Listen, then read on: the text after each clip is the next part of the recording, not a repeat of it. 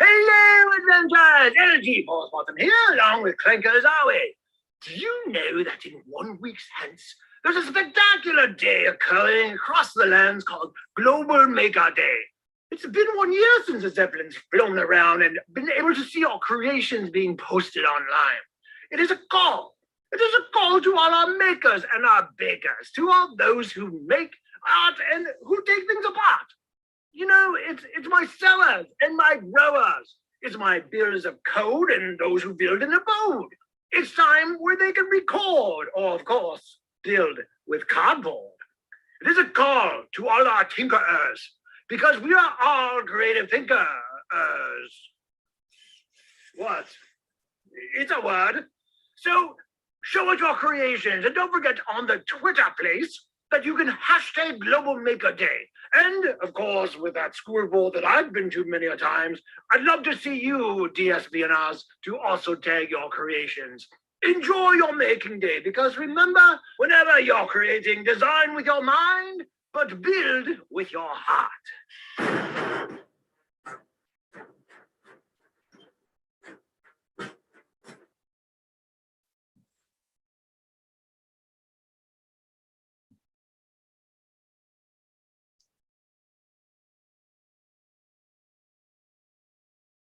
All right, here we are at Global Maker Day 2021. Excited to get started. We have some of the organizers also joining us. I know that there may be a little bit of a delay on YouTube here. Just want to make sure that that is streaming for you guys here as well. All right, here we go. So do we have Katie and Mary Alice and Michael Drezick on here?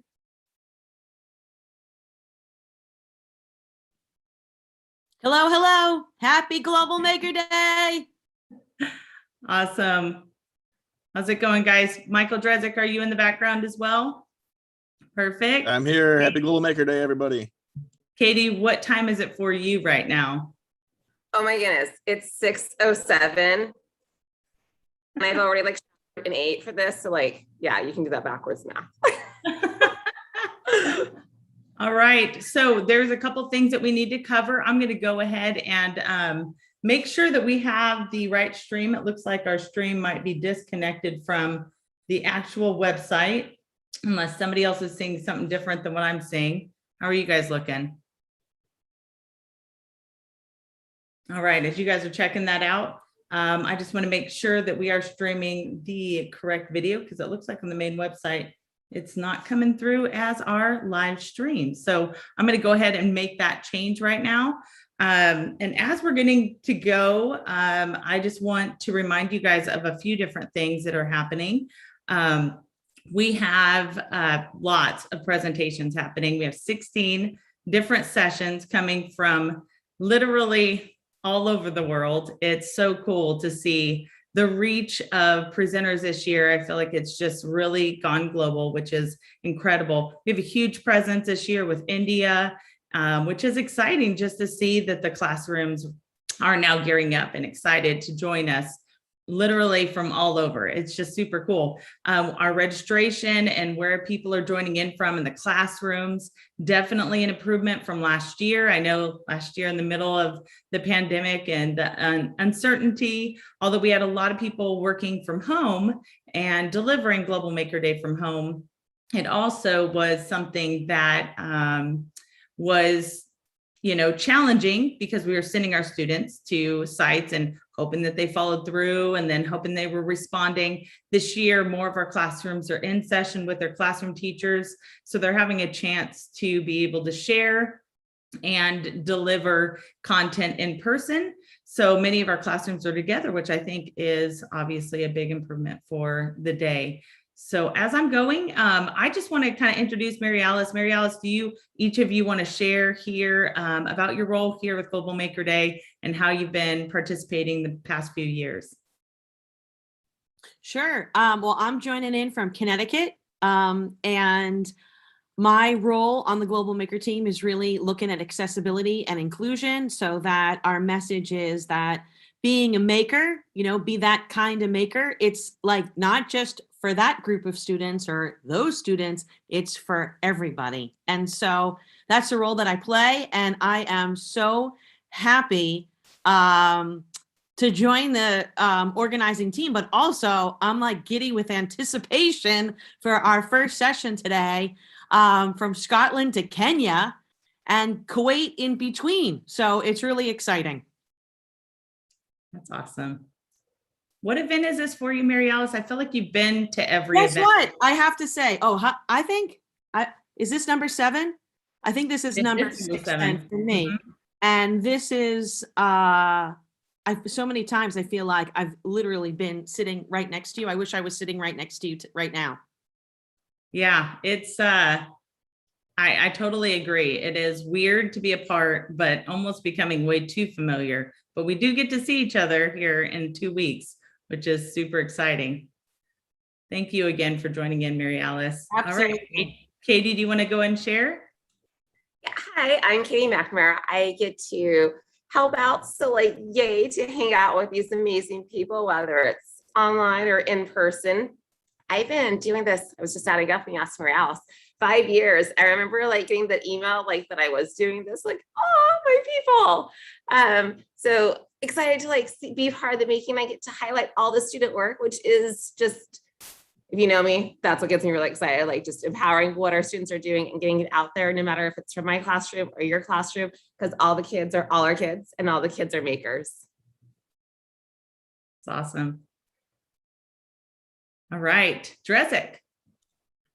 Hey everyone, my name is Michael Drezick. I'm a district tech integrator at Lakeshore Central Schools here in New York, and I'm excited to be part of Global Maker Day once again. Our schools have often participated, and I know we have a 5th grade class joining in live at 2 o'clock for building your resiliency 1 egg at a time with Jess Amato from Platform to Play. So we're excited to participate, and I'm excited to see, I already see some conversation happening in the YouTube chat, and I've seen some action on Twitter. It's always just an exciting day of connecting and sharing. So Speaking of which, if you can just let everybody know on YouTube to go ahead and refresh globalmakerday.com, and it will upload the accurate YouTube video here for us to get started.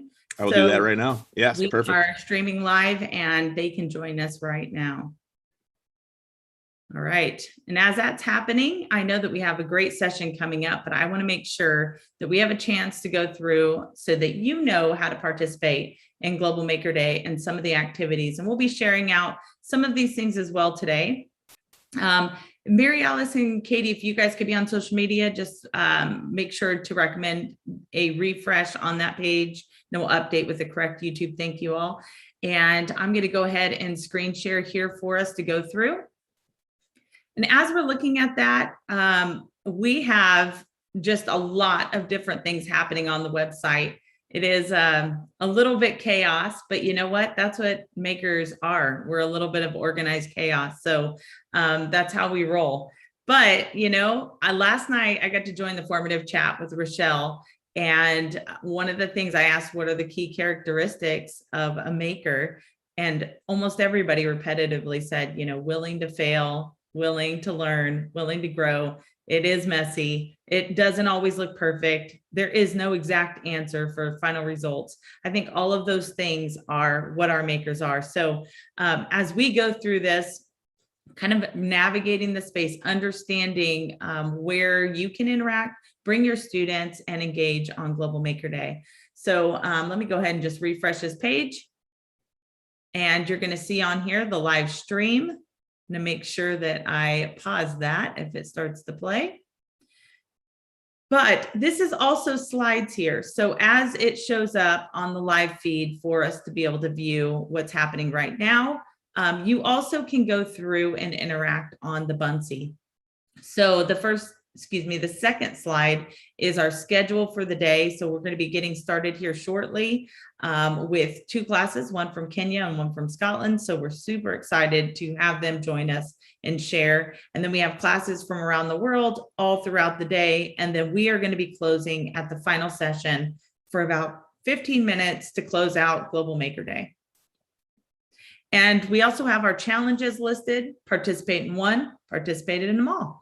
participate in none of them. Make your own challenge. So this is really just an inspiration for you, but also a guidance to know how to participate in each of the sessions. So as the presenters are sharing, we want you to also create and build and work within the sessions as well.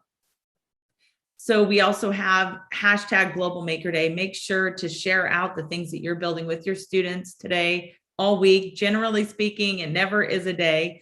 Our goal is not to create a day. Our goal is to create a change, a ripple effect for education, to really start recognizing the impact for our students to be those makers and giving those opportunities to them on a daily basis. And then we also have this linked up. We have David Lockett in there right now, one of our organizers, who are helping to support you and share out within VR. By the way, you can go here by the link, but inside of the webpage, I've also embedded the Mozilla Hub space. What our goal is to get your students to spook up this haunted house for us. So they get to come in, navigate in the space, but then also upload 3D objects and create some of the spookiness and helping us make this haunted house. And last but not least is our last slide, but there is a link here to our Padlet so that you can go in and ask questions. You can go in and respond to presenters. If you have questions for the presenters, you have questions for us, this is a place you can do that. But I also love that our presenters can go in here and upload any of their resources. So as you're going through, make sure to check that out. I also have that embedded on the site, so you can go through and already see some of the conversation happening, some of the options for you to check out for the sessions that are happening today. So for any of our presenters watching, make sure to upload any resources, content that you may want visible for the rest of the viewers. Again, our registration will be open throughout the day. We hope that you'll register so we can continue to share good things and opportunities and activities happening with Global Maker Day. And then here is our embedded VR room. So you can go into Mozilla Hubs and you can join in and allow your students to navigate. There is a limit of 50 in there at a time, but because this is open all day, feel free to hop in when it is not as active and allow your students to go in. They'll join the room. The only thing you want to keep in mind is you want to be muted. So that mute will allow you not to have an echo and create some really organized chaos. That's a real organized chaos there, hearing the echoes of many different people. So make sure to check that out and join in. Right now we have 72 people in, which has exceeded our maximum, but that's okay. I think Mozilla Hubs works with us. So I think we had over 100 last year in our maze. So definitely go in, check it out, and participate. We love the video. Special thanks to Kyle Kitchen for creating that video, sharing that out both last year and this year. We are excited to announce that Kyle Kitchen will be joining our organizing team for 2022, and will be sharing and participating as a maker and helping to support the event as well. So our first international organizer, he's coming from Canada. And so we're excited and pumped to have him join us. So again, these are all the resources you have for today. You can go back and watch or activities that are happened in the past. You also have kind of a collection of the most requested topics from registration that I pulled that you can go in and check out and see some of those things. This is exactly what you're going to see today, the activities in here for the day. So there's so much here. You can certainly get in contact with us, of course, the organizing team, but I just want to give a huge shout out. We are year 3 now with Stanley Black & Decker, who have helped sponsor this event and helping to make this possible with typically the fees we have with travel and organization and web and all of the other pieces to make Global Maker Day possible. So we're so thankful. I also want to just give a huge shout out to the organizing team who make this possible. Their time is amazing. So I have now given you guys so much information to get started with Global Maker Day, and hopefully you have a great time. And we just want to now introduce Eileen, Matta, and Mary Jalen. We have classrooms from around the world, and I know that go ahead and just go to the end of the half an hour. We're excited to have you here. and sharing. So I'm going to stop sharing on my side and I'm going to go ahead and get our videos ready. So Eileen, you just let me know when you're ready for those videos.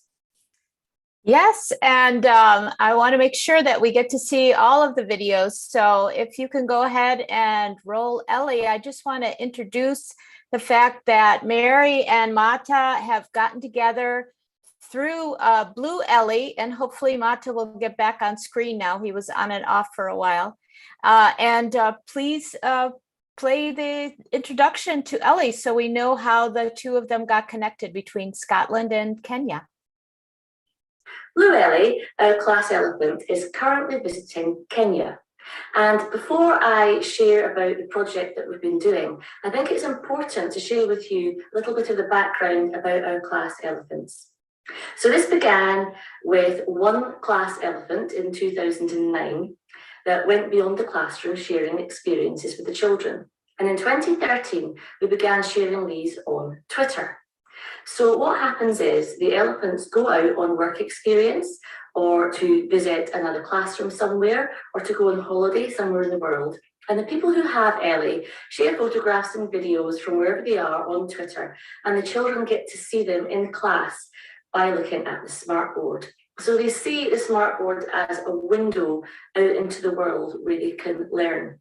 And it helps them connect with people and cultures all over the world. So Blue Ellie, who's in Kenya right now, has visited lots of places. She has been to Liberia and Sierra Leone fighting Ebola. She's been to Afghanistan with the army. She's visited Zambia, Malawi, India, Australia, all over Europe and America, teaching children about the world. She's visited workplaces, hospitals, offices, hairdressers, classrooms, museums, all over the place. Right now, Blue Ellie is in Kakuma in Kenya, finding out about the STEM activities that the students at the Kakuma Vocational Centre are learning about. And within our classroom, we're learning also about the differences and similarities between our lives in Camlin in Scotland and their lives in Kakuma in Kenya. With the assistance of some of the older pupils in our school, we've also been learning about refugee settlements and making links to sustainable development goals. So the students at Kakuma and at our school have joined forces to develop our learning using ramps. They're different ages and stages, so therefore we'll be exploring at our own levels, and we're really looking forward to sharing our learning together.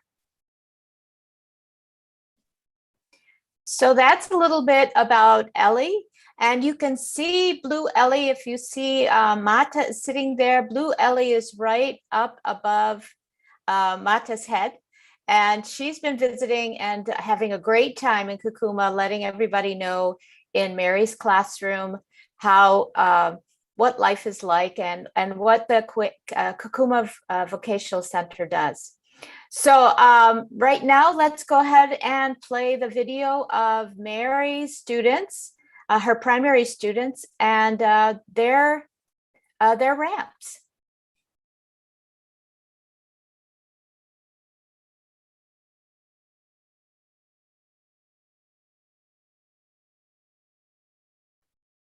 We are a play-based classroom in Scotland. The children are aged 4 and 5. And the planning is led through watching the children play. So I was observing the children and noticed they were making tiny ramps out of wooden blocks, and they brought the marbles over to play with them. So this is what we decided to develop in our learning. So we decided to provide the children with larger blocks to play with and more resources. So the children here are playing using cars and marbles and balls with larger ramps.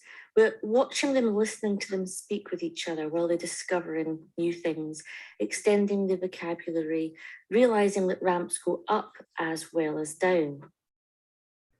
A really important part of our pedagogy is not just giving the children knowledge and telling them information.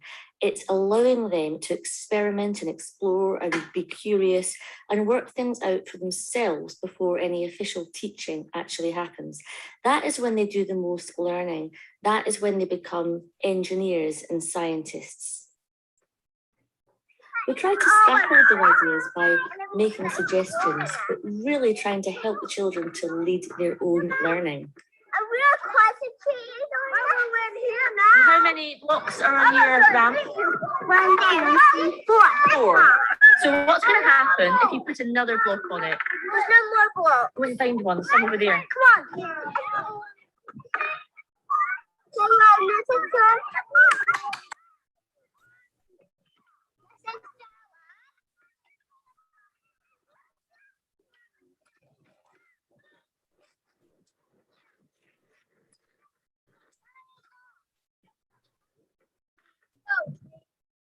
Because this all began when the children were playing with marbles, we decided to make a marble run because that would make use of the ramps.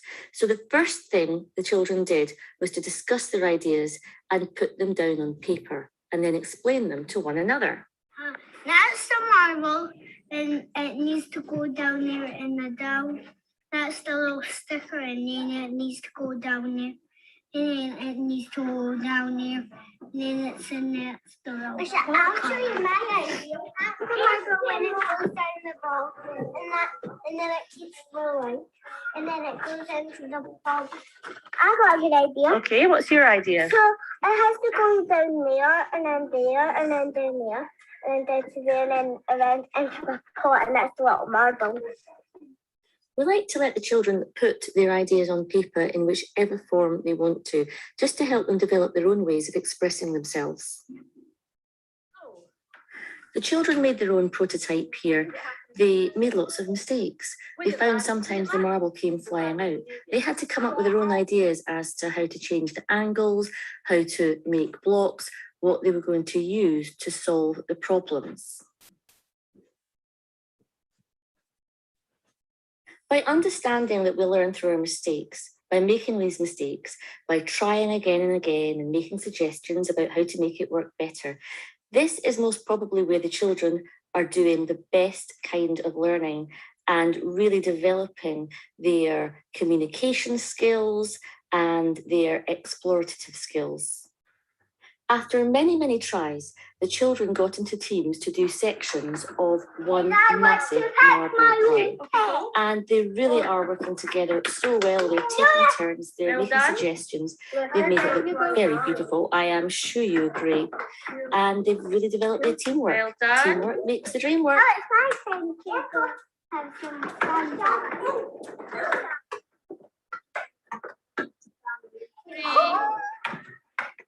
I did. Oh, well done. So cool. I got it.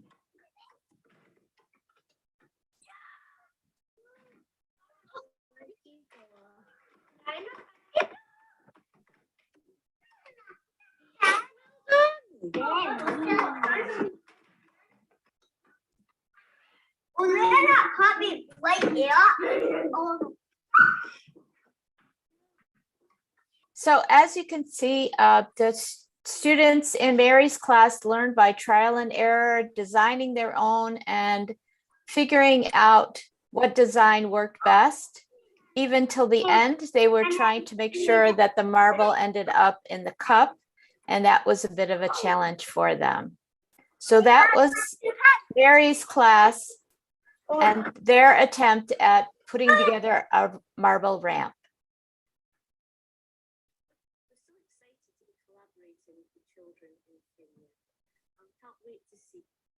In Mata's case, Mata is in charge and the founder of Kakuma Vocational Center, which is the first after-school makerspace in the whole camp of almost 200,000 people, more than half of them children. And so he wanted to be sure that students in the camp have a chance to learn design thinking and to be able to learn how to use tools and be creative. And so here's a video, a little bit about KVC and also about the ramps they build through BitSpace.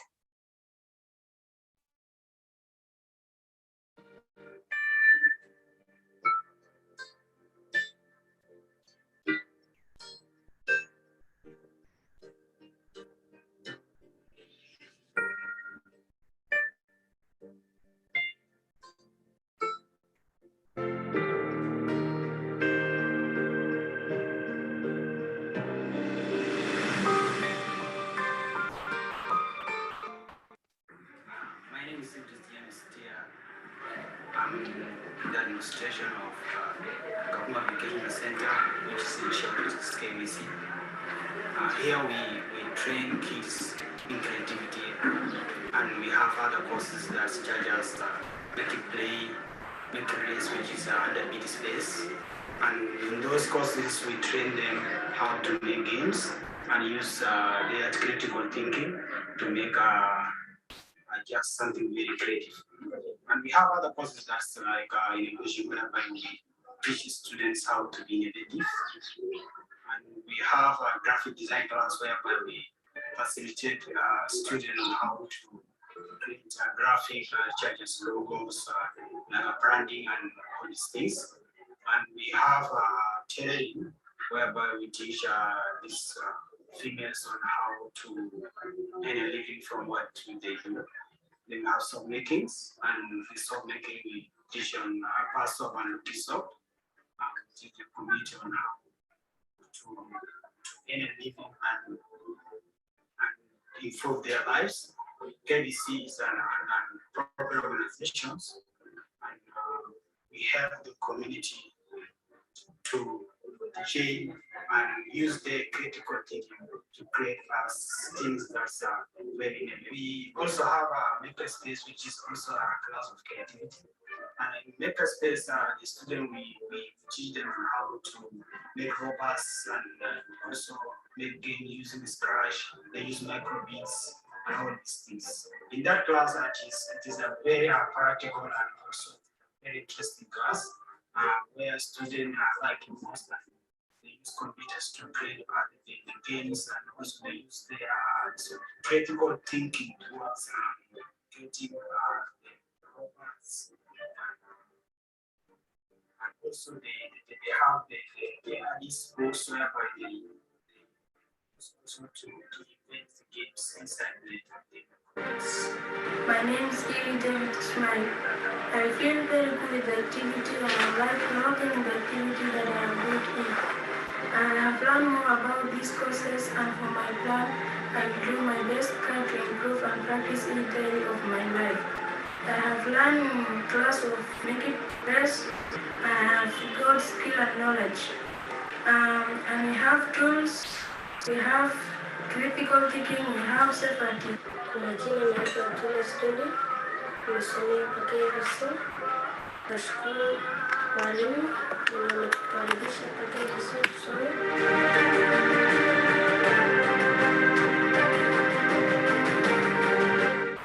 Kitu ya kwanza bila kuweza kuzitumia hizo vitu, unaanza kwanza kufikiria. Ukishafikiria unachora kwa paper yangu, unachora kwa karatasi. Ukishachora unaanza kuanza na kufaa.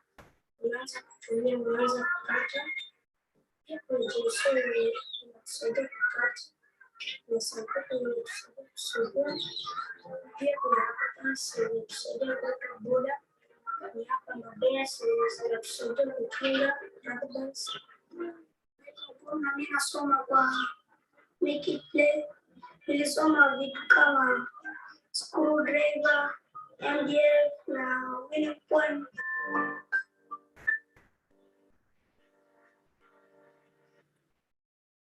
Hiki inaitwa gamebot. Hiyo ukipiga ikikuja na hajaingia pale umenusa. Lakini ikikuja hivi ikomo alafu ikakuja mpaka ikawin kwa hiyo. Kwa hiyo winning point. Win. Lakini kama unaenda hivi haijawin.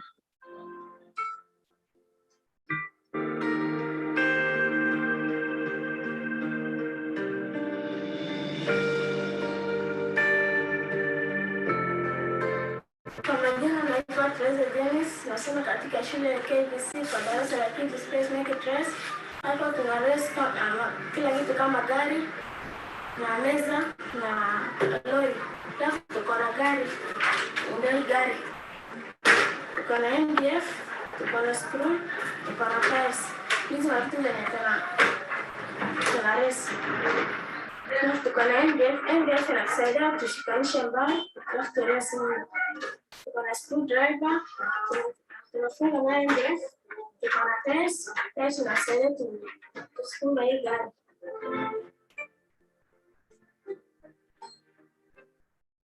tools. We have jigsaw, drill, and hand saw. Hand saw, it helps us to cut when there is no steamer. And we have drill helps us to drill, and we have jigsaw helps us to catch with this. Kwa majina yote naitwa nimefurahi kwa huyu mwingine anaitwa kule kutoka Scotland, anakuja kutuona jinsi tunaishi kwa kambi, jinsi tunasoma kwa Kenya. Tunafurahi sana angeleta nyingi watueleze Kenya. Tangu nikakulata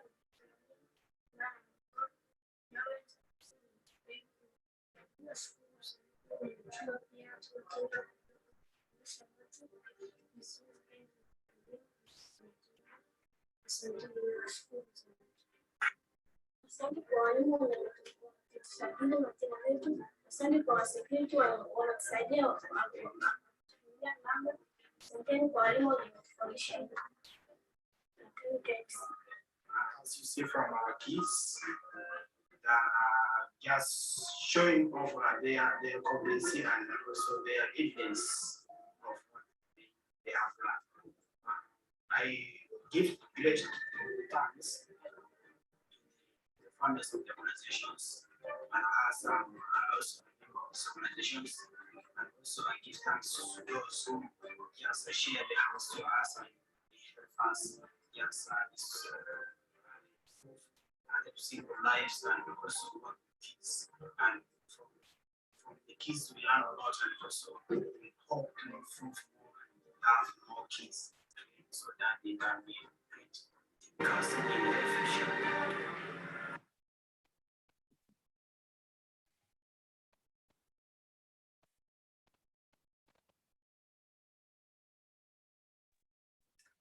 So I know we're running a little past and we want to get to the next session. Just summarize really quickly and then have Mary talk a little bit about our challenge. We, as you could see, the students drew first, both in Scotland and in Kenya, got their ideas out, and then they, by trial and error, tested them. So Mary, do you want to talk about and encourage everybody to join our challenge? Yes. Have you any idea how much we take Simple Ramp for granted? Because when my class investigated, they discovered multiple uses for ramps and realized that they are transformative to our lives. So how about look at all the examples of ramps you can find in your local community and list them. Also think about the fun that you can have with ramps. Slides at the play park, water slides, skate parks, ski jumps, marble runs. So your challenge is to design and create a ramp. First, choose a purpose for your ramp. Second, draw your plan and list the materials that you're going to need. And thirdly, make your ramp and share it with us. Can you change the speed of what goes up and down it by adjusting the design? Ramps can look a bit dull. Who can create the coolest, most interesting ramp? So this is an open task. Take it where you want, as long as you photograph or video your ramps for us, and it will make our day. Thanks, Mary, and thanks, Jamie, and thank you, Mata, for joining us. This was really awesome just to see all of the things that students can do by making. Thank you. Thank you. And I just want to say, Mata, the video that you shared was, it's just incredible that you took the time and energy and you made a place for these students to engage in this learning. And it's really making happens everywhere. And I know, Mary, you're always killing it. I feel like every time I see something about Mary Jalen, it's always mind-blowing. We just have incredible people joining today, and you two are just top of the line. We're so thankful that you joined in. And Eileen, thank you so much for moderating today and helping to make these global connections possible. My pleasure. Enjoy the rest of the day, everybody. Thank you, Jamie. Thank you. Thank you. Bye. We have an incredible session coming up. We are moving from Kenya and Scotland right over to India with Namya. Namya was highly recommended for her session. She is a rock star with Minecraft, and we are just so thrilled to have her participate today. I know that your students are going to enjoy this, and the way that she's approaching it is a maker mindset within Minecraft, and I can't wait to learn game-based learning. So I heard a lot of the game-based learning really aspects already spoken about in the last session, but Namya, you're going to take it away. Super excited to hear from you. And while you're presenting, I'm going to be in transition to go to a campus and be with you all on my phone and showcase our next session in a live classroom. So Nanya, take it away. Sure. Thank you so much, Jamie. So I'm going to start sharing my screen. If you could let me know it is visible to you or not. Yes, it is. Okay, just give me a second. Okay, so hi everybody, I'm Namya Joshi and I study in grade 9 in Satpal Middle School, India. And besides that, I'm a Minecraft mentor as I create education lessons in it and provide them for educators to use them in the classrooms for having better engagement using game-based learning. And besides that, I also am the Rashtriya Pradhan Mantri Bal Puraskar winner of 2020. And also I have spoken at numerous platforms like UNESCO, Convoke, Asia Balance Summit, Adobe Education Summit, and many more on the power of STEM and game-based learning. So today I'm presenting on engaging learners with game-based learning, and also we'll be learning how we can create our own Rube Goldberg machine. But before that, we need to learn that why is game-based learning very vital? So according to me, first of all, it helps in deeper classroom engagement and interaction. Second, understanding about the abstract and difficult concepts. So when we have such concepts which aren't pretty easy to understand, visual learning makes it easier because our mind can capture all those things which are visually easier rather than just text learning. So it helps to understand the abstract and difficult concepts. Next is discovering and learning, because when we have curiosity, it is because of visual learning. So visual learning helps us to discover more and do self-learning. Object modeling, and very vital that everyone wants to know, is that it can work with the help of Android and iOS phones as well. Now, according to me, I always believe that play is our brain's favorite way of learning. So if I give you a choice that do you want to study the entire day or do you want to play the entire day? And I think more than 90%, I think 100% would probably say, yes, you want to play the entire day. And that's why we want to use game-based learning in education, because, well, first of all, we play games for fun. Then we start playing games for specific objectives. And then when we inculcate that in education, it becomes gamification in education. So that's why I started using games in education, so that we are playing and at the same time we are learning. Now for this, I believe Minecraft, according to me, is the strongest tool because it is able to support the SDG for quality education, because education impacts on the whole material and spiritual life of humans.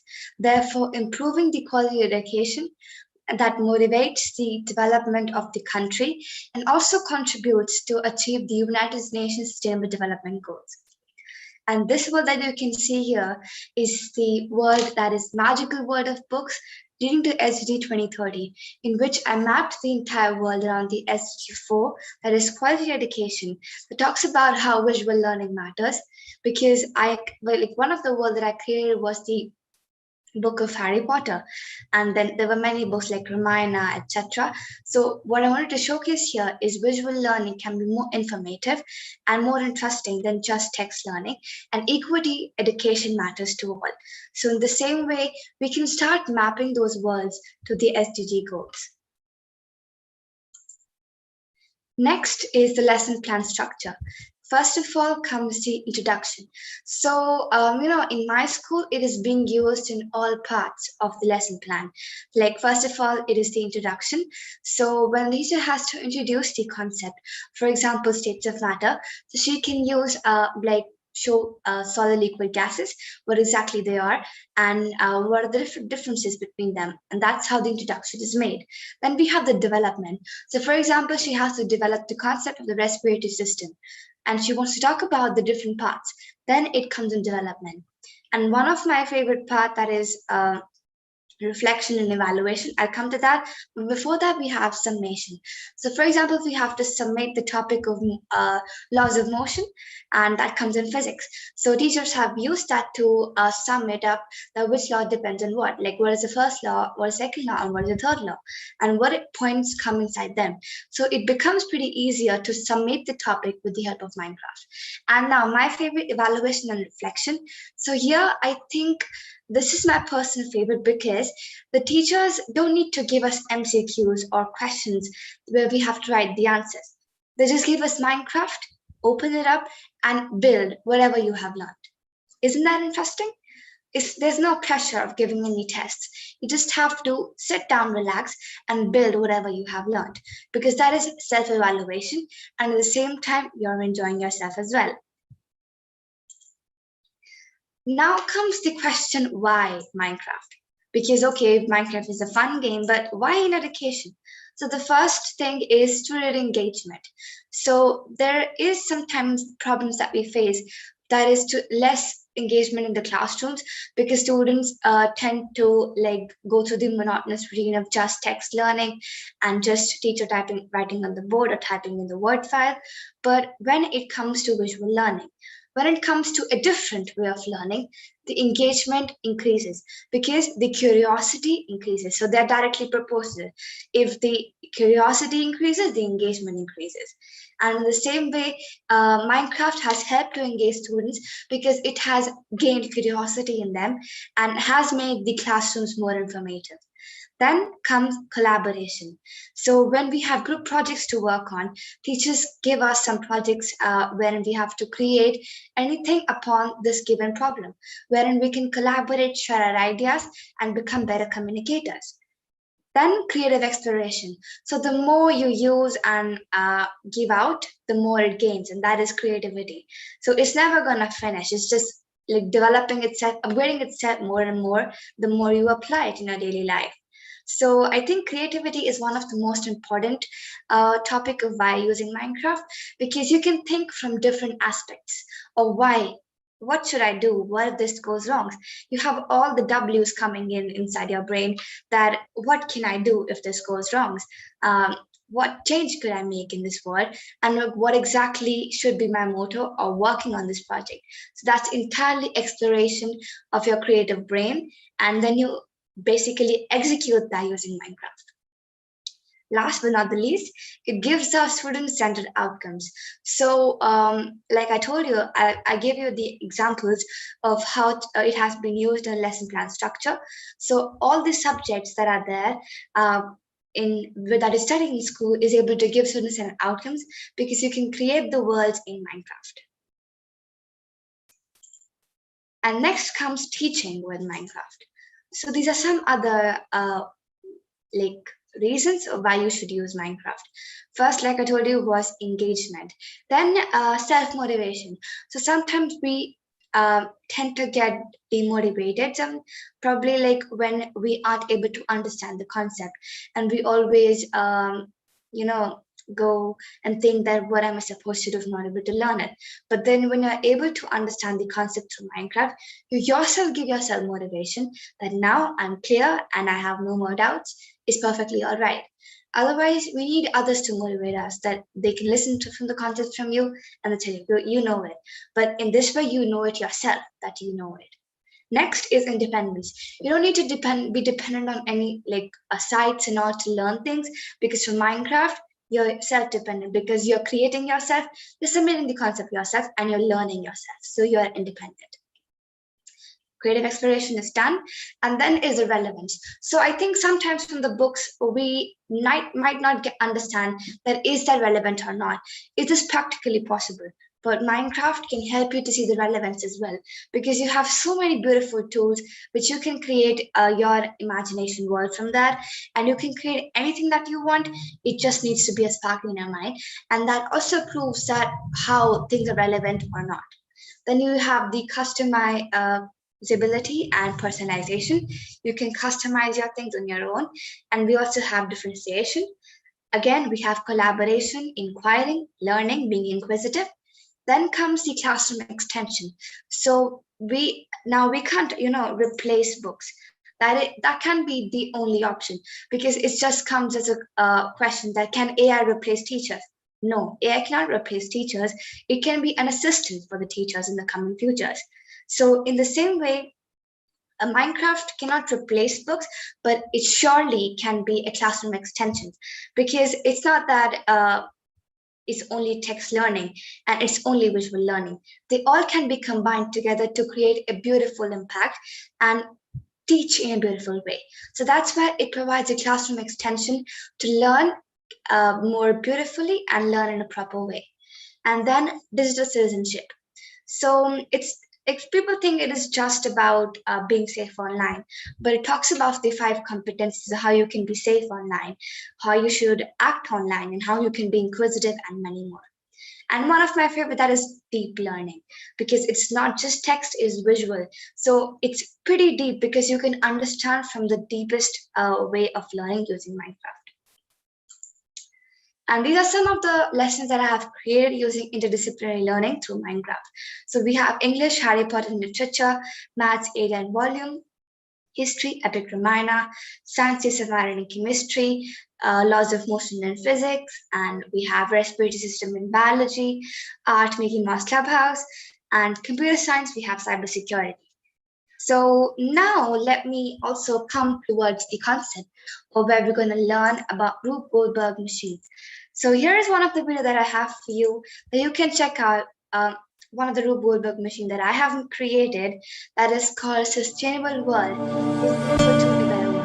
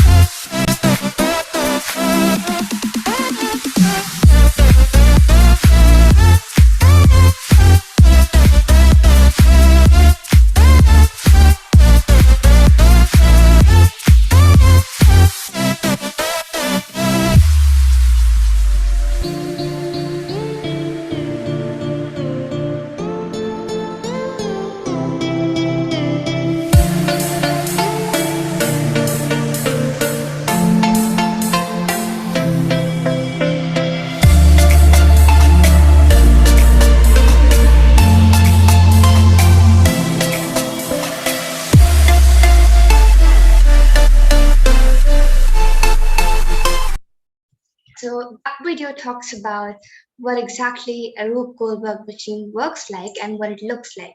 So as you saw, it's all working in a row. So I love using Rube Goldberg machines. That is because if you want to do 5 tasks, you don't have to, go like doing 5 tasks by clicking 5 times. It is just so simple to do 5 tasks by clicking once. Right? So I just clicked once, it started from an inclined plane. So that was used to providing, electricity and things to the farms. So the crops went up the inclined plane. They came forward with the pulley, went down with the screw, and then it came in the automatic cutting machine, and that cropped the crops. And then automatically that went into the manure maker so that we don't have any stubble burning. And then the hydroelectricity is automatically being sent to the power plants. And then when we press the lever, the windmills start generating energy, and that is being sent to the villages. So isn't that pretty easy and also informative to provide simple things and working on the grassroots level? So I'm going to quickly teach you how to create a simple Rube Goldberg machine. So I created a few things in here. I'm going to explain that quickly to you. So let's create that once again. So let's start by creating, I think, 3 things today. That is, first of all, an inclined plane, a screw, and a pulley. So let's start by making the inclined plane. So you can start placing some oak wood planks and go up by 1 after each. So like this, you're creating basically layers going up by 1. And that's going to make your inclined plane, as you see there. So I've created that on the other side. It can be easier for you to understand what exactly we're going to make. So I think this much inclined plane would work. And that's just a normal model. You can make it as creative as you want.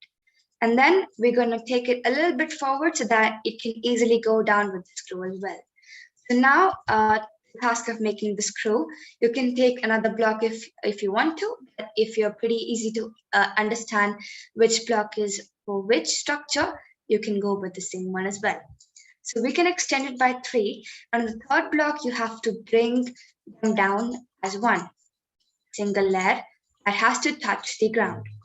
Now, to make this screw structure, you need to start by placing one block here, go forward by 1, turn down, go forward by 2. So basically, we are rotating ourselves. 2, and we go down by 1. So it's going down diagonally, forward, diagonally, 1 forward, diagonally, 1 forward, and we repeat that. So we're almost done, about to reach the ground. And there you go. So let's extend this a little bit forward and go in this direction. So now we're going to create a water pulley. So, you might have heard about elevators, redstone elevators, but we're going to create a water elevator. So let's choose some glass, and then we require water, and we need soul sand. So first of all, place 2 glasses, leaving a gap of 1, and then 1 glass behind them that connects them both diagonally. And take it up by as many blocks as you want, and then leave it here.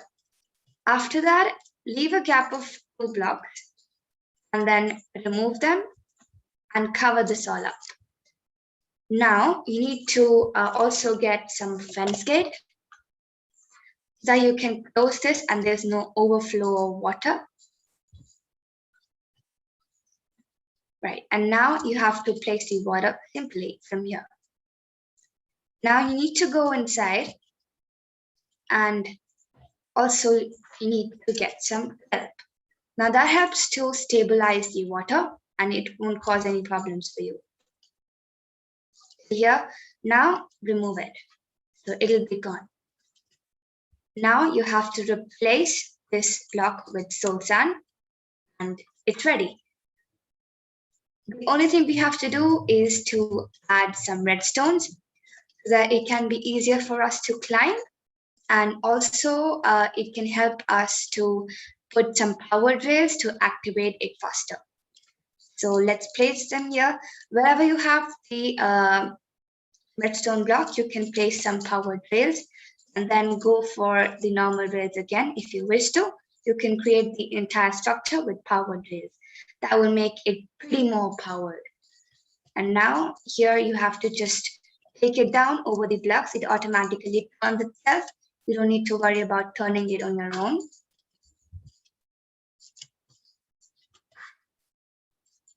And there you go. Now we have to connect it here, and we need to open these gates. And then we're going to start getting our minecart. So let me clear the inventory. Let's get a minecart now.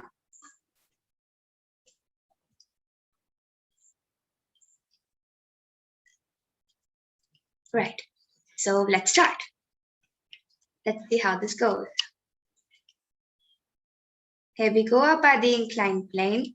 We're going down by the screw, And now we go up through the pulley. Interesting, right? That's a Rube Goldberg machine mini version. So the task that I have for you in Minecraft is that you have to create a Rube Goldberg machine of using about 5 to 6 simple machines, and then your final result should be planting trees. Now that's we're doing because we want to have a proper ecosystem and also take care of our trees, because if people are doing deforestation, afforestation is equally vital. So I hope you enjoyed this short informative session of mine, and have a nice day. Thank you so much.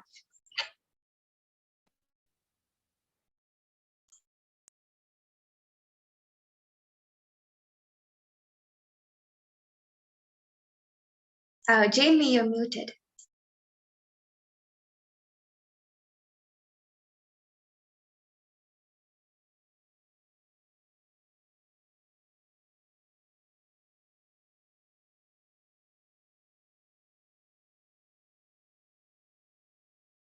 I'll jump in too because I don't think Oh, I Jamie am muted. realizes that Thank she's you. muted. Let's see. That's what I get for trying to multi-purpose here. All right. So Namia, that was incredible. Thank you, Yes. Mary-Alice. I love Here we go. learning from you. Thank All right. you. Thank you again, Namia. That was incredible. We are actually in a classroom right now. So I'm going to turn off. I think by default, it's picking up some of my background here. And as we get started, let's see, background and filters, none. Here we go. And now I'm upside down. Perfect. All right. Thank you guys so much. Here we go. We're going to move to the next session. Okay. Anything on your table. So your retriever, you have 5 minutes. Who's the timekeeper at your table? You're responsible for keeping an eye on this timer up here to make sure that it's going. All right, here we go. Okay, we have Miss Brantley here who's going to be sharing. She joined us last year. Okay, so let's see the chaos of it all. Hey, we're doing board games with makerspaces here in my math classroom. So the students are creating a board using things from a junk drawer. So I went around my room in my house, collected stuff that nobody's used in years, and we're putting them to use. So right now, their job is to retrieve 7 items from the junk table that they will create a game with. Okay, so they have games, and these are all objectives that they're solving step by step. Correct. And I do have, they started out at the beginning, picking jobs. We have a time tracker, a retriever, a note taker, and a designer. They have to choose a name for their game and start talking about the rules. So they've had 5 minutes for each little session. So this 5 minutes, they kind of brainstormed where they were going with it. Now they're retrieving stuff to build the game. So this is where it gets fun. So this objective right now, that how many items they're able to grab? 7 items. 7 items. And they are now creating the design after they have started planning out. It's math related, correct? Do you want to come show us what was done in the last class since you did Yes, this? I have a little bit left. So I had to retrieve some of my items back so the other classes can use it. But these are game boards that were created in the last class. So like this student took popsicle bit sticks and they broke them up and designed them for their pieces. So they even had a little start squeaky from a dog toy because everybody has those in their junk drawer, right? This one originally had dice around it and they were converting fractions to decimals using the dice. And if they got it right, they got to move to the next one. So they were really doing a great job with this. These were just little pieces of cardboard that they cut up and did. So some kids made envelopes and put things in it. This is the math monster route. So they had like a song they were creating to go with theirs. So they have a gel. So they like were thinking on the Monopoly line. So and this right here was numbers, and if you roll the dice and you could make your dice numbers. They had a group of dice match any of those. That's where you got to move on the board. So yeah, so this was from our last class. This class right here, I know that they're going to be just as creative and out of the box. So what have you seen that's kind of impressed you that's been surprising so far? Okay, the math that you think that child didn't get in your class. Yeah. that was the kid who was over there going, hey, why don't we do this? Why don't Yeah. we use this? So they were applying, and it's the one that you're going, are you really listening to me? Yes, you are.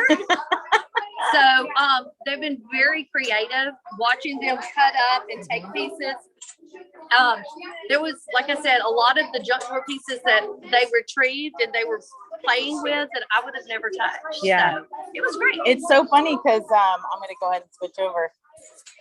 When I first arrived, we were getting this set up. So that's why I was getting it set up as we were connecting. And as we were doing that, it was like, oh, hold on to that bag. We're going to go put it over in the area. Yeah. She goes, I can't believe how many items they're actually using. And that's always a surprise to me too. Yes.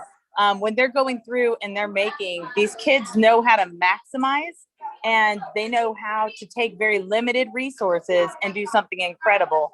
And I think just like understanding sustainability and how to maximize use of things and how to really make it flexible for other things and really thinking ahead about those options, all of the above, I think, are just critical thinking skills our students need to have. Absolutely. And the problem solving aligns well with that. Absolutely. Well, and the conversations. So when you get to students to where they can have conversations with each other in detail, because this isn't just a half conversation. We've got to have full thinking here. So, and the excitement on their faces, that's priceless. Yeah. Okay. Most of the kids, whenever they left my first period class, they're like, oh, Miss Brantley, I'm going to go home and make another game, but I'm going to do this to it. Yeah. So one kid was like, I have a rock collection at home. I really wish I had it here. So they're going to go home, rebuild the game, and use their rock collection for their pieces. Yeah. So it's something they can take outside of the classroom. And most kids stepping away from having a device in their head and putting those material things back in their hands is so good. That's so awesome. But This is the practical, and you can see right now we have different people doing different roles. We have Macy here today. Joining Macy, what is your role here? So I'm trying to make sure that people don't get more than 7 items. Yeah, so right now they're limited to 7. I've heard that they're sneaky, right? Yes, last class they snuck a lot more than they were supposed to. Okay. That's great. And what grade are you in, Macy? I'm in 7th grade. So you're coming to help out today. Oh, let's make sure I'm connected. There we go. You're coming to help out today with Miss Brantley and be part of Global Maker Day. Look at her shirt. She looks awesome. Very cool. You can see the items. Let's see what the next step is. Awesome job so far. So right now I'm going to throw a little extra surprise in there. If you have someone with their birthday this month at your table, you get to retrieve another item. The birthday person gets to retrieve another item off of the table. So if you want to take a second, discuss with your group if there's something that would make this game a little easier to play, something you wish you would have grabbed out of the first 7, okay? But I need the birthday person to go retrieve one item off the table. If everyone in the group, great question. If everyone in the group has it, then you get that many items. That's so cool. Do we have any birthdays in October? Oh, so you guys are thinking through. What are some of the things that you think you're going to need in your game? Oh, this is challenging. More You guys- dominoes? Maybe. Is there any more dominoes over there? Remember, you get one item. So what one item is going to extend out exactly what you need right now? Dominoes. Okay, here's dominoes over here. All right. Do you guys have any October birthdays here? No. What's been the hardest part so far? Probably the race. Yeah. Yeah, the supplies. Can you incorporate technology and math into this game? What can be used? What is required? How to support with technology? So I'm going to give you 5 minutes to discuss at your table. What is some source of technology that you can use in your game? Okay, you may not have it available right now, but your note taker can write it in on your paper. Like, this is something, if I have this device right now, how we would incorporate it, okay?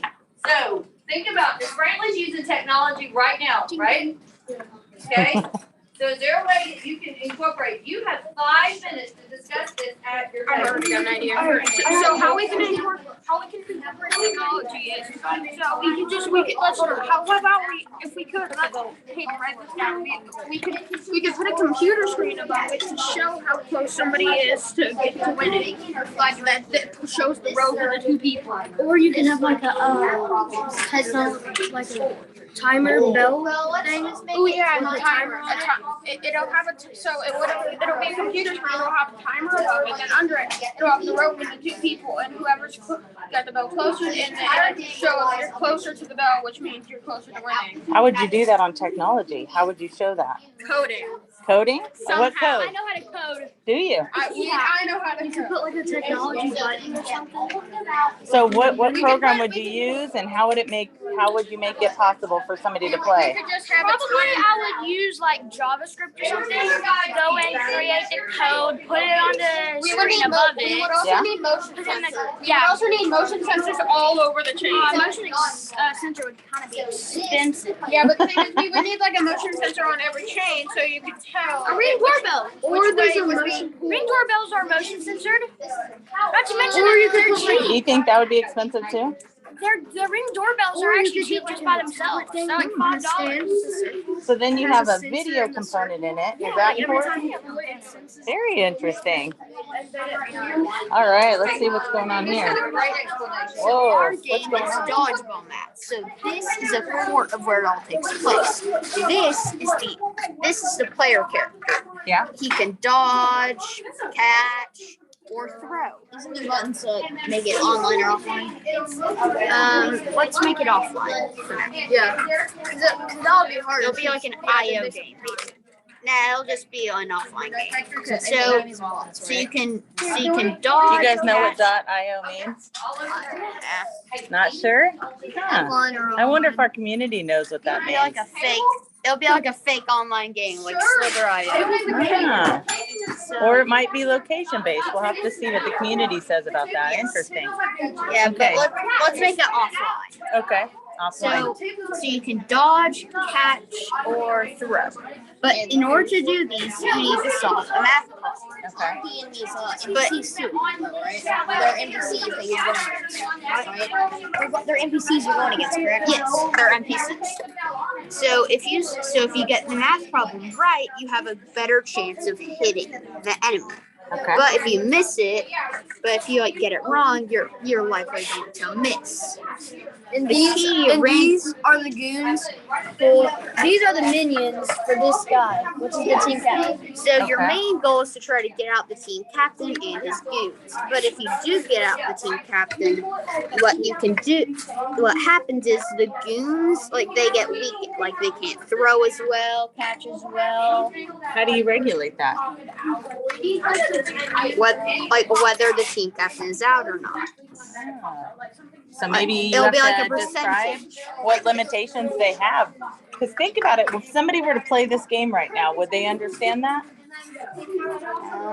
Maybe not. There can be like an instruction beforehand. Okay, An instructions are very important, Yes. absolutely. You want to keep it as simple as possible. So if somebody jumps over here and starts playing your game, they're going to be able to get the concept, right? Yeah, if the team captain, how about let's make it simpler. If the team captain gets out, the goons get out too. So there you go. there's going to be the instruction tab at the beginning. Yes, an instruction tab at the beginning. I like that you're taking notes and describing it, what the team is collaborating on. Key at the beginning, it's a power up that you or the enemy team can catch. Okay. If you get it, then your shots are more likely to hit it. Okay. And like a little power up, like a green bar, at the side, go up by a percentage. Which is going to be technology, right? Yes. Technology. And also at the side there will be a timer. Okay, timer, very good. All right, how are we looking over here? Timer or Oh, phone or computer. 30 seconds. Ms. Balboa. You got 30 seconds. I'm Jamie Donnelly. This is the principal of the school here sharing. And what made you want to bring Global Maker Day here today? Well, actually, this is new for me as well. And so when Miss Brantley came to our school this year, we wanted to make sure that she could incorporate that with her sixth graders. So Very cool. I wanted to see what this is about. So I'm really excited. Yeah, definitely go back and watch what's happening throughout the day. It's incredible. Thank you. So let's move on and see what our next slide is. All right, create all the pieces or supporting parts of the game and finalize it. At this time, you get to go back to the table for one more item. If you do not need an item, Okay, you don't have to, but you have the opportunity for one item. You have 5 minutes to make sure that you created all the pieces and supporting parts to your game. Look at the ready, set. Oh, timer started. Oh, I love it. They're in a track race to go find pieces to build their math game. That's great. Do one of you want to explain your game so far? Okay, so you have the playing board and you roll the dice, and if you do it answer these questions, and if you answer 10 questions in under 5 minutes, you get 2,000 points, and the person that gets to 100,000 points first wins the game. And it's 2 equations that you're working with, and if you get a question right, you can roll the dice, and it can give you extra bonus points. Nice. So if I roll the dice, is this 6 extra points or is this 6,000 extra points? Do we want to do thousands? Because since you're trying to get to That's a big amount. 2,000 points, you're probably going to want to do something larger than just 6 points. Yeah, Something to think about.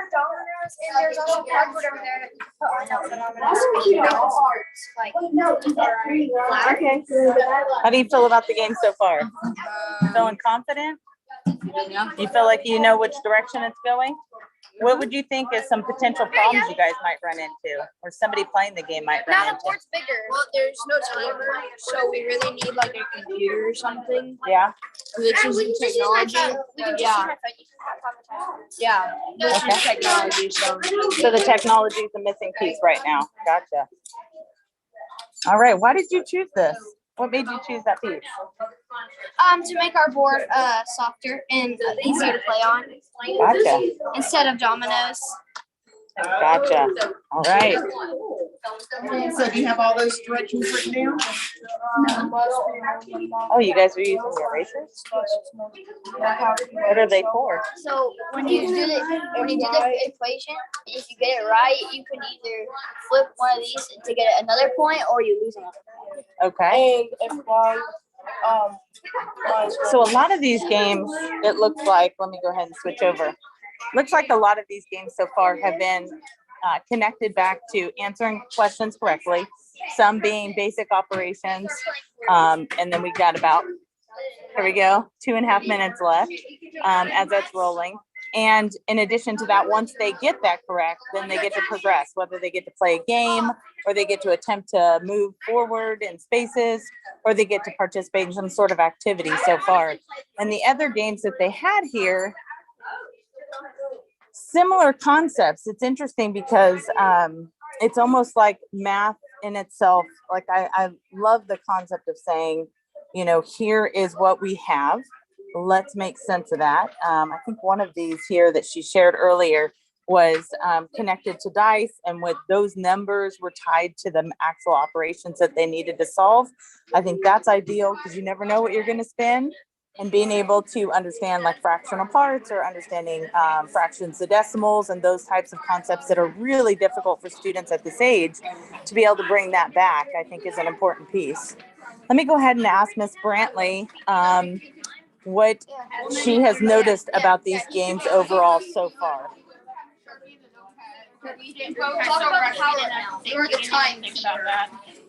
So we're discussing right now, like if they would have done things differently. He's like, I wish we would have gotten this and we could have done things a little differently. So now they're just improvising using what they had.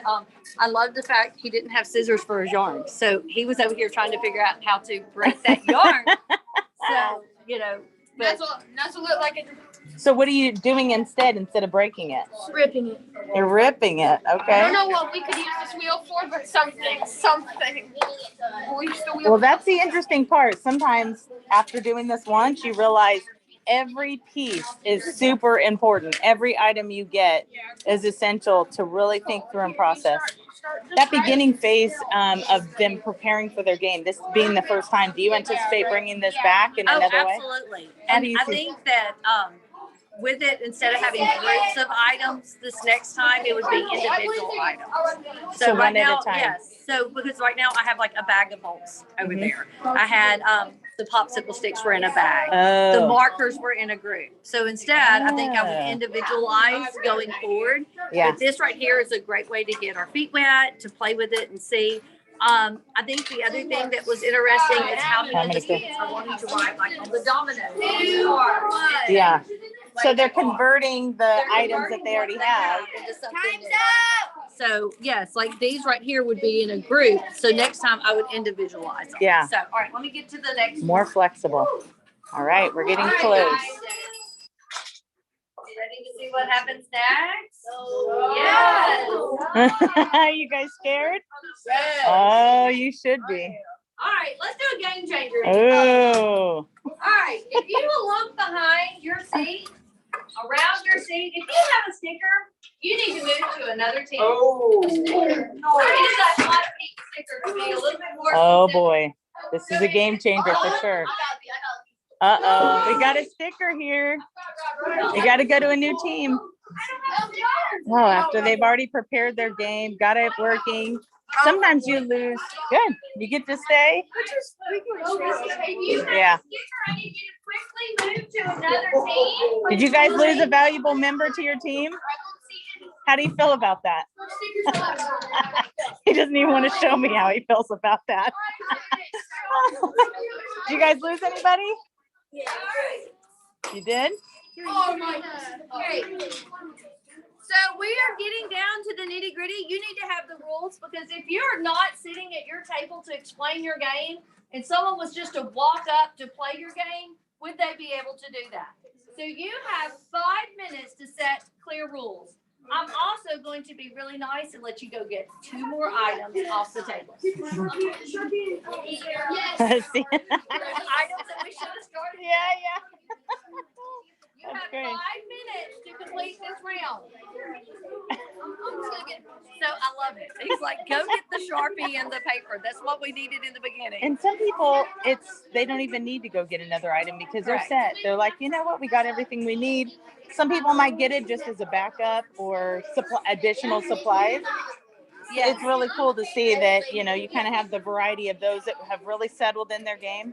But then we also have people that are joining new teams. Okay, and I really like the fact when you have someone coming in new to your table, can you explain it to them that they pick up real quick? Yeah. And what input do they have? So they can help you adjust those little things that we need to be working on. How many stickers did you put out? There's 1 at each table, but some tables had 3 today. So they're like, oh, our whole team stays.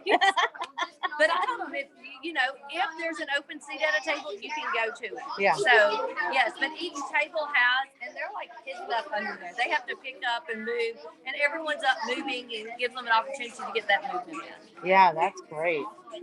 Yeah, so you got this new team member here. I think this is the part of teaching that flexibility of willing to adapt, adjust, maybe even inviting new members in requires you to adjust your game a bit. It's tiny. It is tiny. That's perfect. And so we're down to the nitty gritty. Are you here all day, Macy?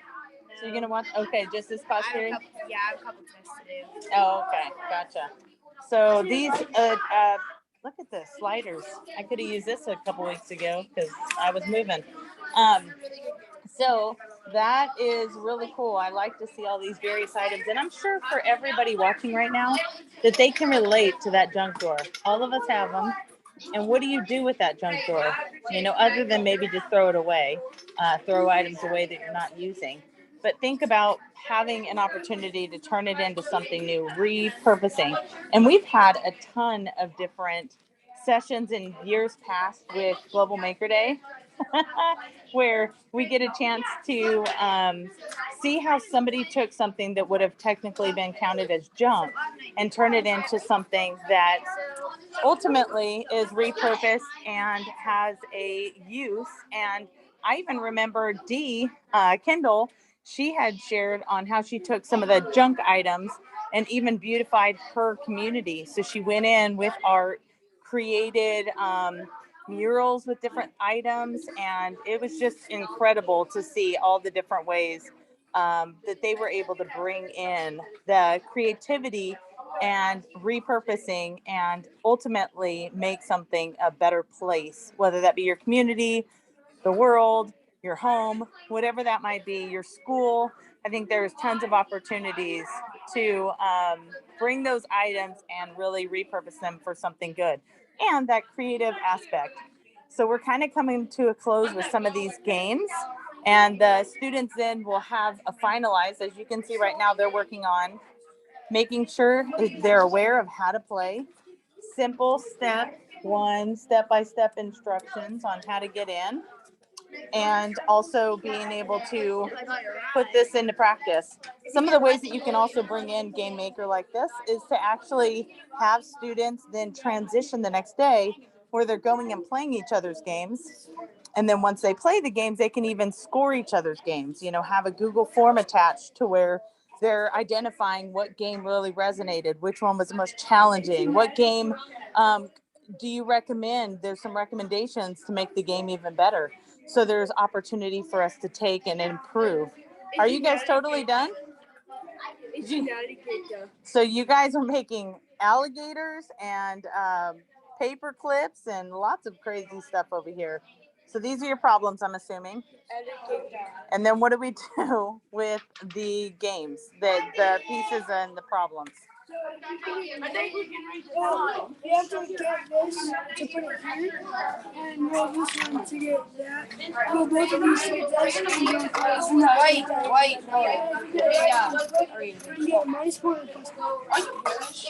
So are those pieces like your money? Is that like your currency there? The more you have? Oh, the stickers are your currency. Okay. Great.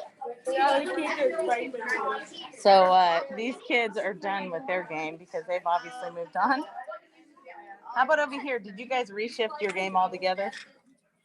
Yes. It looks very different. Down problems for that. We put a cardboard over the dominoes. Yeah. To make it bigger. Yeah. It's very different. So if you had to redo this, would you have gotten those dominoes? No? What made you think to get the dominoes to begin with? Just to make it look cool? Board game to make it into where you can roll the dice on. Oh. And, 5 seconds. All right, here we go. There we go. Let's see what happens next. Okay, time's up. Let's see what happens next. All right, now you're gonna test the game and make any changes. So at this point, you're finished making the game, you have your rules. You need to play a round of the game with your group to see, is there anything that you need to make changes on? You have 5 minutes. Okay, this is them playing the game, which typically is the more difficult aspect because then they're gonna see where their gaps are in the game. They're going to say, what should we have changed? So being able to, so he got a roll 2. 5. Oh, wait. Are you guys doing it, solving equations? Nice. You'll want, instead of doing that, since it'll always be a low number. How do you have a check on this? How do you know if you got it right? Well, there's ways to check how you get it right. You have to put whatever your answer is, you have to plug it into X. So whatever you got is X equals blah blah blah. And then see if it's a correct statement.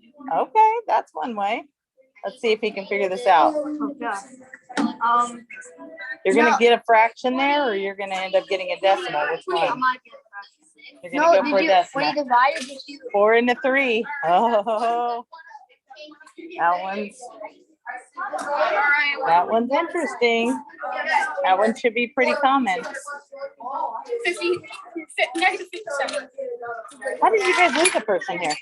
What? Did you guys lose a person? You had to go to the doctor. We lost the person. But we're still working. Gotcha. Okay. That's a simple version of our game, and it works. It's a good game. We need to take more of the string down so it's not. So you guys are still trying to solve this right now before it's playable, you think? it's playable. Just the only problem we have is we don't have enough problems. Okay, That's the problem. gotcha. But yes, that's definitely playable. I'll get a Bobby So they're writing the equations using the dominoes and the playing cards and the die is what they had earlier. What kind of problems do you think they're gonna run into with making equations like this? I think that they're gonna have some irrational numbers that come up, which is awesome. Yeah. Because that brings in conversations, but I really like the fact as one's playing it, the other one's watching them, they're coaching it through it. So if you have a struggling student, the other ones are gonna coach them through it. So it makes learning fun. Yeah. So, but yes, so far from what I've watched, X is pretty solid numbers. Yes. So. That's, you know what, I think that's the problems that I can see right now is that when they're coming up with the games, the problems that they create may be a little bit more challenging than they're ready for. But even in those problems, I think the importance is that they actually want to solve them. When you're given a difficult problem in math class, oftentimes you get people that don't want to solve them and they kind of shut down. I'm not sure how to solve this, but instead you have the exact opposite reaction, which is I want to solve this because I'm playing this game and I want to win. So it really brings that drive and energy and enthusiasm to actually solve this and figure it out. So, you know, just the engagement, capturing their engagement there alone, I think is definitely a benefit. We are coming to a close. I want to go ahead and say goodbye to Miss Brantley, and then we're going to be introducing our next group, which is coming from India, Samita. She is second year. She's going to be sharing at Global Maker Day, so I'm pretty pumped to hear her session. But as we kind of close up, I just want to see what Miss Brantley's next steps are for the students and what we can anticipate next. So just concluding this session here, what do you expect next steps? Okay, so after they finish this, the next thing would be them to rotate tables and look at each other's games and give comments on like what they thought about it, kind of rate it, and have those conversations like, hey, if y'all would have done this, it would have been cool. So that way they can have peer review on it. So I would, like I said, I'm looking forward to doing this again, making it to where it's not groups of things, more individualized items. So, and I'm curious to see, I'm challenging the kids if they go home and make another item, bring it back, show me a picture. Let's let your peers see what you created at home. Yeah. So it doesn't stop here. Is this flexible for all subjects and all absolutely. content objectives? You can do this per objective. Oh, absolutely. Yeah. So I can see this, you know, as if you're working on vocabulary words currently right now, make them use one or two of your vocabulary words. So I can see this as in a reading classroom. Okay, if you're doing history, bring a piece of history. So I'd see this used in all subject areas, absolutely. Cross-curricular. You can even challenge them to do multiple subject areas in one. So, yeah. Very cool. Hey, Jeannie, it's Nancy. Oh yeah, Nancy's saying goodbye. No, I want to say hi because I wanted to tell you that we are doing something similar coming up in my third grade with science. And they're doing force and motion games and magnet games. And so we're doing something similar. And I was so excited to see what you were doing because I'm like, oh, I'm going to add that in. I'm going to add that in. Yes. We're going to add that. So I love watching today too, because I can figure out how I can use so much of this in my class too. So yay, thank you. Thank you. And Nancy actually was one of our host schools in Florida a few years back in Miami area and joined our organizing team. And she is such a great math teacher to connect with. You two would hit it off. And both of you are wearing red Global Maker Day shirts. I mean, is that fate? I think so. Awesome. Thank you again, Ms. Brantley. Thank you, class. Great job, guys. All right. I won. Bye, guys. All right. So I'm walking out of this class and I am super excited to invite Samita in, joining us from India. And Samita, if you want to go ahead and get your video going and you can unmute. And I'm walking through the halls, so I want to make sure I'm not, there we go. We do have a class in right now. Samita, are you ready to take it away? Yeah, sure, ma'am. Thank you so much. Thank you. Hello, everyone. Hello, everyone. We are joining from India, and I'm Sumedha Sodhi. I'm educator at Elcon International School, Delhi, India. Since it is evening time for us, it is 8 p.m. here in India. So we are not in a class, but some of my students, they have agreed to participate during their dinner time, and it's exam time for them. They are in grade 10 here in India. But I'm really grateful to my students that they wanted to share their knowledge about how to create digital portfolios using Wakelet. They are the recent student ambassador, Deshna and Nishka Gupta, and Yug is a pro one. He is doing the Wakelet student program since last year. So he is also there with us, sharing his knowledge about how we can create the Global Maker Day Challenge on Wakelet. And since we were not having the Global Maker Day t-shirts with us in India, so we are using this virtual background with the Global Maker Day hashtag, so that we want to show that we are equally enthusiastic about the participation. This is our second year participating in Global Maker Day, and we are so thankful to organizers for giving us the opportunity to showcase our experiences and learning here in India. Thank you so much, Ms. Jamie Donali and all the other organizers and the team to give this opportunity to us. Now, instead of me taking the session, I am going to foster this agency to my students to showcase how they are creating their digital portfolios using Wakelet. And they are all Wakelet student ambassadors, so they would like to share their experience. So let us start the session. And all the participants here are requested to kindly create your own digital portfolio along with these students and showcase us the power of your innovation and your creativity, that how you can spark your digital portfolios today in the Global Maker Day. So I would like to request Yug to start the session. Over to you, Yug.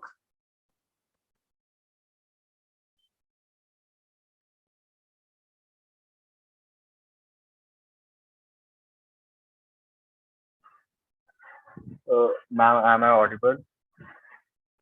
Yes, you are audible and your screen is loading. I can see the last slide. Can you please move on to the first slide? Yes, ma'am. Yeah, now it is visible. Perfect. You can start now. So good evening, everyone. I am Yug Gupta and I study in grade 10th at Elcon International School. I am the founder of Together We Can Youth Foundation, which focuses on social and environmental initiatives. I am also a Wakelet student ambassador. So firstly, I would like to thank Ms. James Dunali and my mentor Sumedha Sodhi and the organizing team for providing me with this opportunity. So before teaching you how to create a digital portfolio on Wakelet, I will be telling you what is Wakelet for those who don't know. So Wakelet is basically a free platform that allows you to save, organize, and share content from across the web. So we will understand Wakelet in 4 steps. These 4 steps are bookmark, organize, collaborate, and share. So has it ever happened to you, like you stumble upon an important link that you have to save for later, and when the time comes, you lose it and are not able to find it? It has sure happened to me. So through Wakelet, you can bookmark your important links and never lose a link again. You can save content that matters from across the web however you like. You can organize your bookmarks into stunning collections. You can create collections on any subject and reorder your collections however you like and add text, images, and PDFs to give context and a narrative to your bookmarks. You can also collaborate with other people on your collection so that they can add their ideas. If you're making a playlist, then you can get some music from others and many more. You can invite people using their Wakelet username or email addresses, or use a shareable link or code to allow people to contribute without signing up. And whenever you have finished your collection, you can choose it to keep it private or share it with the world. If you make it public, you can share it with your friends, colleagues, and even students via email, on social media, or even on Google Classroom. So you can copy, embed, and much more on Wakelet. You can export your collection as a PDF, allow others to copy your collection and build upon it. And you can even embed your collection onto your website or blog. So let's sum up on how you can use Wakelet and how we are using Wakelet. So basically, you can save tweets to view later.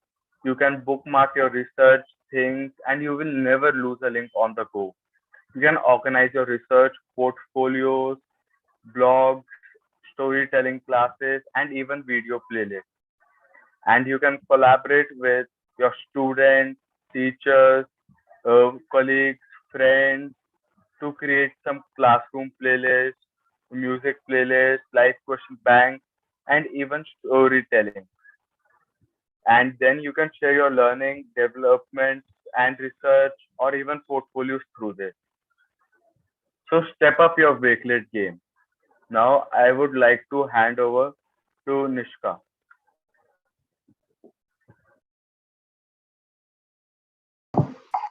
Thank you, Yuk.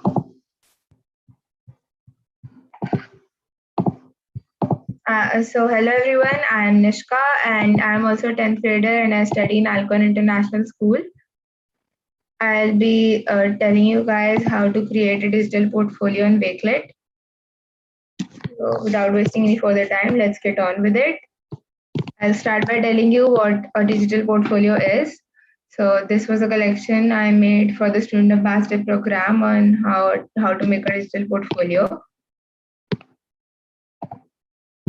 Many of you might assume that a digital portfolio is something that only artists and designers need, but it's something, if you ask me, everyone should have because it helps you yourself, like you can track your growth, you can develop your skills, and then it's a reflection of you. It shows your personality, your skills, your identity.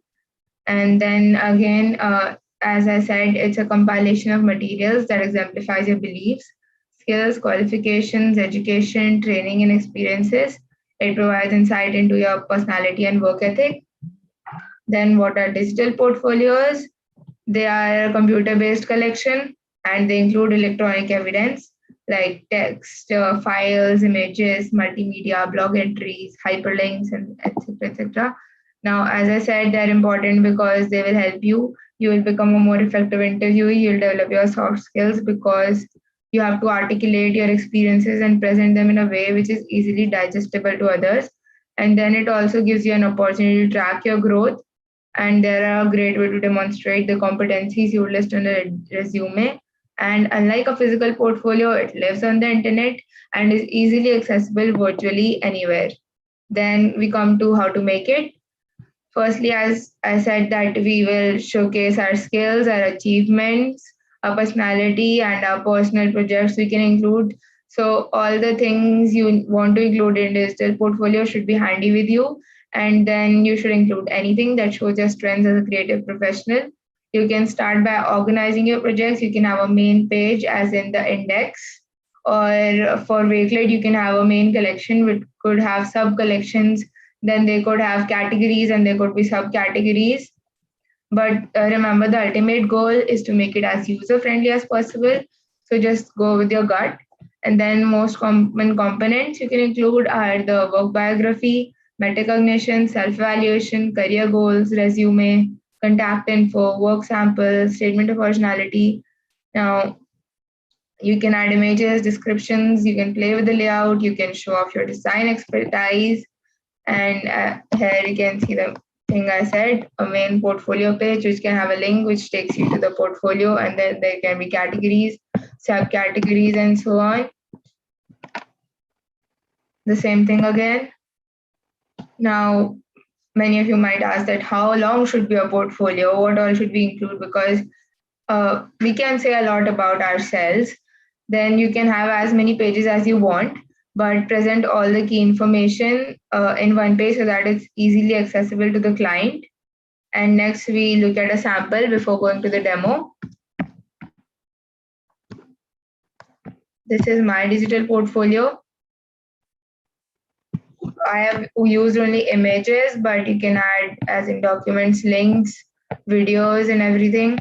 I have made these categories about me, the factors of my strength, my hobbies, my work, my achievements, my goals, and the contact information.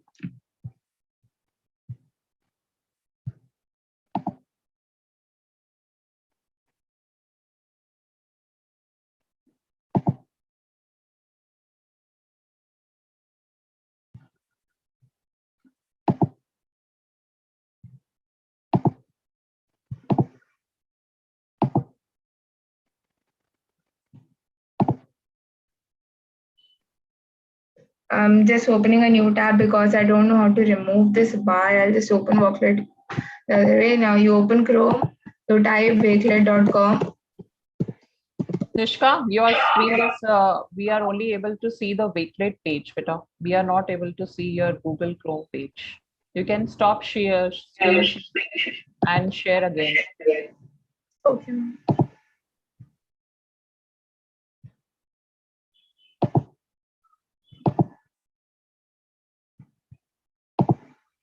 I hope now you can see the other page. We can see the dashboard, your Wakelet dashboard now. Yes, ma'am. Okay, start. So yeah, now you type, you open Google and you type wakelet.com, and if you have already signed in, it will open your dashboard, and then you can go on create a new collection. Firstly, you'll add a good, take a good layout. So I'm choosing grid view, but you can play with it. And then if any of you do not have your device, you can make your piece of paper and then you get it home. You can convert it and you can take it to your widget. Now, adding a cover image, I can either upload it from my device or choose from GIF or from the library. Now, I have a creative ready. I've made it through Canva and I'll add it here. You can adjust the size of the image according to you.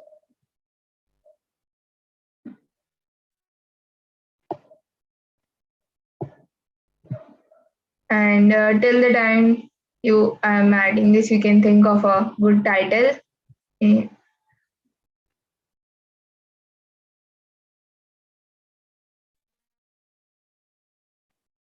you hear me?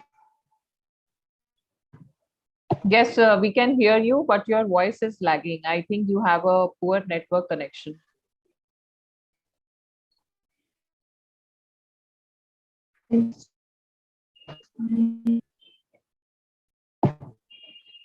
Nishka, can you hear me?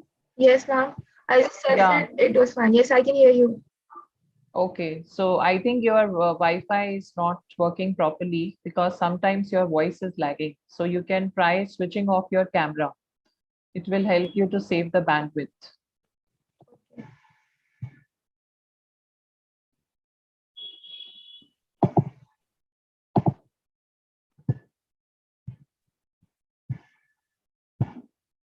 I'm adding the image again. I don't know, it was taking a long time to load.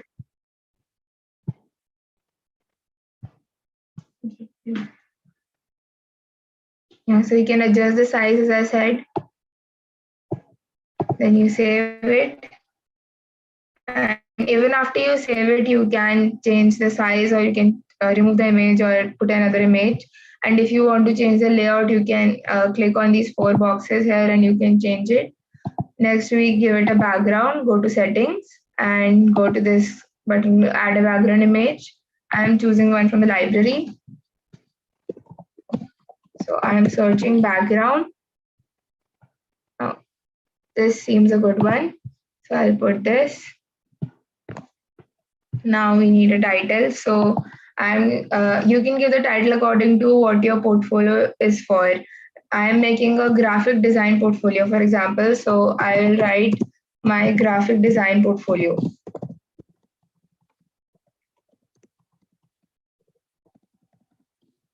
And for the description, I am writing with every step, get to know me more. You can like play with this, make it as creative and catchy as you can.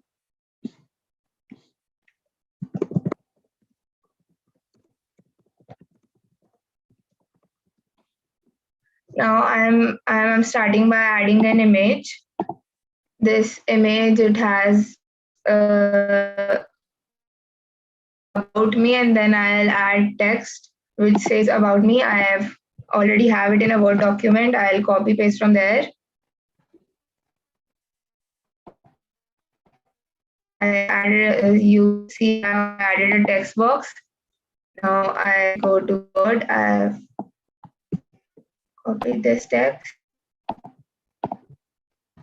You can like put as much text as you want in a text box, but I am keeping it short for like you can do the element, underline it, bold it, or attach any links. And then I'm adding another text box. I am taking the size to be H2 because H1 is a little too large.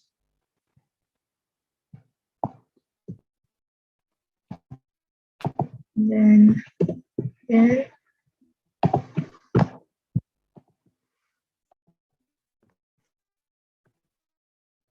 and to add a text box, I'll click on the plus button. Then I have these options: the link and text box, image, bookmark, PDF, and I'll tell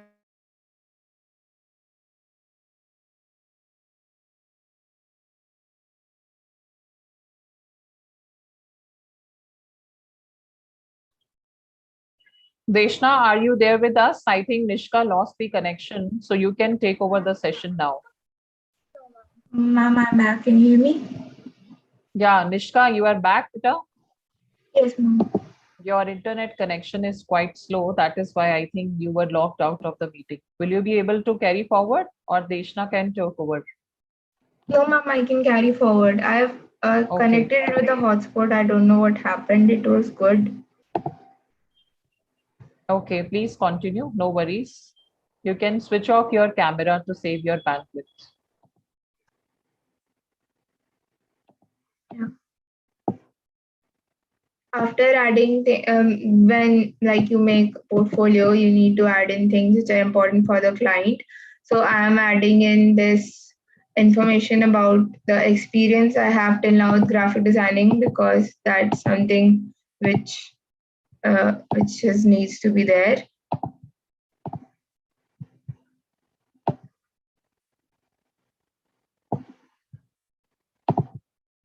Then when I'm done with the about me part, then I add another image for like showing that there's the second category. Now I am putting my goals. I'm taking one from the library. This one is nice. Now I can add the text to my goals.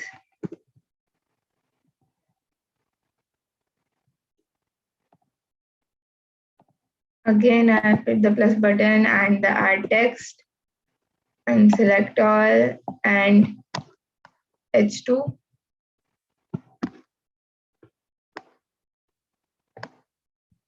You also have to add about your achievements. So, I mean, again, I'll make a category with adding an image.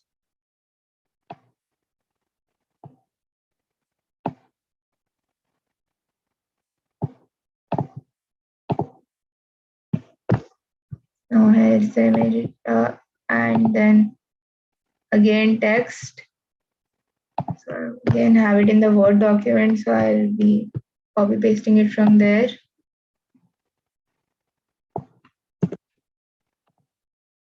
You can add in the images of your certificates, or you can add in PDFs of your online certificates.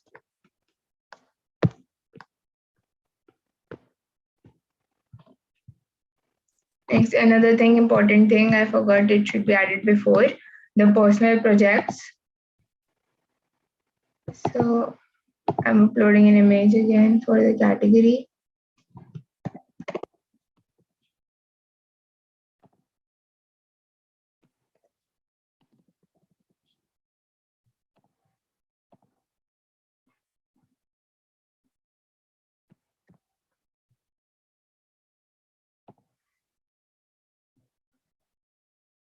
I'll add a PDF. I've compiled all my personal projects into a Word document, and then because you can't upload a Word document here, you can click on Google to Word to PDF, and then you can convert it and download it. If it's too big, you can compress it. Then in the end, you can just add a thank you GIF. You go to choose from Jiffy, and then I'm clicking thank you. And then here I can see so many GIFs.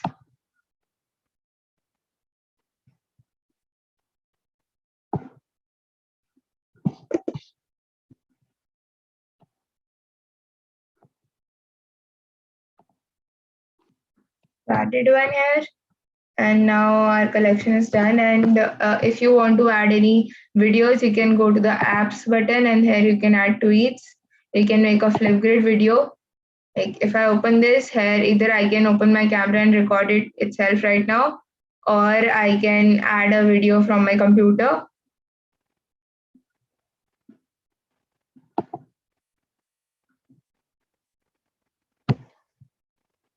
I'm sorry for the network. There's something wrong with it today.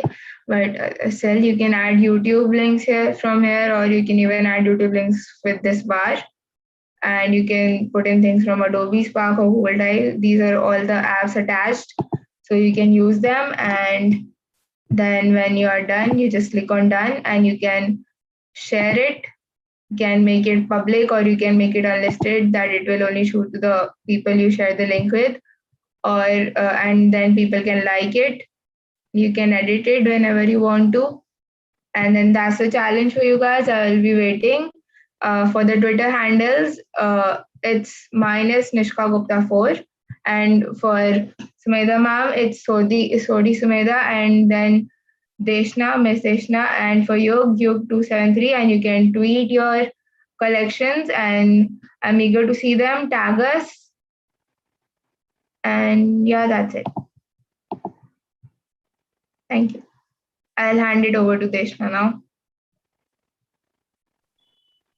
Yeah, thank you, Nishka. That was great. So, hi everyone. I'm Deshna, a student of grade 10 from Alcon International School. So, I hope you must have enjoyed the journey till now. Pradyuk and Nishka, they had told us how to make Bakelite collections and how to make a digital portfolio. So I'll be continuing with how to make a digital portfolio that thinks by showing a live example of my digital portfolio. This digital portfolio I have made from Bakelite, and I've added a cover image using the app Canva. I have added a description as well to make it catchy to the reader's eye. What is digital portfolio? It is artifact collection, achievements, the sample of work, and all those which you consider it as an achievement. This what to include in digital portfolio. We can have samples of work, achievements, and open-ended tasks, and so on. Difference between LinkedIn and a basic resume is that LinkedIn is for a larger audience, but resume is Deshna, for a, just a minute, beta. Can you be little louder? Your voice is not audible. yeah, yes, I'm sure. Are you using a headphone or you are using only laptop speaker? Ma'am, is it audible now? Yeah, try Okay, to be better. little louder. Okay, and I can't Okay. see you also. Your camera is not working. Ma'am, I had turned on the video, sorry. Ma'am, because of the low bandwidth, I had turned it off so that it doesn't Okay. hang. Okay, your voice is audible now. Please carry forward. Yeah, sure. Thank you, ma'am. So if we talked about difference between LinkedIn and a basic resume, then we can have that LinkedIn is for a larger audience, but resume is for a specific audience, and it has to be more professional. And why design is important, so that we all know that it is so presentable and it organizes your work in a much better way. So design is obviously important in anything. So try to include it as in an organized way. And I've added a link to the online portfolio. If you want to create an online portfolio, then you can surely see this. And this is my own digital portfolio. So I'll just show you how I made that.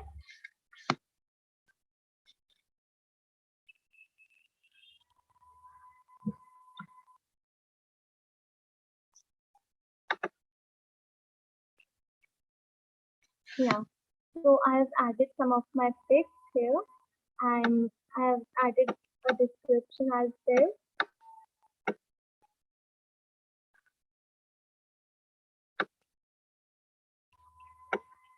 Yeah, so I have added a resume in which I have included many of my traits, a short paragraph about me, my hobbies, and my education, from where I'm studying, the languages I can speak, and how to contact me.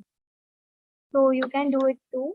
And over here, I've added some of my levels of my classical dance and classical music, what I have done till now, the shows and everything. This is my certificate for this distinction in classical music. And these are all my trophies, medals, and certificates of class 7, sports, and so on. So you can do it too by having a digital portfolio. So yeah. Just a second. Yes.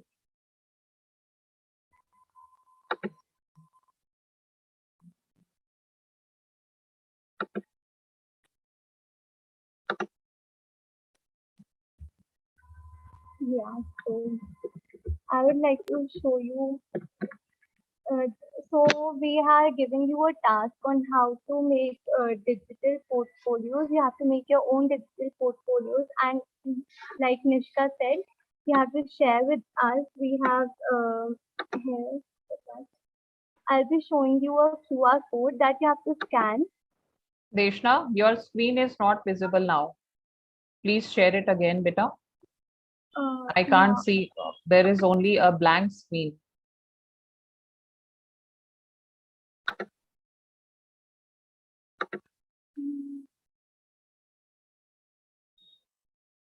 Now it is visible. Okay, ma'am.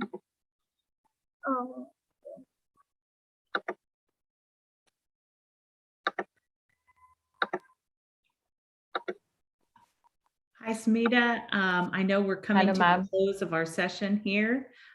Do you want to go ahead and close out with your presenters and speakers? Yeah, sure, ma'am.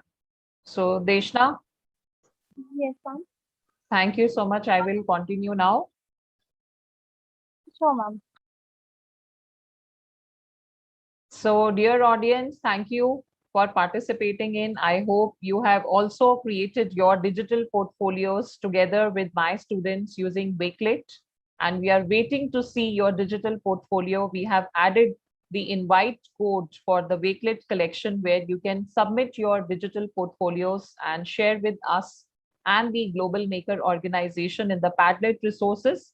So hope to see your digital portfolio, and very soon, where many of you right now joining us will be the student ambassadors of Wakelet. So all the best, congratulations, and keep on making new things and keep on innovating and participate in more activities. Thank you so much once again for giving us the opportunity. Thank you so much. We appreciate you joining in from India. And I know it's evening time for you, so I appreciate you all participating today. We have another session coming up here shortly. And in our transition, I just want to go ahead and spotlight a few things on the website just to cover again, because I know at the beginning today, the YouTube video getting connected to what exactly you are doing here for Global Maker Day, what possibilities there are, and hopefully this will give you a chance to actively participate in all of the challenges and activities that we have listed. So as you come to globalmakerday.com, you know that we have slides here on our Buncee, first being the live stream, so we can push play there and watch that live stream. Again, this will be something that is collected and available for future years, so something you can go back and watch later, which is great. And as we go through, there is an arrow over here that you can go to and check out more items here in the Buncee. First being the schedule, and then we have our challenges. So all the challenges that you may want your students to participate in, this is your chance right now. And then we also have the reminder to use hashtag Global Maker Day. I know it's been going crazy on social media today, all the great things students are making. And I do know that the network, you know, is something we all face. We all face times of drops and things of that sort. So we are also facing that on our end, and we appreciate everybody just being active regardless, just being makers, pushing forward and working with us and with each other as well. And then we also have this really cool place in Mozilla Hubs that your students can go into. As a matter of fact, it's also embedded on our site.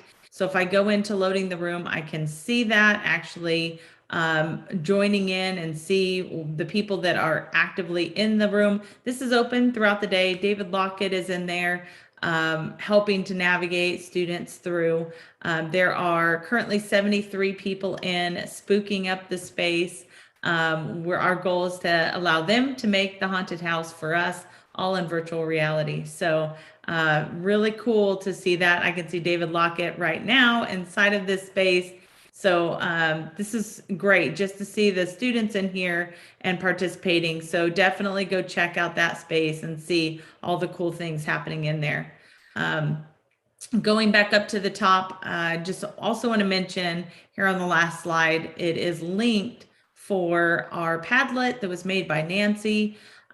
This is also here embedded on our site below it. So if you would like to go in and ask questions, I had a question about the challenges that they're only looking at last year's, just make sure that it is here in our challenges on the Buncee above. So definitely check that out. Speakers, if you're here and you have content that you want to go back and give reference to or leave your connection in here for people to connect with you and follow, this is where you can do that in that Padlet for students to find. So really cool to see all the great things that are happening right now, and we're thrilled to be a part of it. So next we have some very special guests that I'm sure is going to be exciting for everybody because we all like to play. So we have a session, Make Time for Play by Julie and Jed. So if you both want to hop on the video here, we'll get you guys started and just allow you to share this content for us because this is definitely a topic that we're thrilled to hear more about. I think I see Jed in here. Is Julie going to be joining us? So Julie she's under the weather today. So it's just me solo. I'm sorry to disappoint everybody that Julie won't be here, but we're gonna try to cheer Julie up as part of our little session here today. I will tell more about that later. Thanks everyone for having me here today. This is my very first official presentation for Global Maker Day, and I'm excited to be here because I've been a maker really my whole entire life.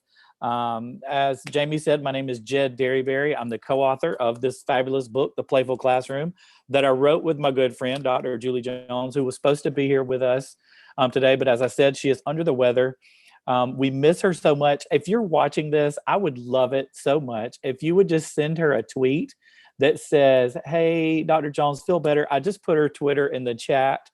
It's Julie P. Jones. But send her a little message and say, hey, Julie, we missed you today. I hope she's feeling better. I will tell you a fun story about me too. I'm actually at another conference right now in person. It's an arts conference in South Carolina where I live, and I'm pulling double duty while I'm here. But thankfully, this fell at just the perfect time. I'm so excited to talk to you about play in the makerspace world, because so much of what we do as makers, it is playing, it's tinkering, it's figuring things out. And that is at the heart of play. We get lost in the flow. All of these you talk about in our book. But what I wanted us to do for our time together is first, I'm going to ask you to play with me in a maker mindset. And this was something that I started doing online with my students when the pandemic first started, and we had to pivot to full online learning, but I still wanted to keep the engagement and the playfulness up. So I started doing something called Run and Grab. So I want you to play along with me here. You don't have to turn on the cameras, but it's definitely way better if you do turn on the cameras. But I won't ask you to do that because I know everybody might not be comfortable. But the way Run and Grab works is I actually give you a challenge of something to run and grab right there in your space, okay? And of course, being a good teacher that I am, you're gonna run and grab something that is connected to some area of the curriculum, right? So, Jamie, I see your camera's on, so thanks for playing with me, I appreciate it. Jamie, I want you to run and grab something that is round. We're on YouTube. We can't do this. Something that is round. Oh, if you're on YouTube, you can't turn your camera on. That's fine. You can still run and grab something round. So find something round. If you're in a classroom full of students, teacher, you may want to just pick the thing for the class, and then you can do this later with everybody. So run and grab something round on the count of 3. Be back in like 20 seconds. 1, 2, 3, go. Run and grab. Run and grab. Something round. Something round. Oh, I have something round here. The cup is round. Okay. This tape is round. This isn't my object. Oh, I found mine. This is my round object. My round object is a styrofoam plate.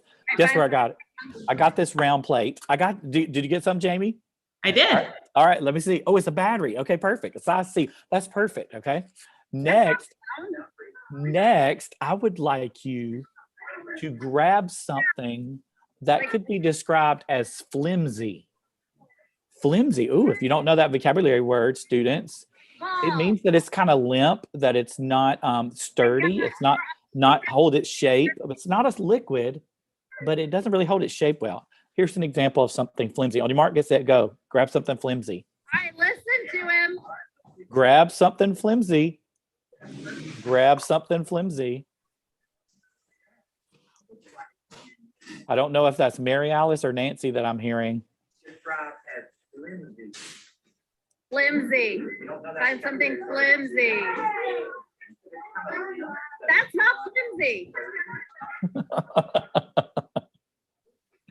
I love it. I love it too. I actually think that's Nancy Pinchev in the background with her students is what I'm gathering. I love this team. I absolutely love it. Zoom, and everybody else is watching through YouTube. But all of us here on the organizing team, we're all here participating on the Zoom side. So all right. So you got something round, you got something flimsy. Okay. One more thing. I want you to grab something that could be sticky. I'm not the only teacher yelling that's not flimsy. No, you're not, Nancy. I'm sure there are people out there. But see, that's part of the beauty of this is that it's also vocabulary building. We're talking about shapes. We're talking about something that could be sticky. So there's all kinds of ways. While y'all are looking, I will share with you that I have a list of run and grab opportunities, if you will, for students to gather materials. This is perfect way to collect materials for a maker space. I'm going to drop that link in the Zoom chat. If anybody's watching on the Zoom, Jamie, if you can help me figure out where to put that so the YouTube folks can get to it. It's a list. It's actually a list of run and grab items that my students with. They just love the whole idea of I'm hearing people in the background. Let me tell you some other things. No, okay. Teachers used to that, right? I know. So you could have another thing. You could have people grab something transparent. You could have grab something that has 3 right angles. You could grab something that is a shade of red. So there's all different ways that you can drop curriculum in there. So then you have your 3 items. And my 3 items are a plate, a napkin, and a roll of tape. A good maker knows how to build connections between those things. And what you do to build the connections is you play with them. You tinker with them, right? You have to make time for play in your maker space to play with the things, right? I don't know what you could come up with, but I want you to look at your 3 things and I want you to think about how they're connected, how they could be used together. How could they, could you use them to actually create something? Now, I chose items that I think I could create something easily with a paper plate, a napkin, and a roll of tape, right? But your objects that you grabbed may be a little bit tricky. I don't know. Jamie, show us your item. You grabbed something round was your battery. Right. And then I something, got some sort of like fuse, sporting fuse, okay, water resistant. I don't even Okay. know what that means. okay. And then I got electrical tape. Oh, that was perfect. Yeah. Okay. So you have those things. I don't know, Jamie, what those things, how they connect. But I do know a good maker could study those things and figure out how they connect. You could make a piece of art. You might make a little part of something that you need for something that you're tinkering with. But this is a great experience to launch for you, to do with your students, to get them in the maker mindset. You can do 3, you can do more objects. 5, the more objects you have, obviously, the better, because you have more to work with. But for the sake of time today, I thought, let's stick with 3 objects. Now, I won't take the time to make something with these 3, but I tell you what I am going to do is I'm going to make something with these 3 objects at some point today, and I'm going to share it out with the Global Maker Day hashtag on my Twitter at Mr. Derryberry. And then what I want from you is I want to see what you came up with for your 3 objects. Play with them sometime today. Get into the maker mindset, come up with something that you can do with your 3 items, snap a picture of it, tweet your idea and tag me, tag Julie in it, even though she's not here, Julie P. Jones, so she can see it. But that's not all of my presentation. That was just to get us warmed up. We are just getting ready to do some more playing, and we're not just going to be playing with things in the makerspace world. I started thinking about being a maker. And like I mentioned, I've been a maker my whole life, and it started with a craft box full of things. I was having a makerspace before makerspace was a thing. But you know what? You can also you can be a maker with your body. You can be a maker with art. You can be a maker with songs, and you can be a maker with nature. It doesn't have to be just things that are traditional makerspace objects. And so what I wanted to do is show you how you could be a maker using your body first. Okay, you ready? And I'm going to use this really cool book called A Beautiful Day in the Neighborhood. It's poetry of Mr. Rogers. How many of you have ever heard of Mr. Rogers? If you students out there have never heard of Mr. Rogers, ask your teacher to look him up, show you an episode. I don't care what age you are, if you are 5 years old, or if you're in high school as a senior, Mr. Rogers is amazing, and he teaches us all kind of stuff. And one of his poems called The Doing Song, that means we're going to do things, right? The Doing Song it's a perfect poem for Global Maker Day to teach us how we can make things with our body. Okay, and I'm going to read you this poem, and as I read it, I hope that you'll participate with me. Teachers, if you have your class, they might need a little bit of space to stand up and spread out. If you're in your office by yourself, I hope that you'll stand up and do this. I hope that all of the Global Maker Day people are doing this. Get your cameras ready because it's going to be fun. There's all kind of things that you can do during this doing song, a poem by Mr. Rogers.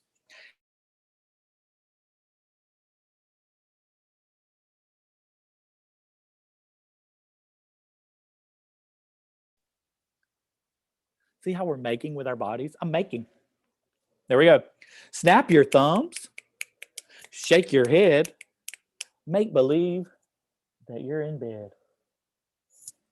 Blink your eyes, stretch your arms, stand up straight. It's hard to stand up. Stand up straight and look for a farm. Do you see a farm? Yeah. See how you're making using your body? Here's a horse. Neigh. Here's the cow. Moo. Here's the sheep. Bah. Now take a bow. Here's the duck. I said, here's the duck. Quack, quack. Yep. Here's the cat. Meow. Here's the dog. Bark. Here is a hat. If somebody hands you a hat, what should you do? You should put it on, right? See how you're making with your body? I love it. You're doing so great. Now it says, wave goodbye, drive the car, throw a ball, throw it far, eat your meal, sing a song, brush your teeth, hear ding dong, hug your pillow, click the light, hug yourself, and say good night. I hope that y'all did that because you know what? I have found that the more time I make for play, such as that, doing a Mr. Rogers song, you know what? It frees my mind up to be more creative. And when I make with my body, like doing the motions, doing the sounds, all of those things, it helps me to be a better maker when I'm using the things like this. Yeah, it helps me to be a better maker. Excuse me. Let me get a little sip of tea here. I got a little choked up during the middle of the poem. I got so excited thinking about y'all out there doing it with me. I hope that somebody videos it. I hope that we can see. Maybe you can stop the video and go back and sing and do it again and catch the video. Oh, we got that on video. No Oh, worries. were you videoing me or were you videoing?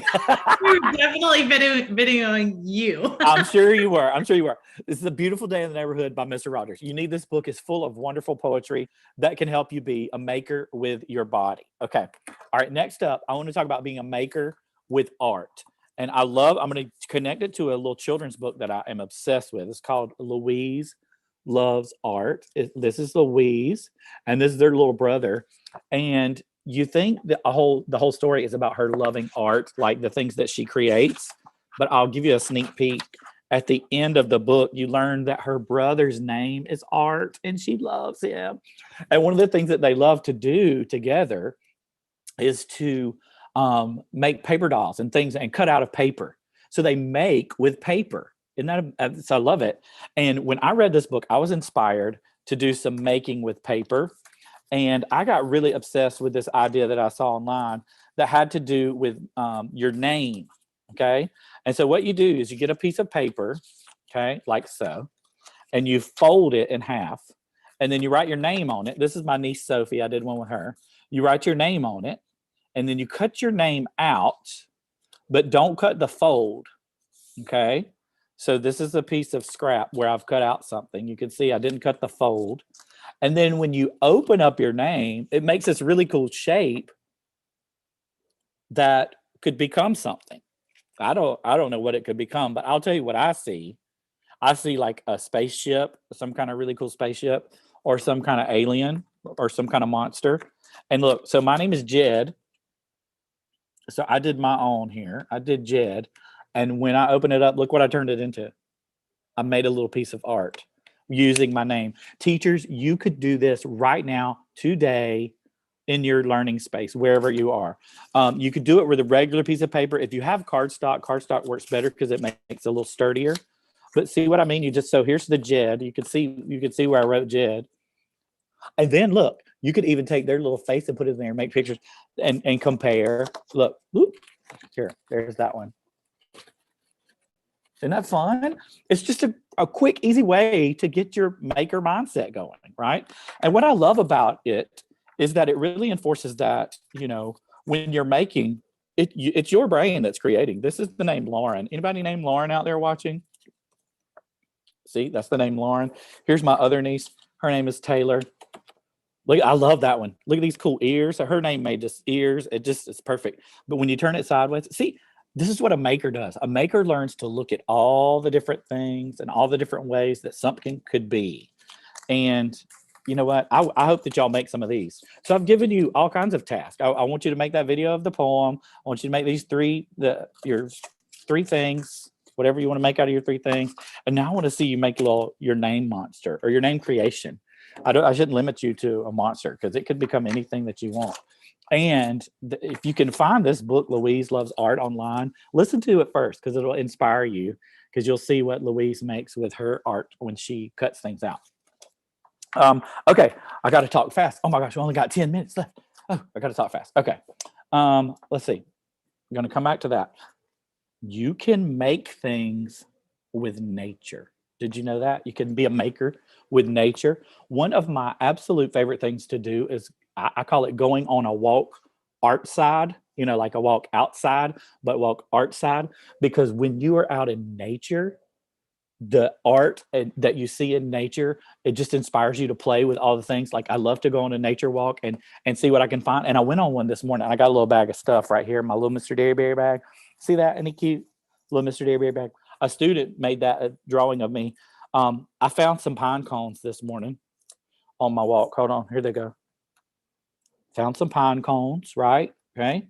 I found this really cool stick.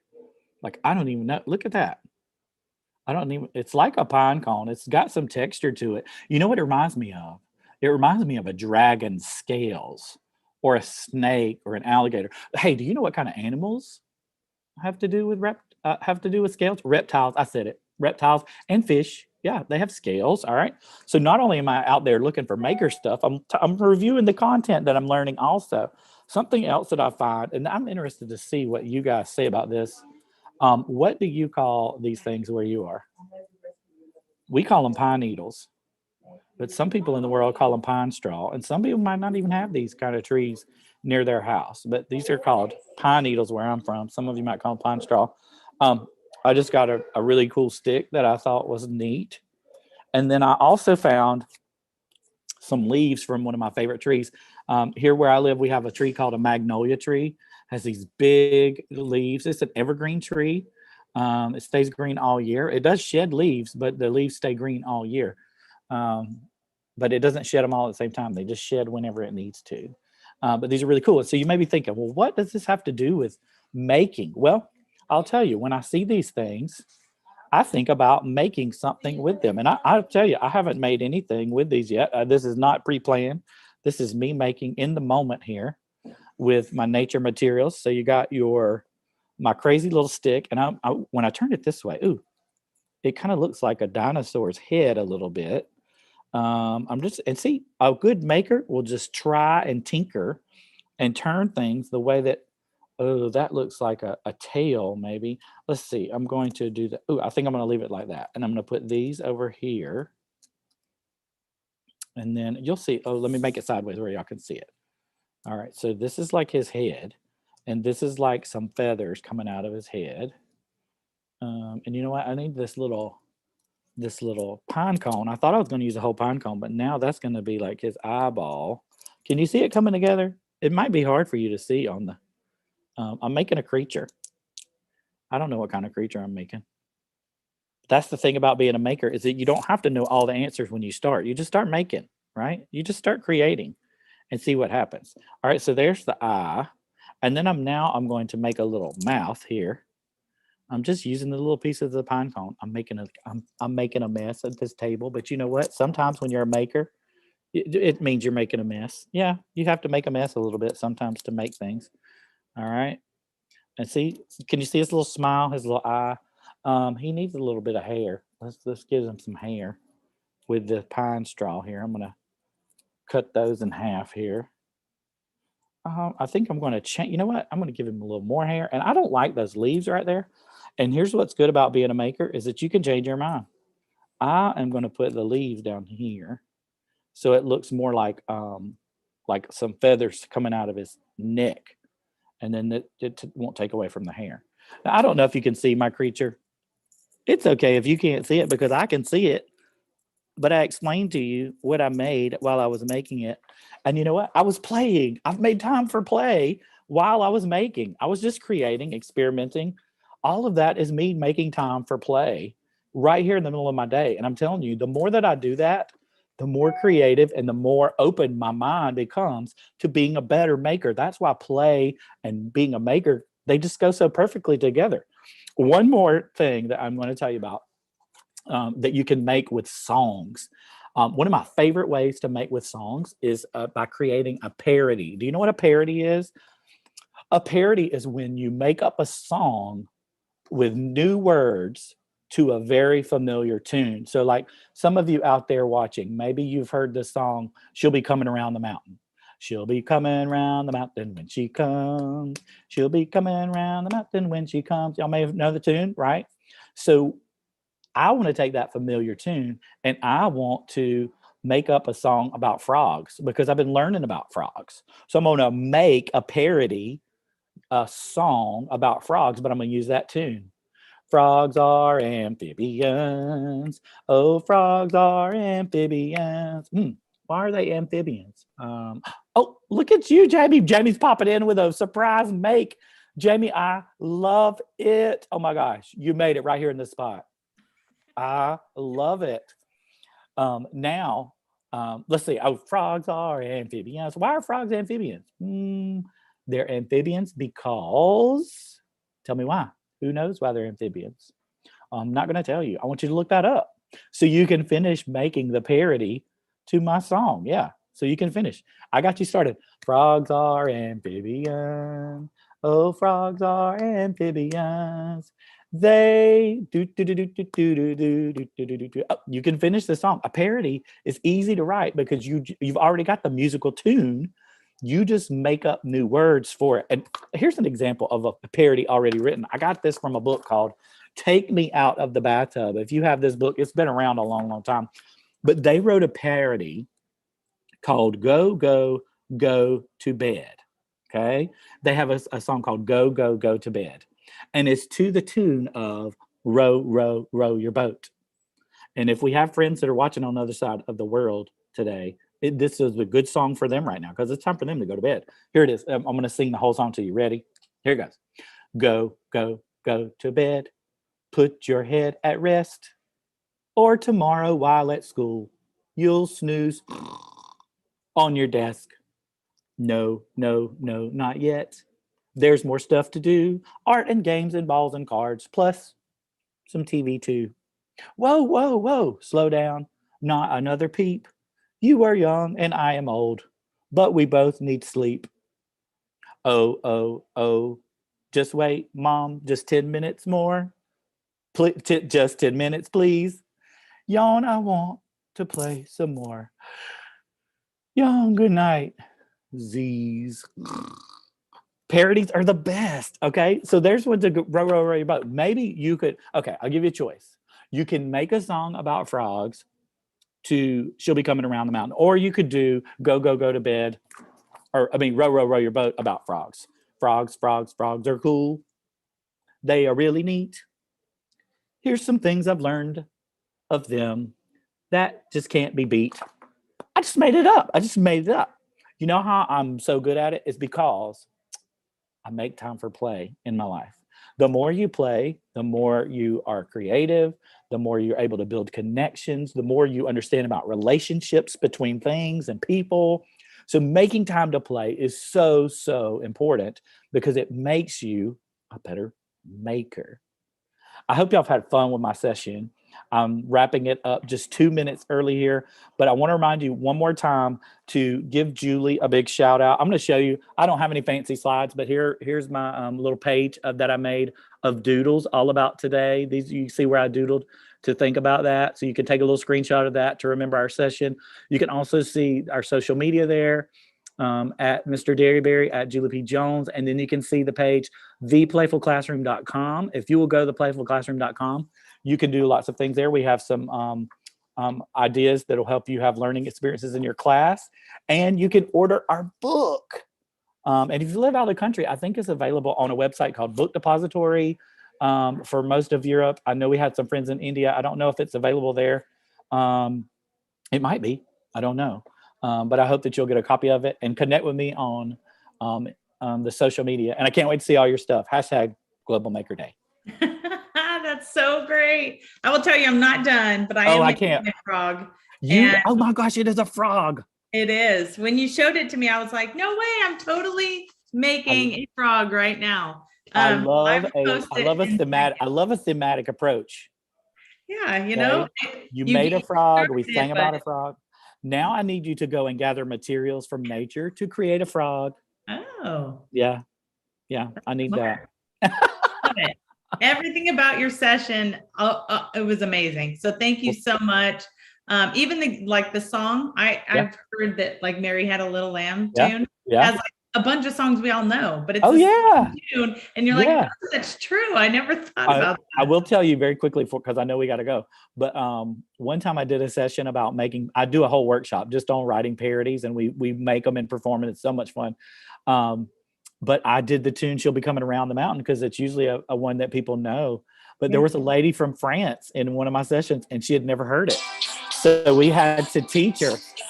And I don't know if y'all hear that. Can you hear that song just playing? That's Beyonce on my alarm to tell me that time is up. I need to stop talking. Thank you so much, Jed. Have a great day. Yeah, see y'all. Bye. Bye. So Amy Store brought in Jed and Julie, and just speak, obviously just have the highest praise for them, which is true. They are doing incredible work. So excited. We do hope Julie feels better. And as we transition to our next session, I will tell you, I want to call her Denise Wand, but I'm going to go with Denise Wright, because all week long, I've been seeing all the magic she's been creating with her magic wands. So Denise, for this long overdue, excited audience to hear from you. We can't wait to learn from you and learn how to make our own magic wand. Hey, Jamie, so excited to be here and be with all our makers here all over the world.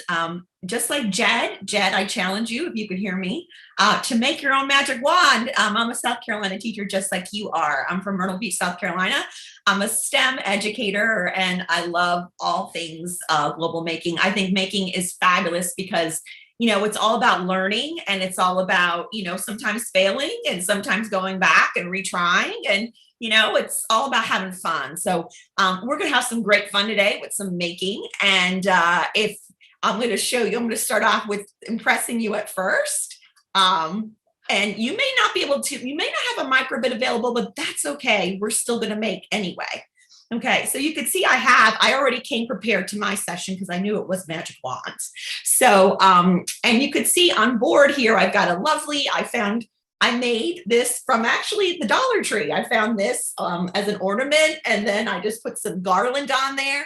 So many of you out there can make your own magic wands if you've got rulers or pipe cleaners, and it doesn't even have to be a star at the top. It could be a heart. It could be a lightsaber. It could be any kind of wand that you want to make. But I'm going to start off by showing you the final project. So up here on my screen, I have what's called Scratch, okay? And what I just did was, this is called a microbit on board. And what it allows it to do is it's actually Bluetooth communicating with my computer right now. And that's how I'm able to, no hands, look at this, okay? And I'm able to actually control my wand, okay? Now, some of you out there may not have this microbit available, but that's okay, okay? So I'm gonna teach you today how to make the simulator that's on your screen right now.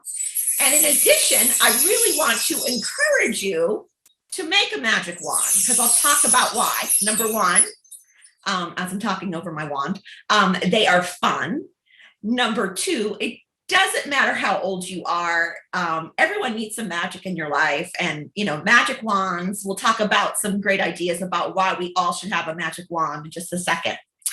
Okay, I'm going to share out. I actually made my presentation today on Buncee. Hopefully you all can see that. And if you are on social media, I would love for you to share your magic wand with me at Denise C. Wright. You can use hashtag Global Maker Day. And I encourage everyone throughout the day to make their own magic wand, even if you don't have a microbit. So if you might have a microbit, you could take the magic wand to the next level. But if that's cool. I mean, you might be able to get one later on, or you might have one today. And if you don't have one today, that's okay. You're still going to make, okay? So we are going to start off by making our magic wand shortly digitally. And again, there are so many different choices for magic wands. We have that lightsaber there for all my Star Wars fans in the room. I know I have many Star Wars fans out there. I've got just the traditional one that you can find, that little wand that with the star that I have in Scratch. We can find that wand really easily. You can also find a magic wand with the heart at the top. We all love Harry Potter. Okay, that's another kind of magic wand. So there are so many different ways to make a magic wand. Okay, so I'll show you in a second how to put your magic wand in Scratch digitally. We'll talk about that in just a second. Okay, so I'm going to actually move forward. So anyway, I've got a bunch. I'll stick this I have them all linked all the different wands linked But probably for, and I'll share this with Jamie at the end, but probably for most of us, because this one is actually here in Scratch, it's actually in the program that I'm going to show you. We'll probably just pick that one for all of you out there. But again, I made this presentation so that we can download all the different choices, because I try to make it super easy for everybody. So I will share this out on social media after I'm finished today. So definitely go to hashtag Global Maker Day. And also thanks to Bunsey. I love Bunsey. I'm a Bunsey ambassador, so I have my presentation in there. So you can actually, once I share it out today, download any of these magic wands. All right, so that's the digital magic wand. Now, the other kind of magic wand, like the magic wand that I'm holding today, I want to really encourage you all out there, if you have any cardboard or construction paper. Jamie was showing a junk drawer earlier. You can use any of that.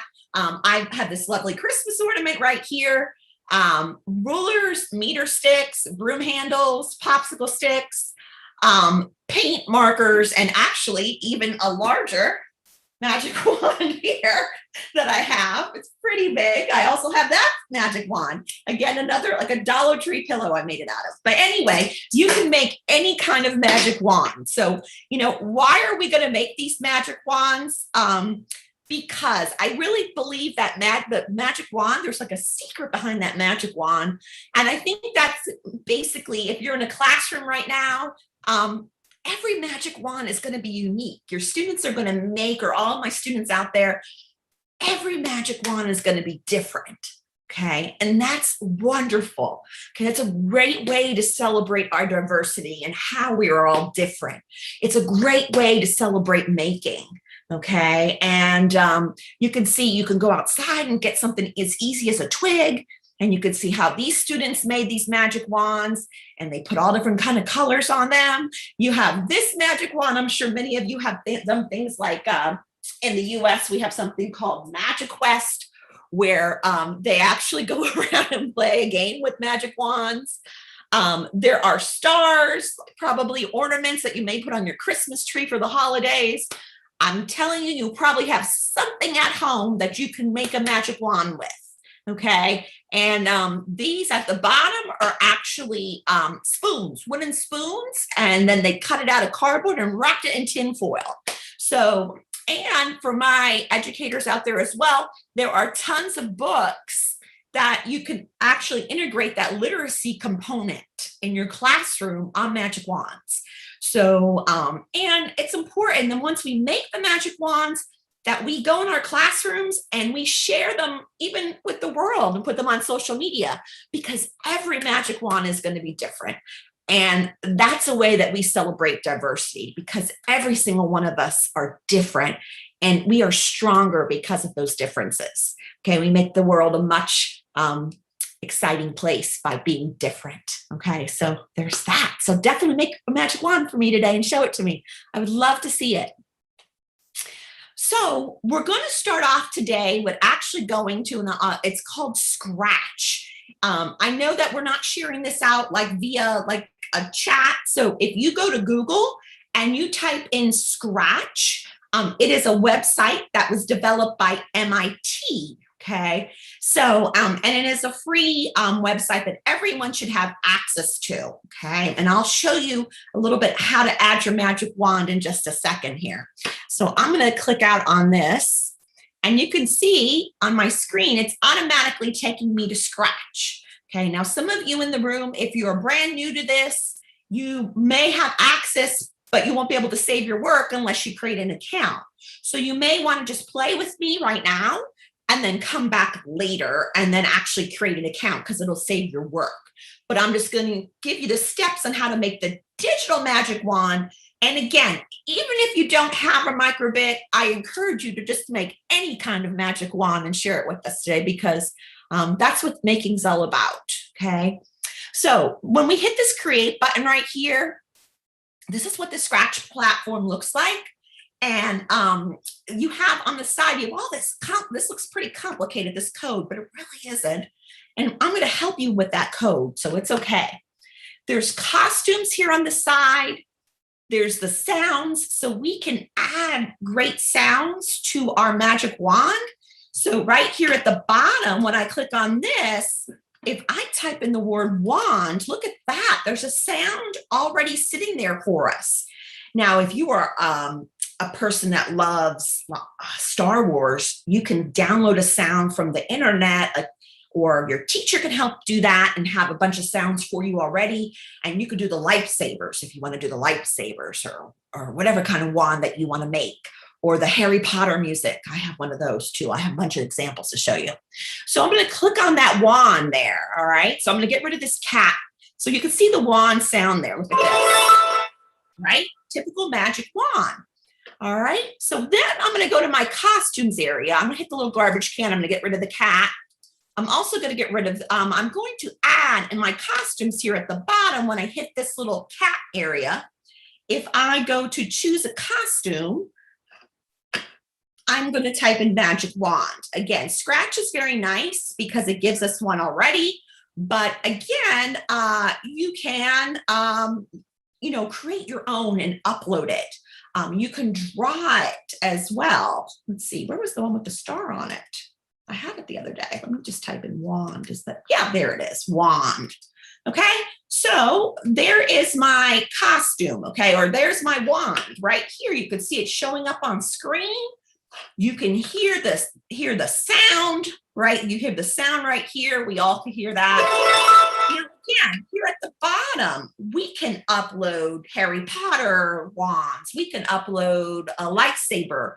We can even go into this feature here where we can actually, even if we go to paint, which is record, actually, if we go back to costumes, excuse me, this is where we upload it. If we go to choose a costume, if we go to paint, we can even paint our own magic wand.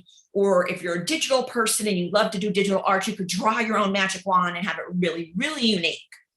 Okay, so it's as simple when you're coding your magic wand, it is just so simple. So I could do something really easy here. If I click the events button, when I click the green flag, okay, and I click the sound, I'm going to start the wand. Okay, so I'm going to actually start the sound.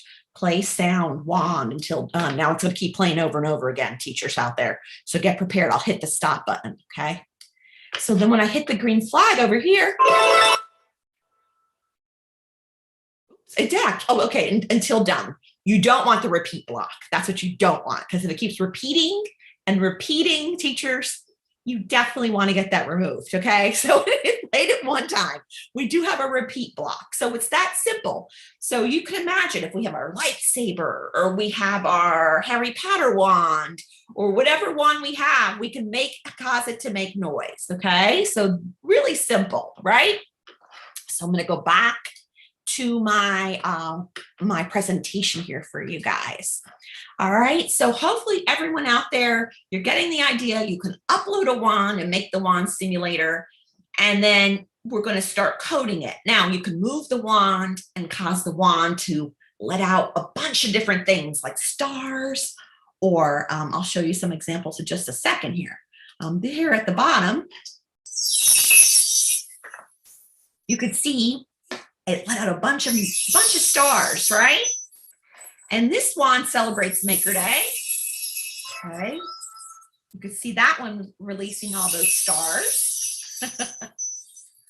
But I can also change my code like I was talking about earlier.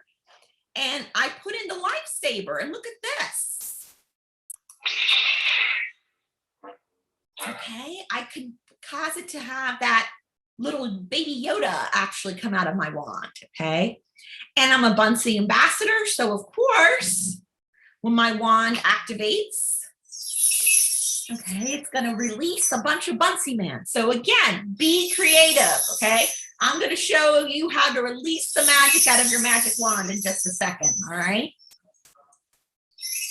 All right, so some other examples you can also do with your magic wand, because I wanted to share some of the examples first because it makes it a little bit exciting. You can go like this with your magic wand, and everything you touch, oops, sorry about that, everything you touch can also appear. So I showed you this example.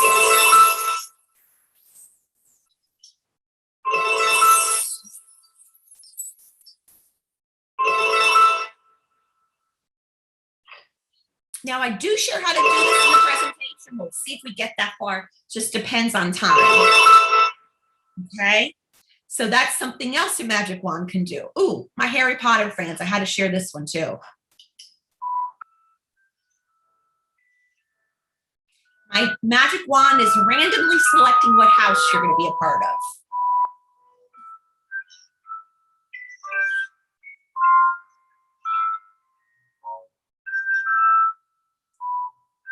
Okay, so, all right. So now the next step is we want that magic wand to sort of have, you know, some stars or something, you know, basically coming out of the magic wand, right? We want to, you know, make sure that we have some stars or something like that, so that when we're using our simulator and we're moving the wand, you know, we can actually, if we point with the mouse, that's going to allow us to pointing with the mouse will allow us to release those stars. So I actually have some code up there for you guys to try to actually just not necessarily move, but actually point at something, just like I was showing you earlier. I think this is a little bit easier starting this way to get the wand to go. So let me go to this section right here. I think I actually pre-made it. Okay, yeah, this is the big one that I made, I think.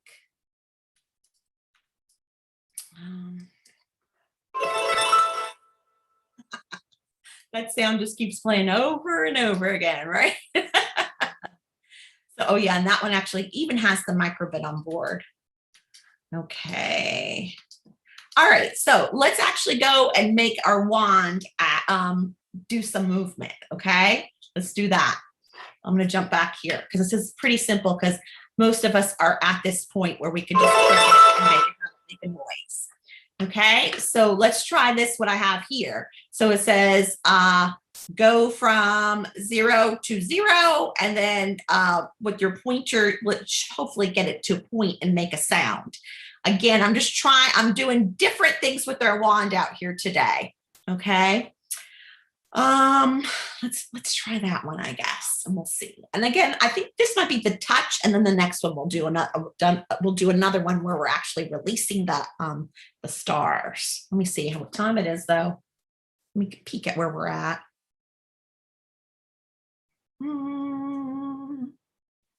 Okay, I want to make sure I have enough time to cover everything. That's what I'm a little bit nervous about, y'all. I'm actually going to jump to this one, okay, because this way I could definitely be able to cover this. Now, again, when I go to share this out on social media with everybody, and maybe I could even actually do this now and put it in the chat, so that way Jamie can do that. Let me grab my my Zoom here. All right. My big screen. Actually, let me stop sharing for a minute. I'll post it on the Padlet. I see it on the chat. Okay, there it is. Because that'll be a lot easier for you all to follow along with me if you actually are grabbing this. Okay, because I'm worried about time and we're like 10 till 12 and I know I've only got 10 minutes left. But this project right here, let's do this. We can do what's called a remix. Okay, what does that mean? The project's already linked on my Buncee. So if I click here and I click see inside, you basically have here all the code, okay? And one thing about coding is important for you to understand is there are going to be a lot of projects out there already on Scratch, okay? And, you know, and you can very easily play any of those projects. But with coding, what's important is that we also look at the code, but we also alter it, okay? And we can change it, okay? And, you know, like I said, just like you saw in the beginning where I was sharing the stars flying across from the magic wand, or, you know, you could use a lightsaber, or you can do, so, you know, this is the actual project here. I'm going to put this up for Jamie as well. And you can actually go into the code and make the changes. Again, you could start from scratch, but I would really highly suggest let's do you guys out there making those specific changes. So that way we'll be able to get it done within our time perspective. Okay, so there's that. So if I see, I just put that out there for Jamie, for her to put it out there. But this is actually, if you go inside, you can actually, and when I click on my costumes, if you look here, okay, I have the wand, okay, actually I called the star the wand, and this is called wand 2, and this is called Buncee, okay? So when I go back to my code, all right, if I click on it, all right, and I want to broadcast make Buncee, I can add this, all right? I can add this to this side too. Actually, broadcast, not yet. Okay, and then when I go to switch costume to Buncee, okay, and I want to make sure, hopefully I'm getting that going. And then let's see, make Buncee here. And okay, create, let's see. Okay, so now you can see the Buncee guy appearing on the screen. But all I'm doing is making those simple changes with my code. And you can see I'm changing it from stars to Buncee. Okay, so that's just taking that wand and making those taking this program and making those slight changes. Okay, and that is what's going to allow me to make all the different wand types that I've been sharing the entire time. Okay, and then I've been talking about the idea of this microbit out there. Many of you may have a microbit, or you may not have a microbit out there. I just want to show you very briefly how to do this. Here at the bottom, these are called extensions at the bottom. And what's really neat and new about Scratch is that you can actually add all these different things to Scratch now. You can add Makey Makey, you can add microbit, you can add Lego Mindstorms, and so forth, okay? So if you have a microbit, you want to be able to add this microbit right there to the actual extension, to the actual Scratch, all right? So right here, if I click on mine over here, all right, just to make sure I have it added, okay? Then there are, in order to add the microbit though, I'll show you this in a little bit. You actually have to go to Scratch. You actually have to download the Scratch link to microbit, and then you have to actually add the file to the microbit. So there's a series of steps to do that, and I'll show you those after I'm finished with this. Again, I'm just concerned about time here and where I'm at. So when I go to my editor, you could see that I'm connected, all right? So if I go to shake my wand, okay, to make sure that I'm connected, all right, like I did in the beginning, okay? So when I shake my wand, okay, and what it's gonna say is Global Maker Day across my wand, okay? Oh, there goes the Buncee man. So I did change my code, okay? And then I have Global Maker Day appearing. So you can see I just did some quick changes of my code right there, okay? And that's how I'm able to put a lifesaver, or I'm able to put a Yoda, or etc. Okay, so when I shake it, you can see all my Buncees appearing now. All right, so again, a lot of this with my half-hour time is, you know, you guys taking this code and then altering it.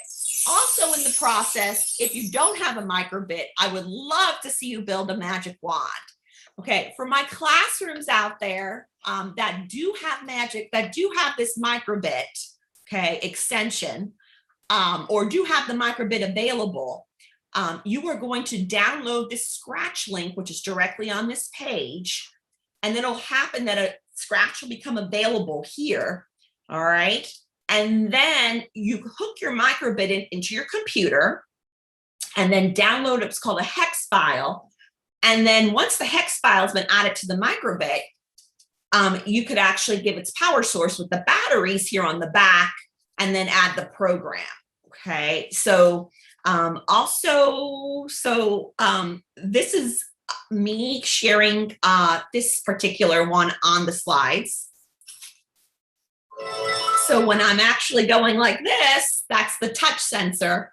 It's actually getting the images to appear. And I really encourage, after you get off with me today, you just have to follow these, make sure the code looks like this. If you don't have the microbit, you could just do it the simulator, which is over here, okay? And just create it on the simulator. This is with the microbit added over here. All right, this one is actually with the microbit, you can see right here, and just hitting the space bar and without the microbit. And I think I showed you the stars earlier.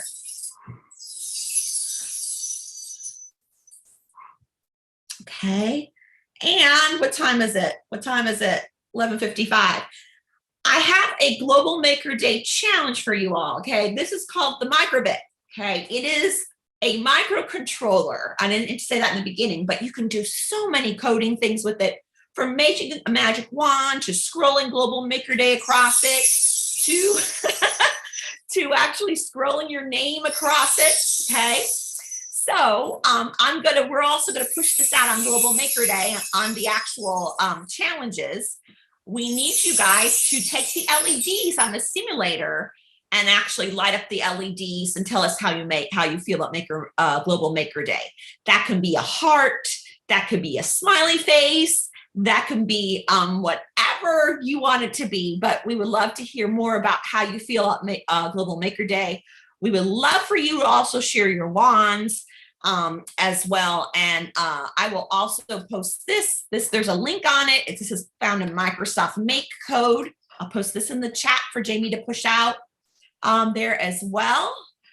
And there it is at the top. Okay. And again, I mean, there's a lot to making the wand from scratch. So I sort of have given you guys the abridged version out there. So again, the code is there and there's a link to actually my wand. And then you can actually, add a different costume here and make those particular changes like we just did over here under costumes. And you can see how I got the Bunsy Man to actually cause that to do that. So anyway, I'm learning a lot and I probably needed a longer than a half hour today, but hopefully I got you started and got you inspired to sort of dig after today or maybe in the future on how to make your own magic wand. I do have 3 minutes left and hopefully you guys understood a little bit about making the wand, and definitely just go in there and grab my code and make those alterations, because that is where we start. You probably don't want to start from scratch. You can add another wand here in this area. So you can actually add the Lifesaver over here and then select that instead. So play with the code and have a good time with it. And everyone needs a magic wand. So be magical. Denise, yes. awesome job. Love all the great application, the creativity, even bringing in all the different interests of our students, including, of course, Global Maker Day. That was super cool. It was awesome. We just love it. If you don't know Denise, somebody asked, what kind of coffee does Denise drink? And I don't think that it's coffee. This is just Denise. Like, I met her in person. I got a chance to hang out with her for an event, and she's just always super enthusiastic and always giving 100%. So Denise, as much as you have on your plate, I know that we are so thankful for you coming in and sharing. I do agree that 30 minutes is not enough. And we all need longer sessions for sure. We're all just trying to get out a little tidbit to inspire our students to go out and create. And I anticipate, I'm excited to go and try it out. It's a little intimidating because I don't know code. And so really kind of seeing the way that you've approached it though is what people want. They want to be enticed to go and follow through and learn. So very cool. We did add the links you have. I know you just updated the last one in our Padlet. So I just want to show that real quick, just so everybody again is aware of how to get here. So again, globalmakerday.com is where we're at. These slides have several different slides for you to go and interact with. Denise's session in particular, we saw was design your own magic wand. So that link is actually in here as far as the editor goes. creating, you know, that simulation, if you will, of the microbit. So that gives you a chance to go in and create, even if you don't have the microbit. So that's nice. Also on here, you know, we have definitely the hashtag. I will tell you, everybody on the team right now is on social media, and everybody is like, I can't type fast enough. I can't keep up. There's, you know, it's like our fingers are already getting super sore because we're on there typing and then on our computers typing and trying to keep up with the greatness that's happening in the sessions. It's awesome. We love seeing what your students are doing. So just, I want to go through this real quick. Inside of this Padlet, we have different things that I put in here for Denise. Denise, you can go in here and go ahead and add. You can add in several different things, whether it be a link, image, video, question with the text. All of those things are available to us. And I just want to go in and just show the things that are happening in our classroom. So love seeing when we get to see firsthand what's happening inside the classrooms as they're making and designing. I believe this is a class that was following along with making your own math game. So I believe that's what's going on in this one. And as we go through, we can see some of the links and things that they are connecting to. There's Denise sharing out all the cool stuff she's doing with her magic wand. And then, of course, just coming back to globalmakerday.com. Love seeing what you guys are doing. JC Maslick, oh my gosh, her book, incredible. We have just the best makers connected. Love seeing the students going in and actually building with Minecraft, following the session earlier. I did post my video of my name tag that did turn into a frog. So as you guys are creating some of this from the sessions live, definitely take the time to make and definitely take the time to share. And I can see right now, Katie McNamara's students out in California, one of our organizers, the things that they're creating and doing, and just seeing that these kids took these concepts and made it their own. So we love seeing this. We want to continue to spotlight this. And Denise, again, thank you so much for joining us. And we have a great session up ahead. I know, I think I say that for everybody, but we do. We have great sessions. I'm just so thrilled to be a part of this. We have Kelly Kramer joining us from New York, and she is going to be sharing on sharing your STEM story and the challenge that she'll be sharing with that. So Kelly, are you ready to take it away? Yes, I am. Thank you, Jamie. All right, thank you. All right, I'm going to share my screen. Denise just did a really great job. Not sure how well I'll be able to follow it up, but we're just going to jump right into it. So yeah, my name's Kelly. I'm a student at the University of Buffalo, which is in New York. Today, I just want to share with you my STEM story and how I was able to share my content globally. So from a young age, I have always had my strengths and interests in my math and science classes. However, as I started to grow older, I felt that a career in a STEM field would have been not possible for someone like me to achieve. So I began to lose my interests in math and science. And I just felt like discouraged that I would never be able to be successful in a STEM field, career, etc. But then when it was time for me to begin my studies at a university, I decided to major in civil engineering. Although it may have seemed difficult, I thought I might as well give it a shot, see how it goes. And throughout my first semester studying engineering, I quickly came to the realization that anybody can become successful in a STEM career if they're really passionate and interested in what they're doing. I met a lot of people my first semester of various different backgrounds and purposes, and I really found that anybody can be successful, like I said before, if they're really passionate about what they're doing. And for me, for example, I am really passionate about the field of engineering, civil engineering specifically.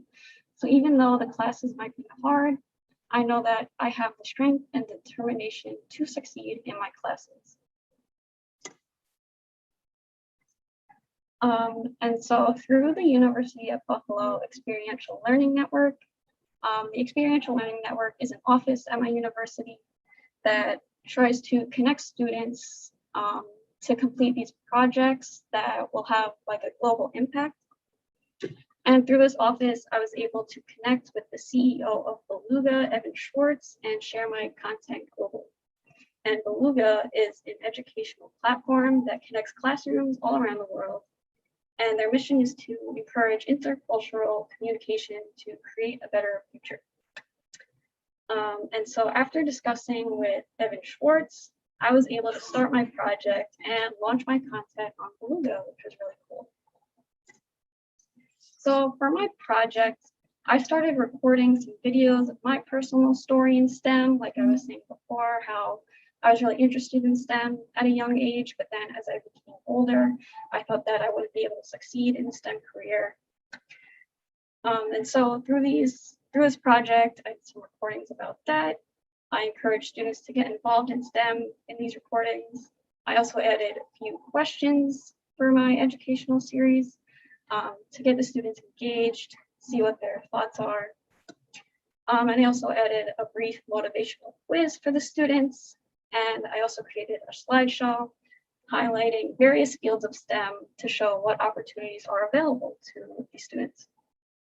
And shortly after I launched my series, my project was published in the newspaper at my university, so I thought that was really cool.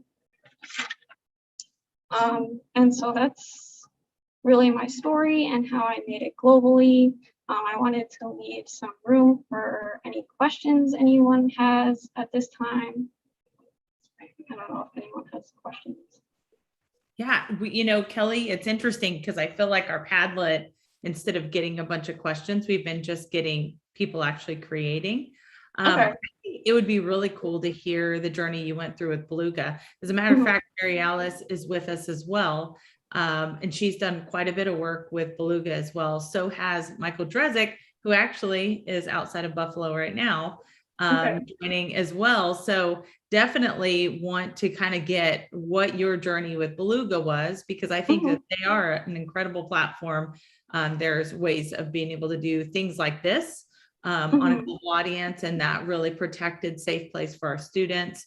And I know Mary Alice Curran is hosting the DigCit Summit this month, and it's all stemming from Beluga. So there's some really cool synergies there. I just want to make sure that Mary Alice and Drezick, if you guys are able to hop on and just kind of connect on some of the ways as well. So do you want to share a little bit about your journey with Beluga?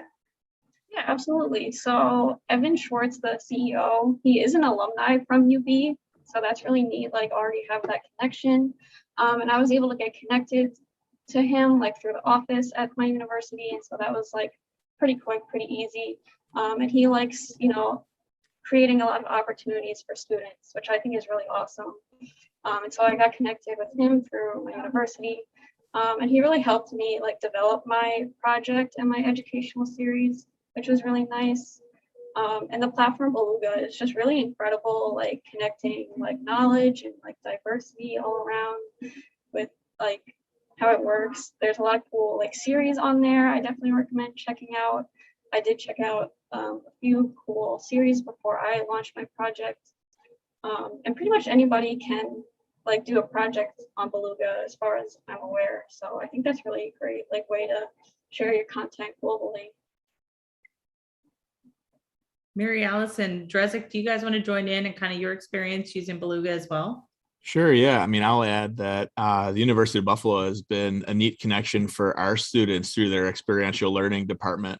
And I had noticed Kelly had mentioned about civil engineering. I heard that. I don't know if you'd care to share any of your like potential like maker connections or maker mindset to maybe how it like helped you on that pathway towards that background or towards choosing that path or career path, I guess. Yeah, so like I said, like I was really interested in math and science when I was younger, but then as I grew older, I was thinking I couldn't possibly achieve like a STEM degree. But then when I had to decide like on what I wanted to study in college, it was really my mom that was saying like, oh, well, you're so good like at math and science, like why don't you try an engineering degree? And I was like, I don't know, like that sounds like a lot, but I did some more research on the like field of engineering. And I thought that civil engineering was really neat. I still think it is really neat after studying it for 1.5 years. And so, yeah, that's where I'm at right now.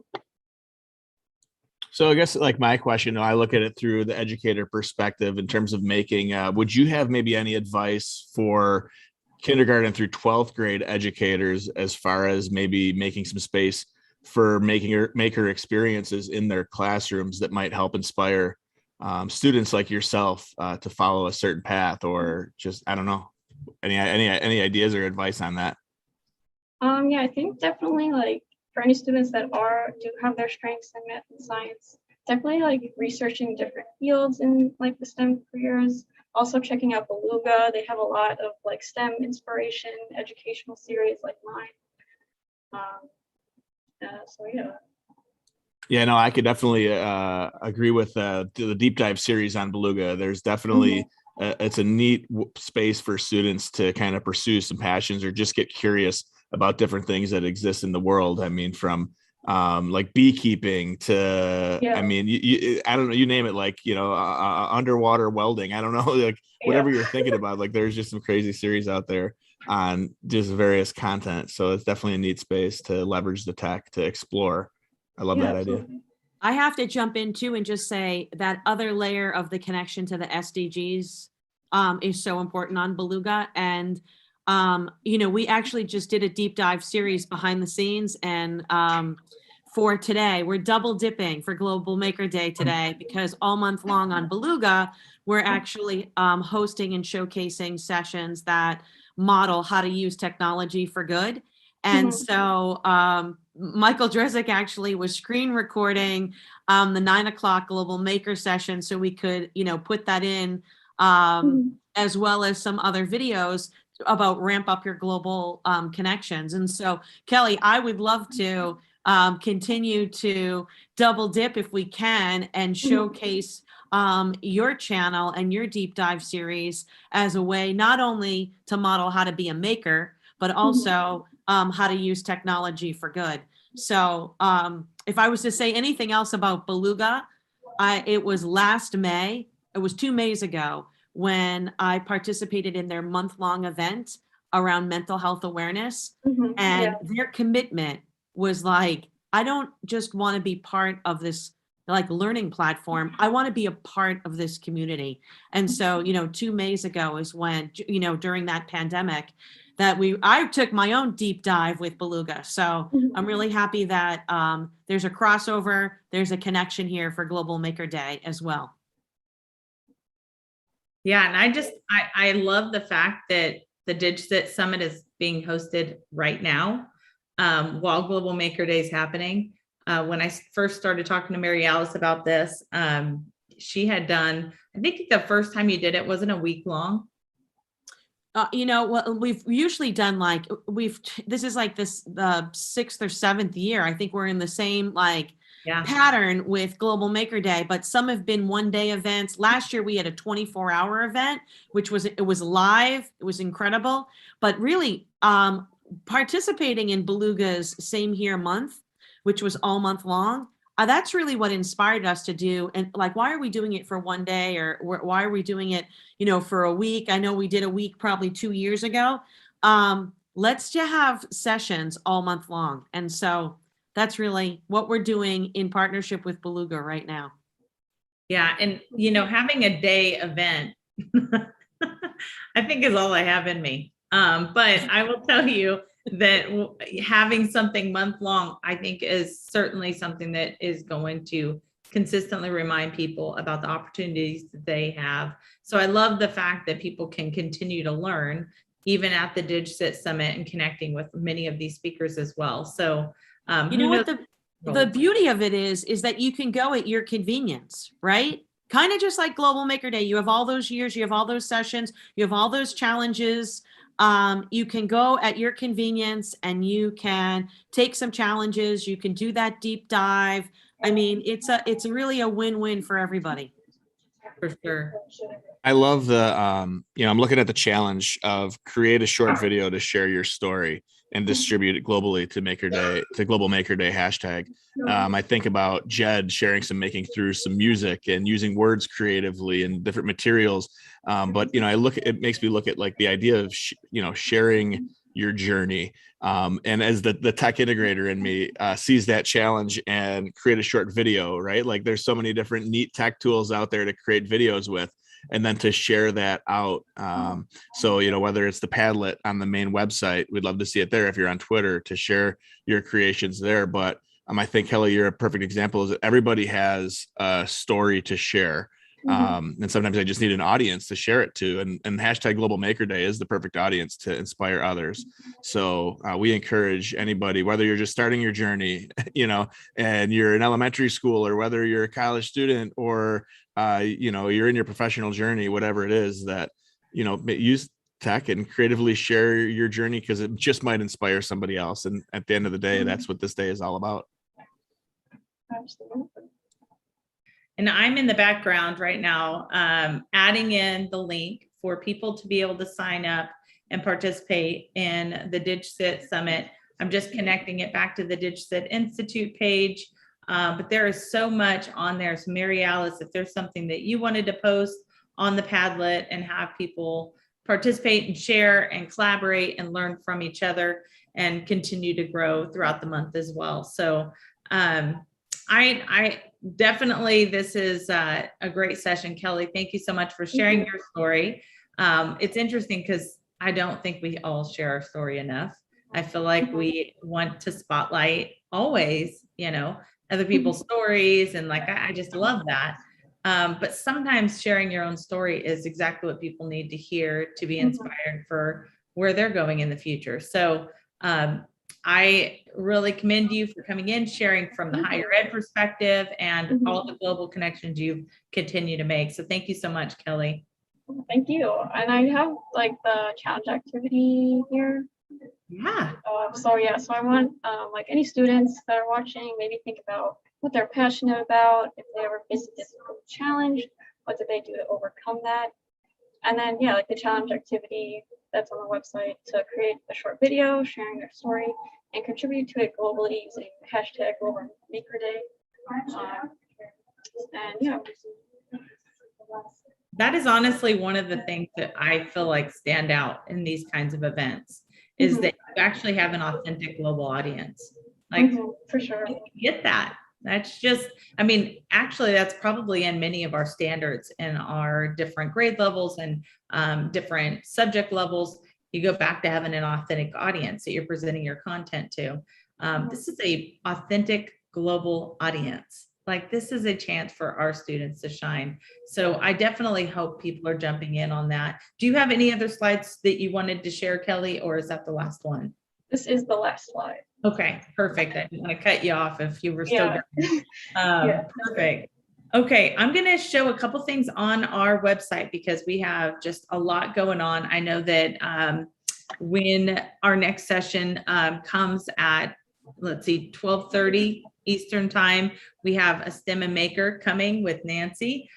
She'll be joining in with the class, which is super cool. But as we're going through and sharing what's happening on Global Maker Day's website, I know I keep saying repetitively the same thing, but I still think that there is a little bit of confusion as far as what this looks like. So I just want to make sure everybody really understands. Right here, we have our slides, our Buncee slides, where we can go in. This is our live stream that's happening right now. You can go ahead and choose play. You can see all the schedule right now. Where we're at right here is that 12 o'clock time frame. And we still have so much to come. As a matter of fact, one of our presentations, again, is joining us from India. And this is like 1:30 or 1 o'clock in the morning in India, and they're joining us to share. And I think that's so cool that they're able to make it in and share. Our last session today will be coming from the Stanley Black & Decker's VP, and he'll be sharing out really with his daughter, which I think is fantastic. I love to see that and see what's going on there, and to be able to let your daughter shine and share her passion as well. So I'm really pumped to see that session. And then as we're going throughout the day, we have sessions geared towards our older students. We have sessions geared for our younger you'll be able to go in and find and customize. And then of course, we'll be closing together as an organizing team for about 15 minutes, closing the event together and just spotlighting some great stuff. We also have our challenges out there. So again, like the last challenge is linked. And then like this particular challenge that you have is creating your own short video of your story. You know, like was mentioned by Kelly, what is your passion? What are the things that you really want to share and what future that may hold? I talk to my husband pretty often about this, is like the journey that I've been on professionally, educationally as well. You know, the things that were set in motion, I had no idea were going to affect me later on in life. You know, so just seeing, wow, that was purposeful, that was intentional. I needed to have those skills for what was to come. And I just think that being able to, you know, reflect on that journey that you've been on, your story, and really connect all those dots, again, is inspiring to other people to learn, just like it was inspiring for us to hear Kelly's story. So we have several different things coming up here. And I know that this is what I really want to spend my time on, is that hashtag Global Maker Day. We're all trying to capture as much as we can in the short window of time that we have with each speaker, and trying to just get in as much as possible and sharing out the things that they're doing and the action that you can take.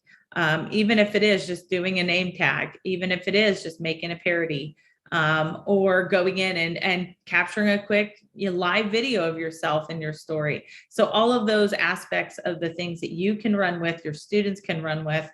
This is all about being a maker. It's all about taking action. Yesterday in the formative chat, somebody had mentioned about that aspect of it, that there's action involved. And I said, that's really interesting. That was the start of Global Maker Day, that getting together and having discussions, repetitive. I noticed over and over, we were essentially talking about the same stuff, but where was the action that happened from the last discussion to the next? And Global Maker Day is that. It's the action we take. So if you're watching and you're passively watching and just waiting like a presentation, you're in the wrong one. It's the wrong event. This is you actively creating and working in this while we are showcasing and spotlighting for inspiration. So continue to post on Global Maker Day. We love to see your work, even if it's not connected to this challenge that might be in that session or a challenge listed in this event. You have tons of challenges that are available to you from past events. So each of these linked up that you can go into and look at those challenges and be inspired by. So I do want to also go into our Mozilla Hubs. I want to give us a chance to see what our students are doing and creating. I'm guessing David's still in there right now. It looks like we might have 80 people in there. We're really pushing the boundaries, but I'll show you kind of what this looks like. I'm going to make sure my microphone is muted so I'm not creating an echo. And then I enter the room. And this will give me a chance to get in and see where we're at. This is our spawn point right now. We have Chestnut Teal in there too. We all get funny names until we go in and change who we are in our profile. And then I can use my arrows on my computer and essentially, and it's funny because it wants to move my page too. So I can absolutely just go directly here in the Buncee. It's linked up. So that is a way. I'm really curious to see what our students have been making. So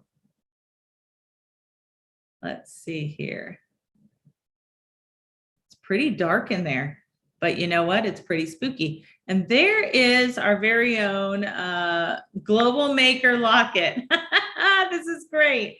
So that is David Lockett joining in and sharing, connecting right now with students, telling them how to leave their mark.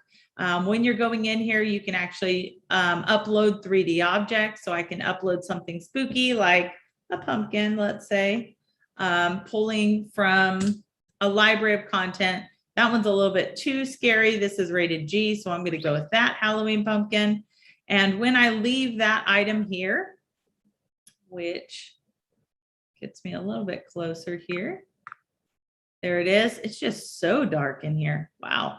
If I hold down my space bar, I'm given some options, and I'm actually going to choose to pin this item here. And the reason why pinning an item here is necessary is because once I leave the space, the stuff I just designed and built also leaves. So as you're coming in here, if your students are actually building something spooky in here, you want to make sure that they are pinning those items in place. So when other people come to see, they're seeing all the great work you're doing. All right. Whoa. Yeah, I have no idea what's up there, but okay, this is the main room right here.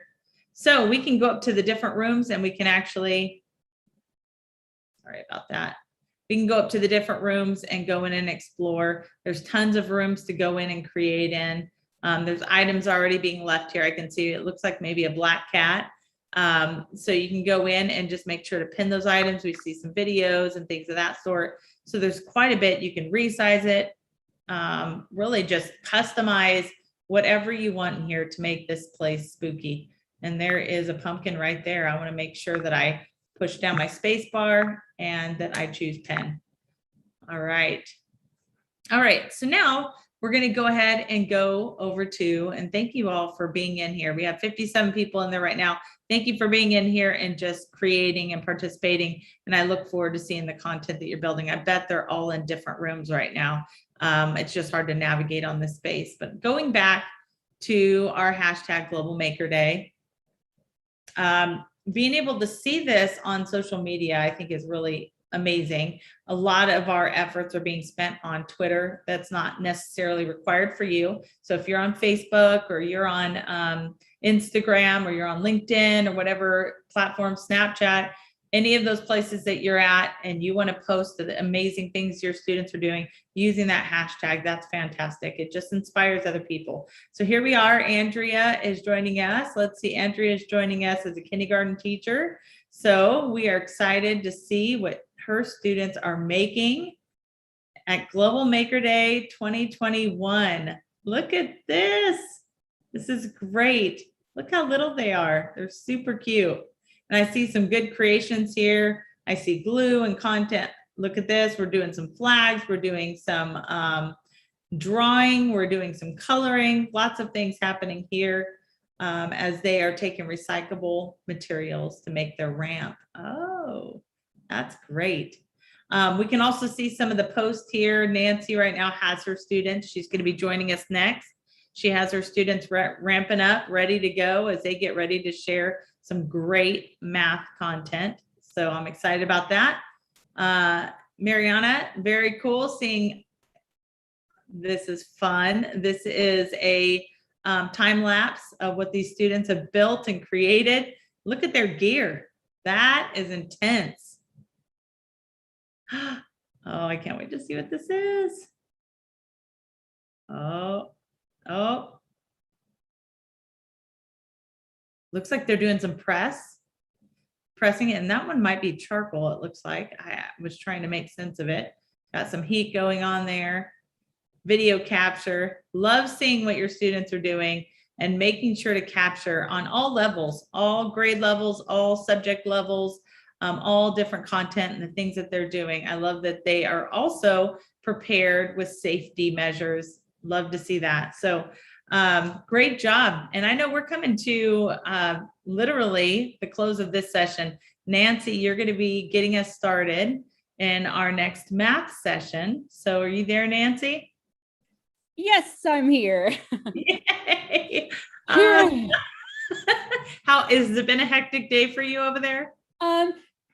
It's been interesting. It's always interesting over here. So we never know what's going to happen. I'm just hoping that no fire alarms or anything else goes off for the next 30 minutes because you never know.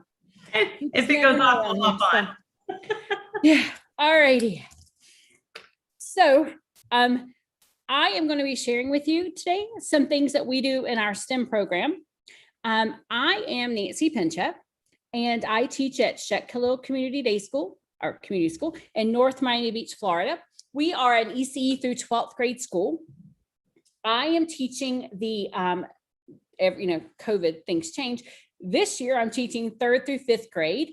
And my role has moved from a social studies lab. Now I'm in science and I'm doing our STEM program. So my class is called STEM Design, and I'm in the biggest room I've ever had. And so I'm so excited about that. And I still don't have room for everything, but it's okay. So today I'm going to show you some of the STEM and maker things that we do together. I taught math before, I've taught social studies lab before, I've taught a lot of different things. And I still, now that science is my topic, I'm still teaching it the same way that I did everything else. And I wanted to show you behind me here, I have my wonderful Lego wall that our maintenance team built for me. It is portable. It's framed out like a picture frame. I can move it anywhere I want to move it. It's wonderful. The kids use it. We have tons of Legos, and we do lots of fun stuff. I have over here Dr. Proctor, who went into space a few weeks ago. One of my students made a 6 for the 6th day of her going up into space. 6 days until she blasts off. So we have all kind of things that go on in here. I'm going to show you some of our projects. There may be students coming in or not. Who knows? We'll see. All righty. So let's see here. Now, this is me. And this is how you can find me. My website is nancypinchev.com. This presentation and a lot of resources are there, and I'll show you that at the end. I also have a blog where I post some things that I think are really cool. I collect all the cool stuff that I find during the month, and I post about it once a month. Usually at the beginning of the month, I'll post the previous month's cool stuff. I'm on Twitter and Instagram at Pinchavable. I kind of didn't want to go onto Instagram because I was like, not another thing, but that's where our parents are. Our parents are all over Instagram. So I joined Instagram too, so that the parents could see all the, cool stuff that their kids are doing in class. And then if you want to email me about anything that you see here, any questions, I love brainstorming with other teachers because as a specialist, I'm the only person who teaches what I teach here at my school and the way that I teach it. So I don't have a team. We have a 1st grade team. We have a 5th grade team.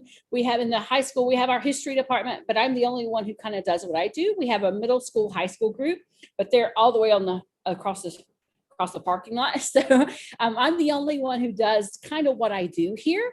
So I love brainstorming with other teachers through Twitter, through emailing, however. Get in touch with me. Let's brainstorm together. So let's see here.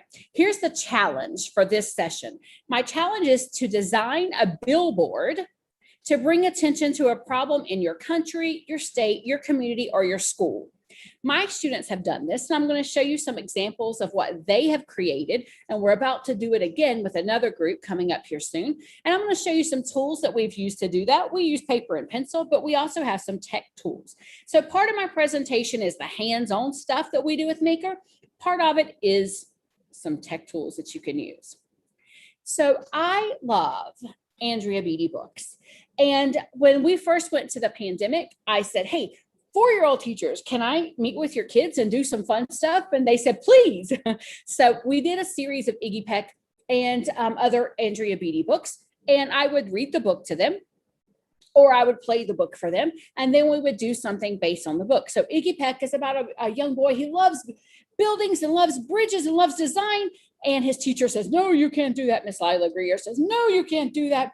And then, oh no, they're going on a field trip and the bridge falls apart, and Iggy Peck has to design and build a bridge for them to get back across. And then he becomes, a special speaker to come back and teach the kids about using your imagination and designing.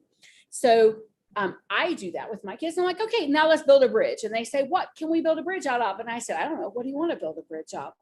So they use anything they have. So I did this with 4th grade during that May that we first went to the pandemic. And anybody who wanted to can just drop into my Zoom and we would do whatever. So that was one of them. So I have several of these kind of activities I'll be glad to share with you.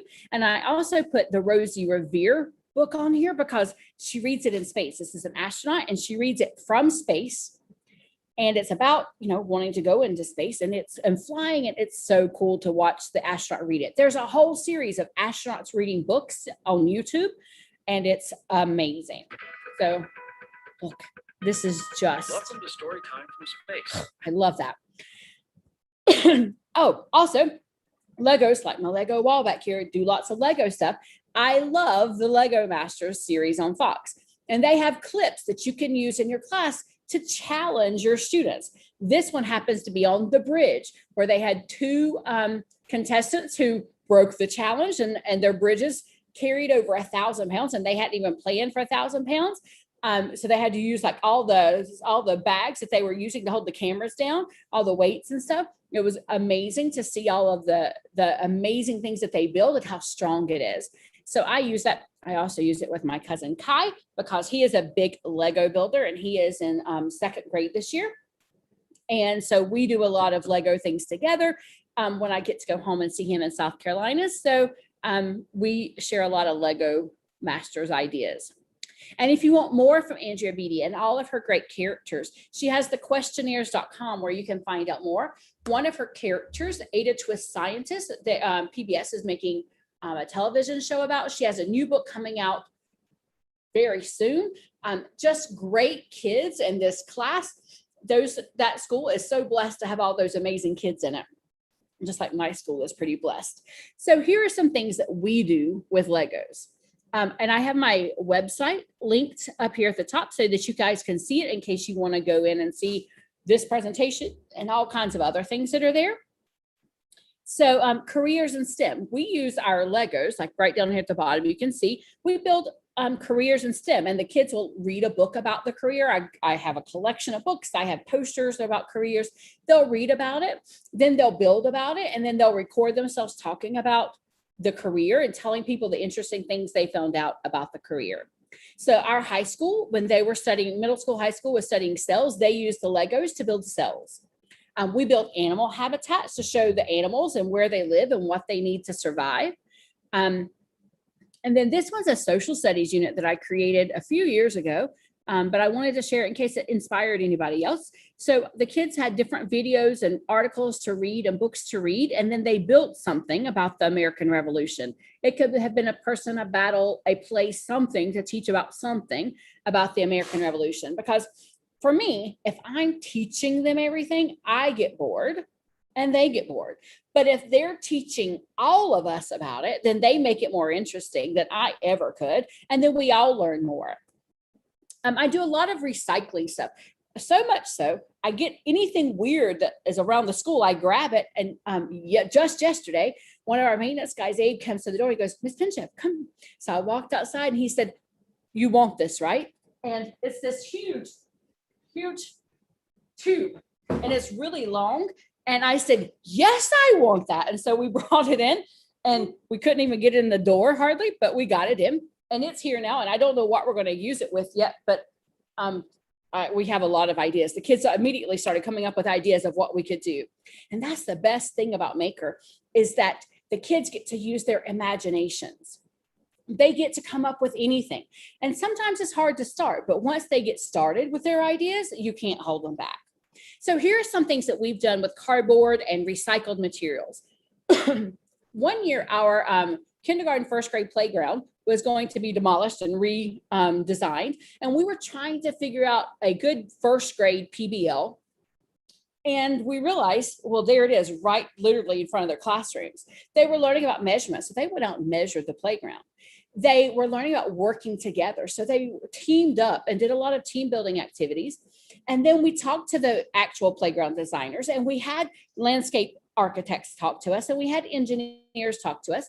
And the kids designed their own version of the playground, what they wanted it to look like.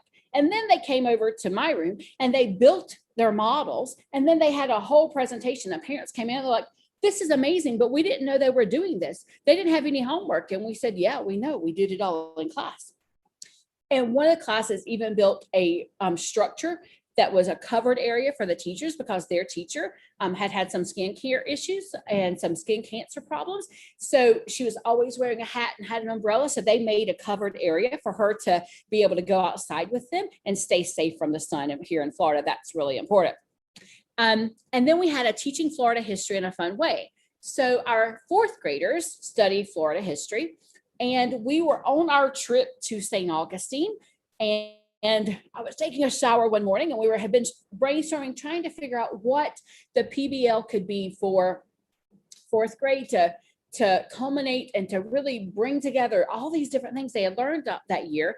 And it really came down to, let's create a theme park and make it all about Florida history.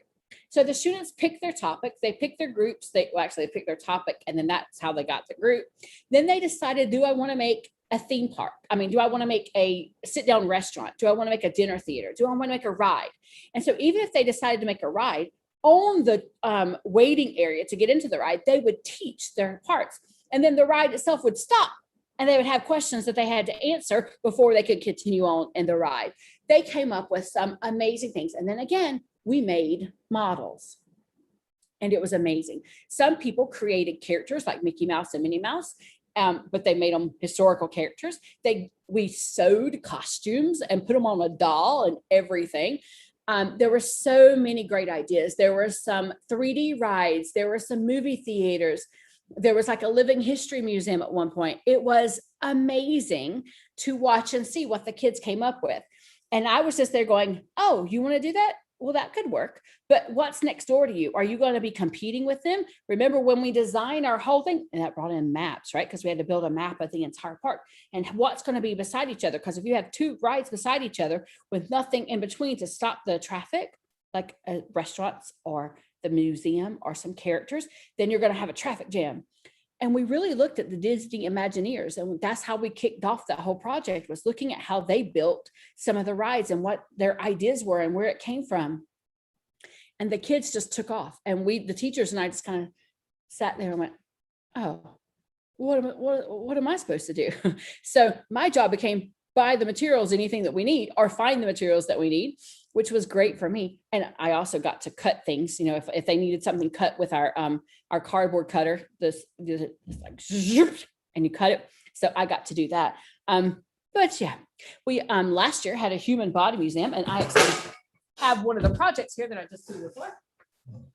This is an eye that one of our students made. This was a family project this time because we were at home and at school and at home and at school. So this was a family project that they made the human eye. They labeled all the parts to it. I have some pictures I'm going to show you of and some videos of it as well that you can see of our museum, and it was fabulous. We also did this past year in third grade. They did cereal box games, and we were using magnets as our game part. So they had to somehow come up with a game that used magnets. This year, we're going to expand it into force, motion, and magnets. And the session earlier this morning, I was so excited listening to it. The kids were listening to it too. And they're like, oh, we're going to do that. We can use that idea. We can do that. Exactly. We're going to use everybody else's ideas that we've heard today. And that's pretty exciting. So here are some of the things that we did last year. On the left, you have Solomon. We were studying dinosaurs in third grade. So we made our own fossils because we were learning about how fossils are made and where they have found fossils at. So we used some clay and Play-Doh and some dinosaurs, and they made their own fossil and left it out to dry so it would get hard. And then over on the other side, you see some of my third graders. When we were doing force and motion, we were learning about friction.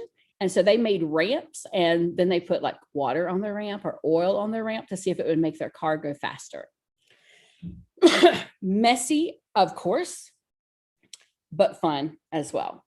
That's, you know, if my room isn't messy by the end of the day, something's going wrong. Here are some examples of things that we've done. So you can click on these links if you go to my website and you open this up. You can see the Hot Wheels lab. You can see Hopper Poppers. This is from Mystery Science. That's our base program that we use. I'm also very fortunate that I get to create more things and bring in more. With fourth grade, we were learning about the human body. So we made a bionic hand, and one of our students actually got it to move and everything. Here's some more about our magnet games. We have a virtual maker museum. The very first time I ever did maker, I saw it at a lot of conferences, and I kept putting it off, and I kept saying, no, I can't do that. It's just, I can't do that. It's too much. It's too much. And I said, okay, I'll try it. So we tried it, and the students were just phenomenal. And I asked them, what did you like about this? And most of them said, I liked it because I got to choose what I wanted to make, and I got to choose how I wanted to do it. And when it didn't work, I got to fix it myself, and I didn't fail the grade because it didn't work. Instead, I got to fix it and keep working on it until we did get it to work, or at least I figured out how I could make it work. There's some animal features there that you can look at and see the animal activities we did.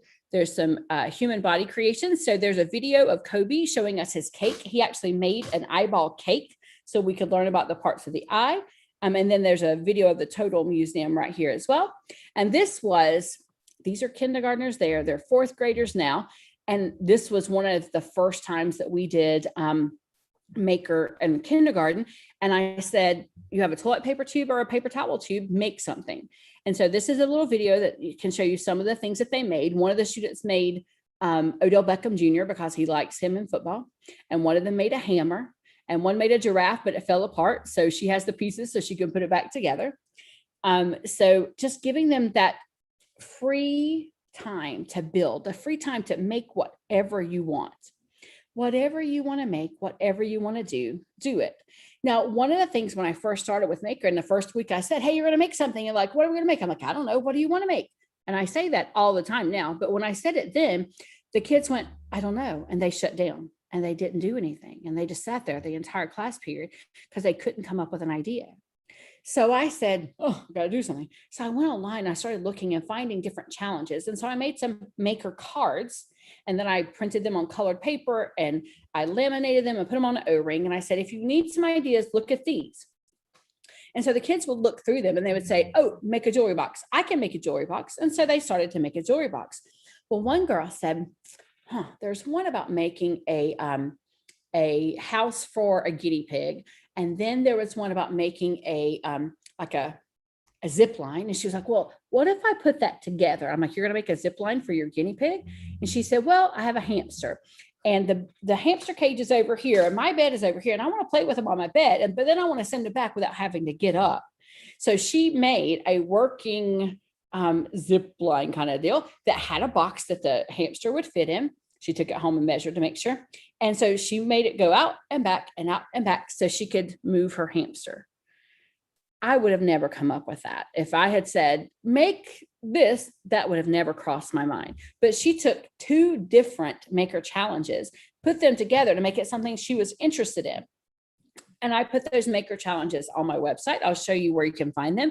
And it's just a good way to give kids an idea, because sometimes it's hard to start, but then it's even harder to stop once you got them going. So this is the video.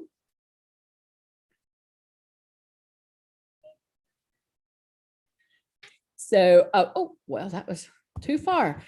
So you can watch that and see all the amazing things. And like I said, they're now fourth graders, and I showed them the pictures the other day of them when they were in kindergarten. They thought it was just the best thing ever.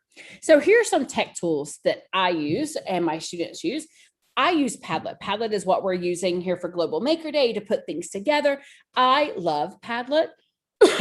I have Padlet. We have it as a school.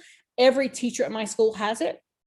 Every student has their own accounts, and we use it all the time. For me, when we do Maker, it's hard for me to see everybody's project and to see where they're at in their project. So I'll make it in every class. So I'll make a Padlet and they'll post their updates. The one that's here is the perimeter and area learning board that I did in my math class last year. At the end of the school year, we had a couple of weeks left. We had finished pretty much everything that we needed to cover. So I wanted to put it all together with something the kids could find useful. And so we put our area and perimeter together into making a house. So we did some different activities that led us up into designing and our own house. We even picked out the flooring and figured out how much the flooring would cost. We went to Lowe's.com and Home Depot to find the best price. And so the students had a learning board of activities that they needed to complete. And when they finished it, they would take a picture and post it. Now, some of my kids were at home, right? Because COVID, who knows where they're going to be. Some of my students were here at school, and I was teaching from one room into 3 other rooms, because at that point, we weren't always allowed to leave one room and put 3 different classes together. And I was teaching kids in 3 different classes. So no matter where they were, they could do their work and post it. And then I could be able to see what they've done and check it for them. Let's see, here we go, Flipgrid. So Flipgrid, I, again, love Flipgrid. My kids say, you say you love every one of them. And I'm like, I do love them all. Flipgrid is wonderful because my kids can go in, especially for after they're finished, and they reflect on what they've done and what they could do differently next time. And that makes a growth point for them. And it also helps me. I always say, you're not going to hurt my feelings in any way if you decide you didn't like what we were doing. Tell me how to make it better. That's okay. We do a lot of predictions on things. Right now, we're doing this whole pumpkin unit. I have pumpkins and squash and gourds all over my room. And so we do a lot of predictions with how many seeds or how big is it going to be. So they record their predictions. Then we look at it and then they can go back and see how, if they were right or if they were wrong. And you can also connect around the world. When we were doing that theme park activity with 4th grade, I looked into Grid Pals, which is a way you can make connections across the country or across the world. And we found a middle school class who was also looking for Grid Pals. And we said, hey, we're doing this project and we need people to give feedback because our kids don't understand how to give feedback. Well, that class did. And so our kids would record a video and share it through Flipgrid with their pals. And the middle school kids would watch the video and they would give them feedback and they would say, well, here's something that I thought worked well, or here's a glow for you, and here's a grow for you. So here's something you can work to improve. And it really gave our kids the language and the understanding of how to do that for each other, so that by the end of that project, they were helping each other glow and grow. And it was amazing. It was just phenomenal. So there's some links here to show you some of the things that we've used with Flipgrid. Array cities for my math class. We were learning about arrays and I said, go make it. And they said, how do we make it? And I said, I don't know. How do you want to make it? And that frustrates them again. But one of my students went to his Minecraft world and said, here's my Minecraft world and here's my building. And it's a 9x5 array. And here's this building and it's this array. And I'm like, that's amazing. And then I was doing ecosystems with 5th grade and Tali said, can I use Minecraft? And I'm like, okay. I always tell them, make a shoebox, do whatever, make a slideshow. I don't care, make a movie, whatever you want to do is fine with me. And so Tali made this entire Minecraft world. And she's like, okay, so we're going to pretend like this is a roadrunner. It was really a different bird, but they didn't have a roadrunner. But she's like, okay, so this is the roadrunner and this lives here and this does this. Phenomenal. And again, I got out of their way. Solomon talks about his plant book. On Flipgrid, we did a whole book series where they were reading about plants and then they had to tell each other about it. So that was pretty amazing. Canva, my 5th graders love Canva. It's a free program for teachers. You can get Canva for educators and you can create a class and then your students can do work and share it with you. My kids have been making posters like crazy. I have hired 2 of the girls to be my graphic designers. So they make all the posters in my class now. You can make infographics. You can do all kinds of things with Canva. We started out by learning it by saying, hey, make an all about me poster to share with me so I can get to know you a little better.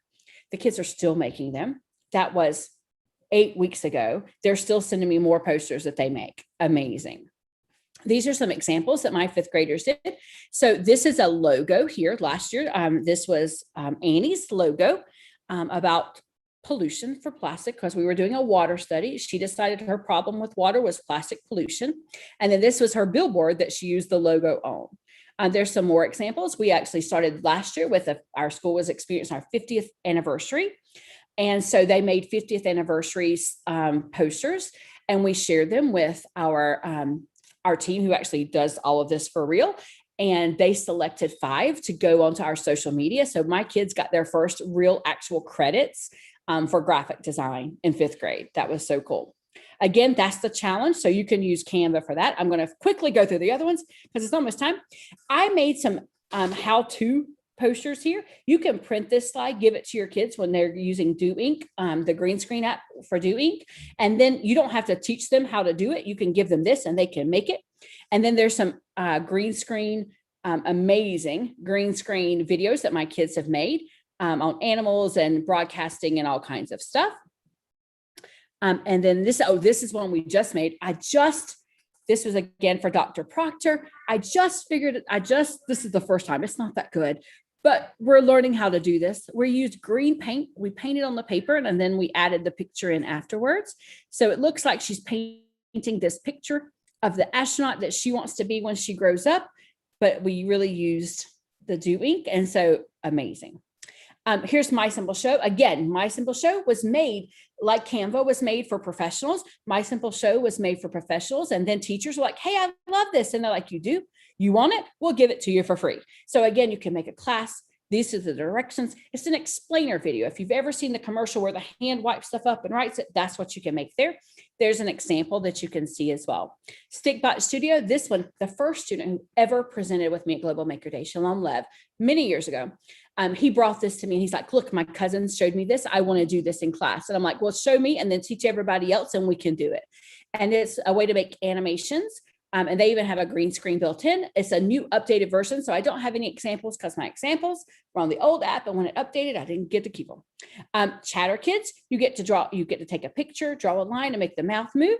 Here are some examples quickly. You are saving many. So that's a manatee example. And here is a math example where they wrote a story problem and then drew it out and then read their stories. So that's a lot of fun. Adobe Spark, again, Adobe for EDU. You can get some free, you get it free. You can make classrooms, do all kinds of amazing things. Here are several examples. This is one with landforms. I am a landform that has an opening. I am a landform that has calm water. I am a land. So they were writing, they could do it however they wanted to, but Ariel decided he would make it into riddles. And so they made the landforms out of clay and then turned it into a movie. This one is a kindergarten example where we found shapes. And this one is another kindergarten or first grade example, maybe, where we were doing money. So let's see. I know everything wants to play. Fake book, great way to make a so if I told the kids I'm not getting sued by making a Facebook page, but we can do fake book. So easy. There's some examples here as well. EduBlogs, I have my EduBlog. That's my blog platform. These are the different things that you can do with it. Like they were using Wakelet earlier to create a portfolio. You can create some portfolios and have real audiences on EduBlogs as well. Big Huge Labs, again, this is a way that you can make a billboard. You can make baseball cards. My students just made some baseball cards for Florida plants and animals. They did some research. They found the Florida plant and animal that they wanted to learn more about. They read or watched a video or read an article or a book, and then they made it. So that was pretty fun. Let's see, what else do we have? Oh, again, the challenge, make your billboard. Big Huge Labs can do that. The only thing I don't like about Big Huge Labs is that there's a lot of ads on there, but they have to pay for it somewhere. My personal website, nancypinchev.com, is on Weebly. Another great way to make a portfolio of work. Issue is again, free. You can make newspapers and magazines with it. So we had a school newspaper at one point called Cub Hall, and I would put everything onto a Google Doc and download it as a PDF and then put it in, and it looks just like a real magazine. I like free stuff. So you can use art, dance, and music. So I had kids draw things to show the different explorers. This is a kid who's now in 5th grade. He painted this when he was in 1st grade. And I keep showing him because I am so impressed with all of his work. And then music. There are apps that will put your words. You just read into the app and then it remixes it and makes it into a rap. The kids think it's hilarious. And so we play with that sometimes too. Now, maker challenges. I wanted to show you where you can find the maker challenges. So if you go to Nancy, well, let me publish. Of course, it would help if I published. If you go to nancypinchev.com and then you click on 2021 presentations, Global Maker Day, and you will see, this is the link to my presentation. There's the challenge. I also have just about everything I do centers around literacy. I have a book for every topic that I teach.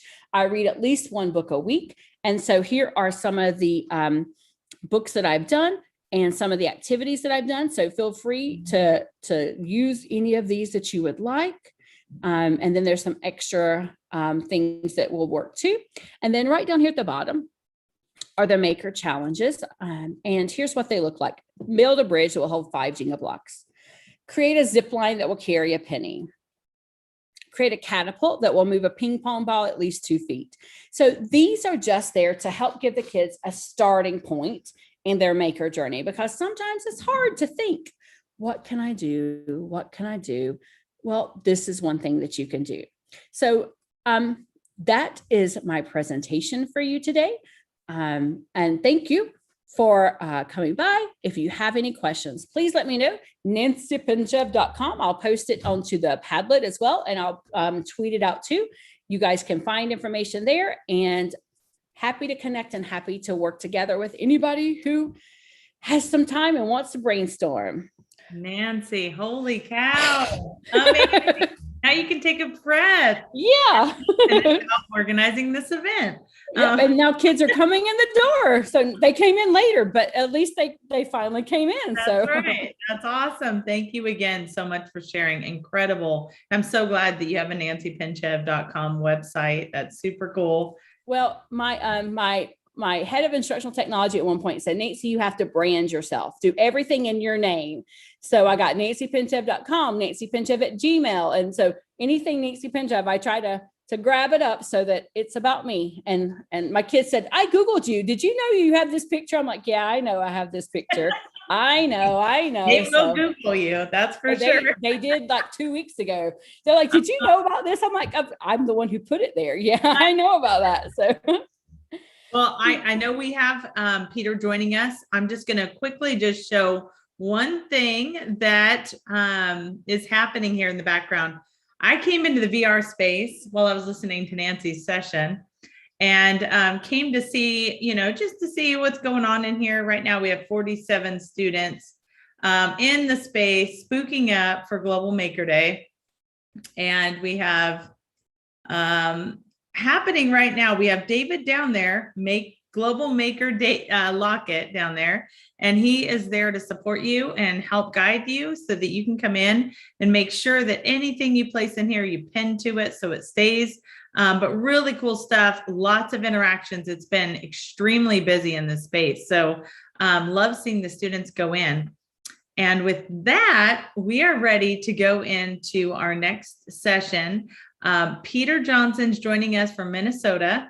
I think he's in Minnesota today. And his session, speaking of Minnesota, cooler classrooms for creating. So I'm in Texas, so I'm thinking you're much cooler than I am right now for sure. Right. It just cooled off up here. It's 60 something degrees. So nice. That's awesome. Well, I'll let you take it away and we'll be here watching. Well, great. Yeah. So my name is Peter Johnson. I am the innovative arts teacher in Pine Island, Minnesota. And, it's my dream job. I was a middle school science teacher for a long time, and our school built this really cool space called the Fab Lab. And after a few years of getting it set up, I was the one teacher who was using it all the time, getting in here. And then at the same time, our middle school technology position opened up. So they said, why don't you take middle schoolers into this cool space full time and just try to give them something to create, something to make with, something to get excited about at school. Yes. So I was so excited to get started in here. And over the past few years, I've slowly been trying to make a more and more interesting space for my kids to work in.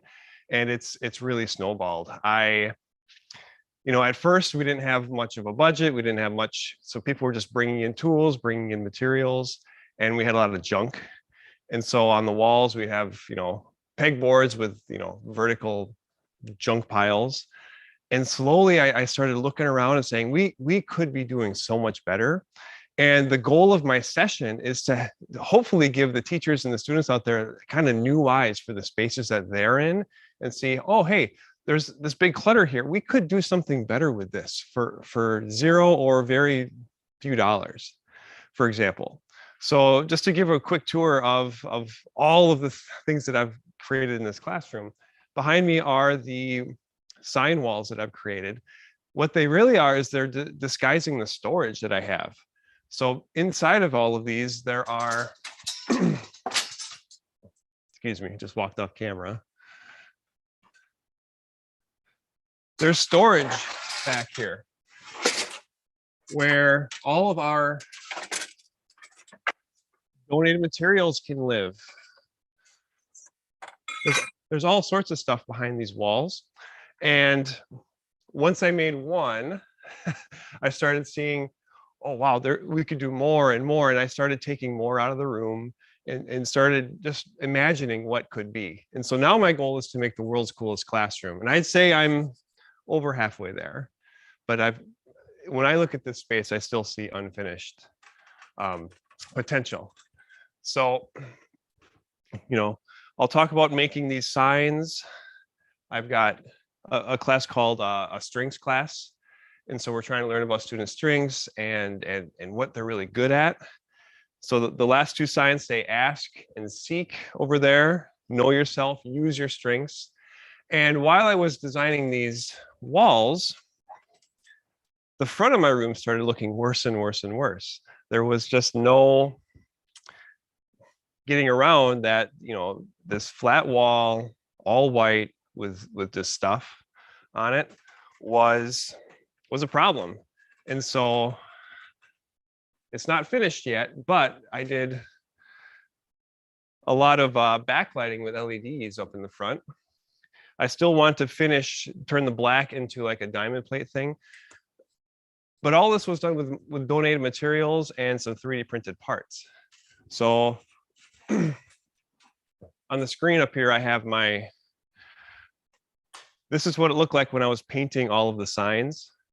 So all the signs, they look kind of nice. All it was random spray paints. I grabbed all the colors I could find in my garage. I asked around and we just randomly spray painted stuff. And to make all of the, so that the whiteboards would hold up these pieces of foam board, I had to 3D print some parts because we couldn't drill into the walls. So it was a really interesting engineering problem to how can we create these panels in which we're gonna have LEDs in the back and foam board on the front. There's all sorts of parts we had to create. And my students, we designed it together. We would print one out, test it out, see if it was strong enough. And in the end, we were able to do this. So all of this, all these signs, all of the things you've seen here, they're lit up with these inexpensive LEDs. Now you can buy these for $5 a roll about if you don't have a power supply with it. If you want to get a power supply with it, maybe you should. What I'm using are old computer power supplies, but most people are probably better off getting a power supply with it. There's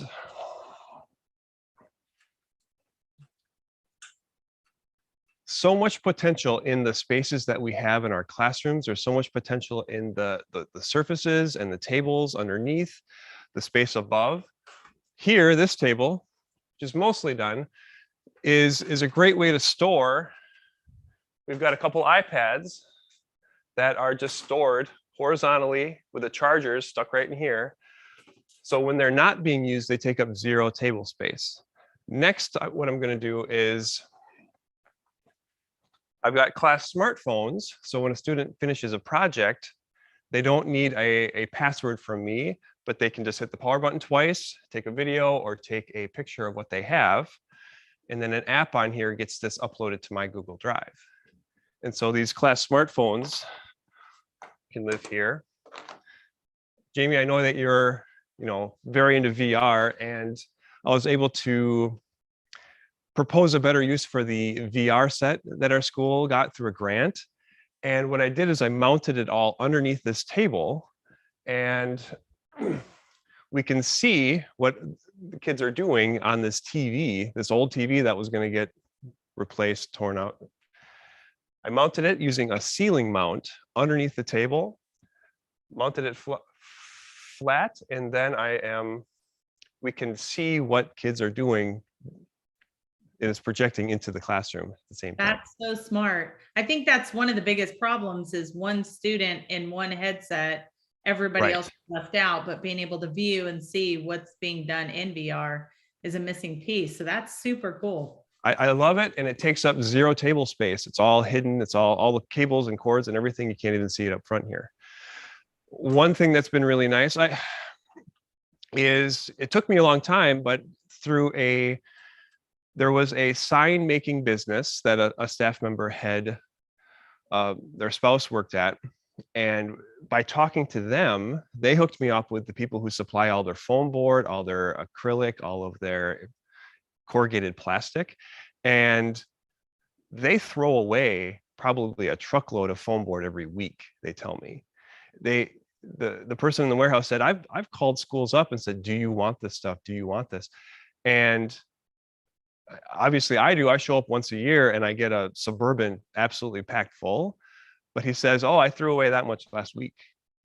And so there are places out there where if you might have to drive, it takes me an afternoon to drive there, load up and come back. But once a year, I can get enough foam board where my students are able to make some pretty big projects, use it as material, as we'll see in a moment, or like the front of this room is out of donated foam board, by and large. This is just a little $60 projector from Amazon, but my kids can take their Chromebook, plug this in, project it onto a piece of foam board, trace something, and then they have the outlines of something. Maybe they're doing a silhouette of a ice skater and their favorite quote. And that's a really easy way to use donated materials to make something big and impressive with middle schoolers. As I go around the room, there's an exercise bike. This was on the side of the road right outside the school. I took it, I tore the exercise part off of the top, and I put a little mini table next to it. And now kids sit there and pedal as fast as they can and get that energy out while not making any noise in the class.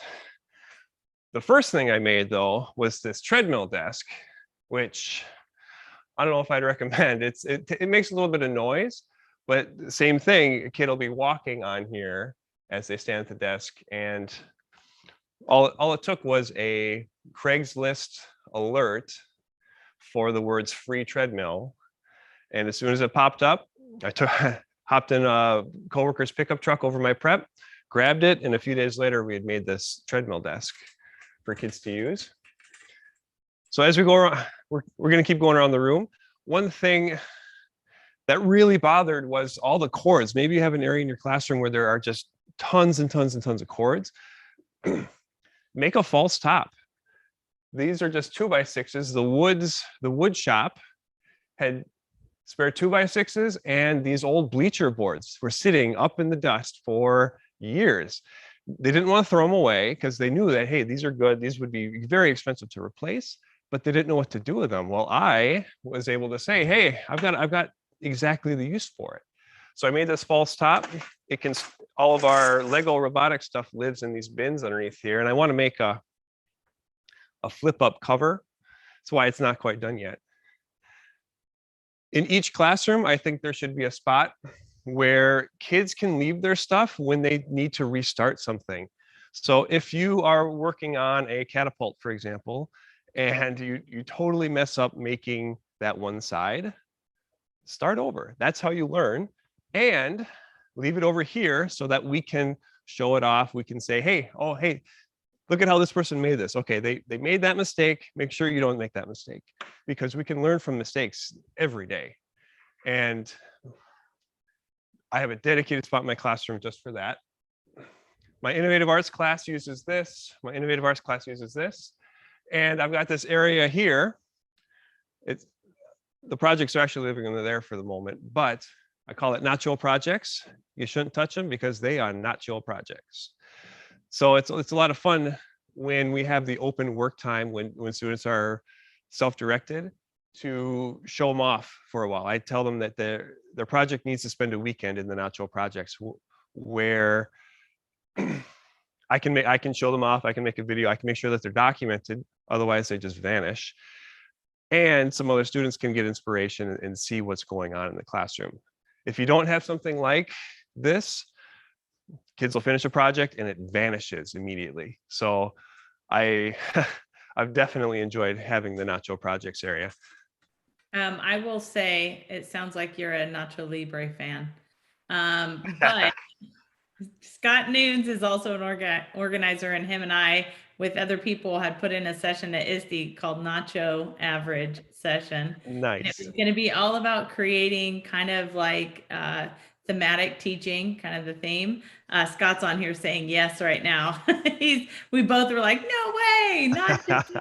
Anyways, so love that theme, and I think my husband quotes from Nacho Libre every day as a science teacher in the middle school, and none of the kids know what it is. I'm like, what is Right. wrong with you kids? Your parents need to teach you about Nacho Libre. So anyways, thank you for that. Great. Yes. So we started this space with the idea of having larger projects, and we started this space thinking kids will be working, the first thing they bought were a set of hammers, like a class set of hammers, 20 hammers. They didn't really know what we're going to hammer, but that kind of shows the idea. And figuring out how to organize tools was always something that it stumped me, because kids need to know where to put them back and where to, find them. Even with exact places, sometimes it's still hard. We'll have 8 tin snips, but we can only find 2 in the classroom because they're just misplaced. And so what I've made are cut, bend, and affix tables. So all the cut tools end up over in the cut table. The bending tools, pliers, there's not very many, end up on the bend. And affix, this is the one that gets the most. Maybe it's washed out, you can't see it. But I was able to organize all the tapes end up being in one place. For example, nuts, bolts, screws. On the other side are the glues, everything else. One interesting way to help show off when your students finish a project would be to, have, I call it like a family or a horde of projects, where we just finished this project where kids were using motors to make something do something. And it's so much fun to have a dedicated space. This one is just a cake that spins. It would take up this whole table, except for this top that we have. Just a couple of weeks ago, I added this surface to the top. And what's nice is that you can store things underneath it in the back, have all that table space in the back dedicated to, paints, or here is our binding machine or whatever. All of the materials can be stored underneath this table, but we can display on the top towards the front. I understand it's messy. However, doing the best we can. Ooh, how am I doing on time? Well, you're doing fine. What I'd like for people to start doing is looking around the room they're in and seeing, okay, this needs work, or we have this big open wall right here, or hey, there's this big, beautiful table over here, and it's always just been full of 3 desktop computers. How could we use that space differently? How could we use beneath the table? How could we use that space above in some way? Because the room that you're in right now could be more interesting, could be better. Take a look around your room while I move my chair back.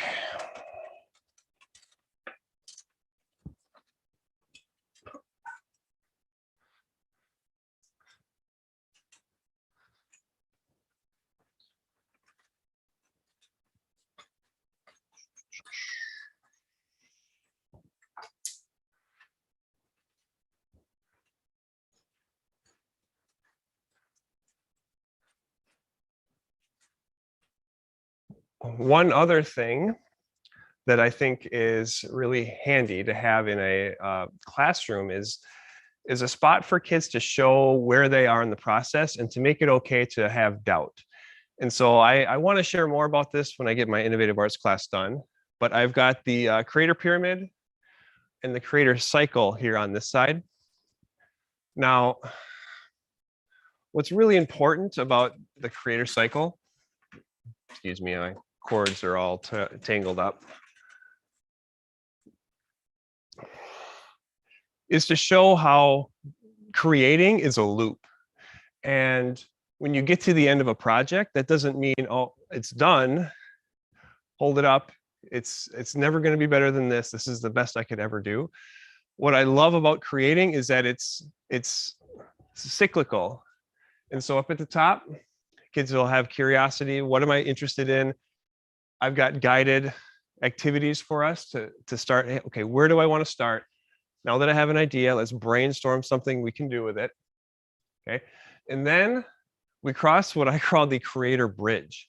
And everyone has that feeling when you first start a project where you're so excited to start. You're imagining it's going to be fun, it's going to be easy, it's going to be impressive.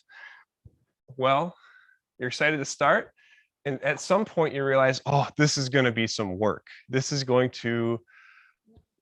going to be as fun or fast or easy as I imagined. So that realization just has to happen. Some point after they realize this will be work is doubt. Everyone has doubt when you're in the middle.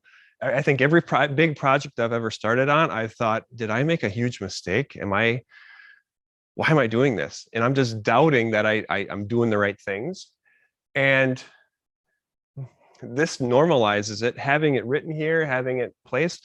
Yeah, hey, I'm just in that place of doubt. Maybe you need to restart your project. Maybe you need to give up and do something different.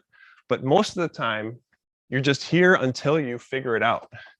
And eventually you work past the doubt, you work past the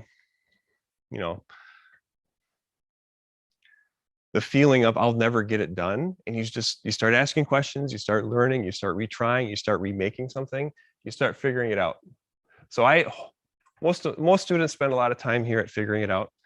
And finally, at the end, most projects anyway, a student will say, it's okay. It's not as good as I wanted it to be, but I learned a lot in the process. And that's what's really important. When you see somebody on YouTube, when you see somebody doing something that's so impressive, what you're not seeing are the years and years and years of failure and the years and years and years of trying that went into that. Then teach them how to share what they have and lead that right back into what are you going to do again? How are we going to make this, take this to the next step again? So I want to know what questions are out there. I've shared my best stuff. So. Well, I definitely have a question. Yeah. I know that you mentioned some of the lighting features that you have, but you have quite a bit of lighting happening around the space.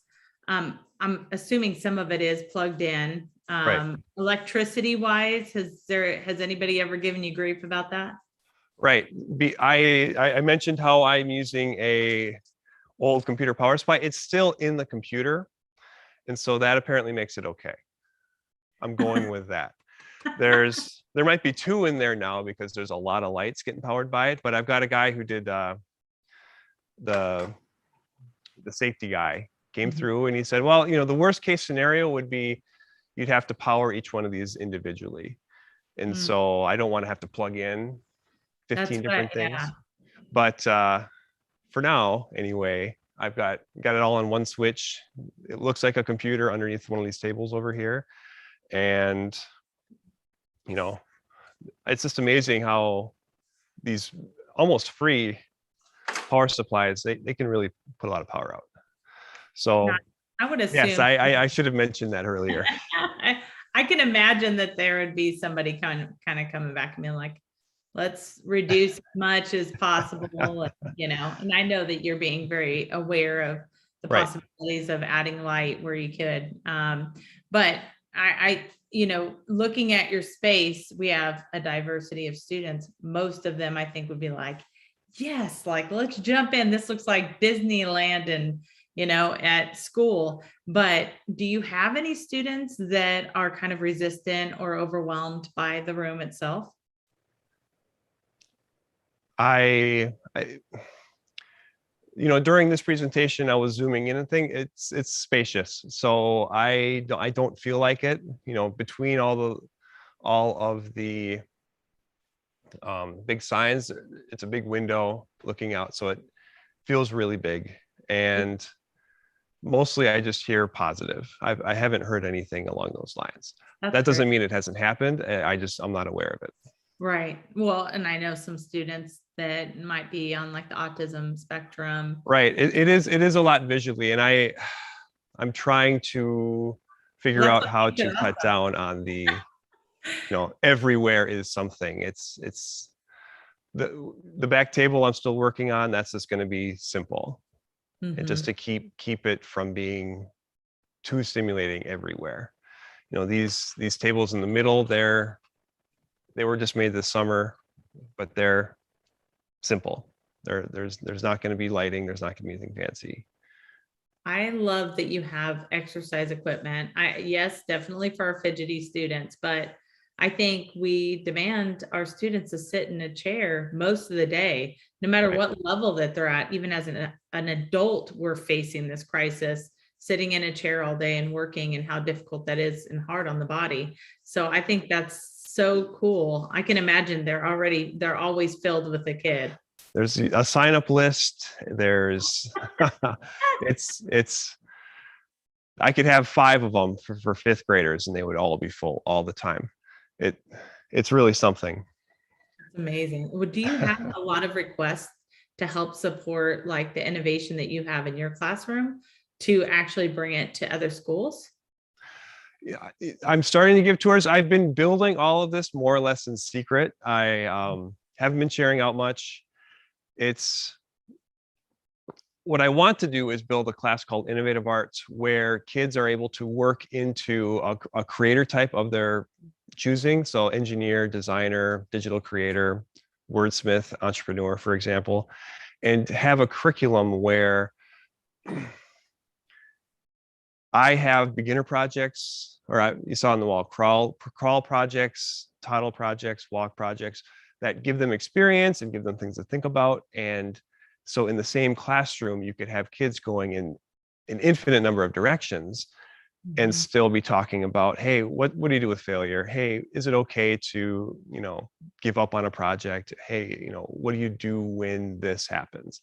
And once that curriculum is really ready, I expect, hopefully I'll have the world's coolest classroom at the time. And you and we could all show what could be an education. More so than, education is testing, or education is, what it's more what your skills and what you can figure out, and how you're taking your strength and leveraging it into something that's really cool. And we don't all have to do the exact same thing. It's 2021 after all. We don't all have to know this and this and this and this. We could have very different skills doing very different things, and that's okay.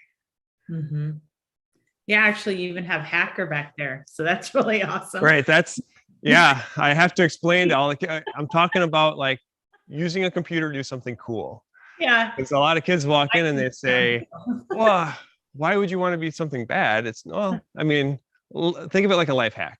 If you're using a computer to do something cool, that is, you're hacking it together. They hire hackers to go in and really put the pressure on their product to make sure that it's safe. So they actually want people to go in and create some havoc so they know how to prevent it from a real hacker that has bad, ill will for the company. So we need people to break things. We need people to figure them out and fix them and make them better. And so all of the creator types you're seeing, they are in the works. And I've the projects that I'm creating, I'm trying to package it such that a teacher could use my website, use the resources that I have on YouTube, and just have kids going in different directions all at the same time. it's been a mountain of work. So the only thing I can share this year is some ideas for making cooler spaces. You know what you should totally do is turn that room into a digital VR space. So you can actually share with other people to invite them in to kind of tour on their own time. You can capture all of that in a 360 and then here with like content on ideas, resources, but it kind of makes it a space that people then can come in and learn from you. I like that idea a lot. I had not thought of that. And there's more. I was trying to decide if I should show the stuff in the back of the room or not, but you know, there's so much opportunity to do fun, cool, interesting things at schools that we could be doing better. And it just takes, I mean, we're all burned out. So trying to do our day jobs. This was really good. Thank you, Peter, so much for joining in. I remember seeing your post on social media with your room set up and thinking, oh my word, I think it was Michael Drezick who pointed it out. And I was like, this guy's got to share his space. This is unbelievable. So literally put out a tweet saying unbelievable Fab Lab. So super cool. You've done a lot of amazing work. Well, thank you, Jamie. And thanks for having me. Thank you. Have a good day, Peter. Bye. Bye. So we are just seeing everybody, you know, showcasing, spotlighting the things that they've done. I'm just going to go in and go ahead and show what we have going on Twitter. Go ahead and refresh that. I know that throughout the day, we're going to have a lot of different things happening, different activities, different grade levels, the concepts of how they're using it. You know, really, Peter, if we can only like put him in a 3D print machine and like duplicate his mind several different times. But that's the best part about this is that even if we did that, it would look different in a totally different classroom with different students. And I also like learning that students took ownership of that space as well. So seeing the activities you guys are doing over here, I think I've seen Sphero a couple different times doing some fun activities. Love that. And love to see everything that you guys are bringing to the table. There's just so much that everybody is accomplishing in their classrooms. Surprise, surprise, we have Nicole Lee with us right now, who's going to be sharing how to take this really to the next level with coding. So Nicole, thank you so much for joining us. I know you're coming in from France right now, correct? Yeah, I'm currently located in France. I'm originally from Arizona. I did my studies in Cambridge, Boston area, so kind of been around the world. That's so cool. Well, take it away. Yeah. So I like how in the last session, they have a hacker space. And so I'm originally an MIT alum. So I graduated from MIT in what year? 2014. It's getting to be a bit long now. And MIT actually has a really strong culture of hackers.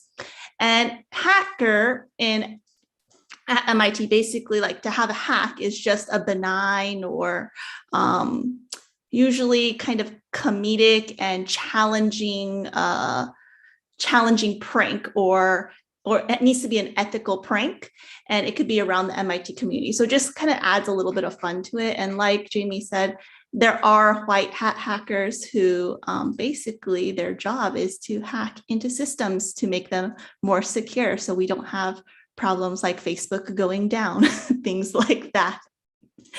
And so what I want to share with you today is I want to go on talk about applications. And specifically, I'm going to first go over an application on elementary, a little presentation I made. We'll then see an application of a social media page, introducing a little bit more about me. And then the challenge for you all is to create your own application. So if you are at home or at school and you don't have an elementary account, don't worry. You can actually create and design your application just on paper and pencil first. And then once you have what kind of application you kind of want to make, you can then go into elementary to actually code all of the interactions and animations or sounds that you want to do. But let's first take a look at what are applications anyway. So what kind of app do I make? And let's take a look. So You might say, what is an app? What comes to mind? And I want you to kind of brainstorm, what is an app exactly? We hear this all the time. We see there's an app for that, but what is an app at the core of it? So some people might say, well, it's what's in my phone. You know, I have an iPhone, I have an app store, there's lots of things on there. Those are all apps. Some other people might say, oh, it's like TikTok or YouTube, things like that. And then you might have something a little bit more broad and general and say, oh, it's the things on the internet.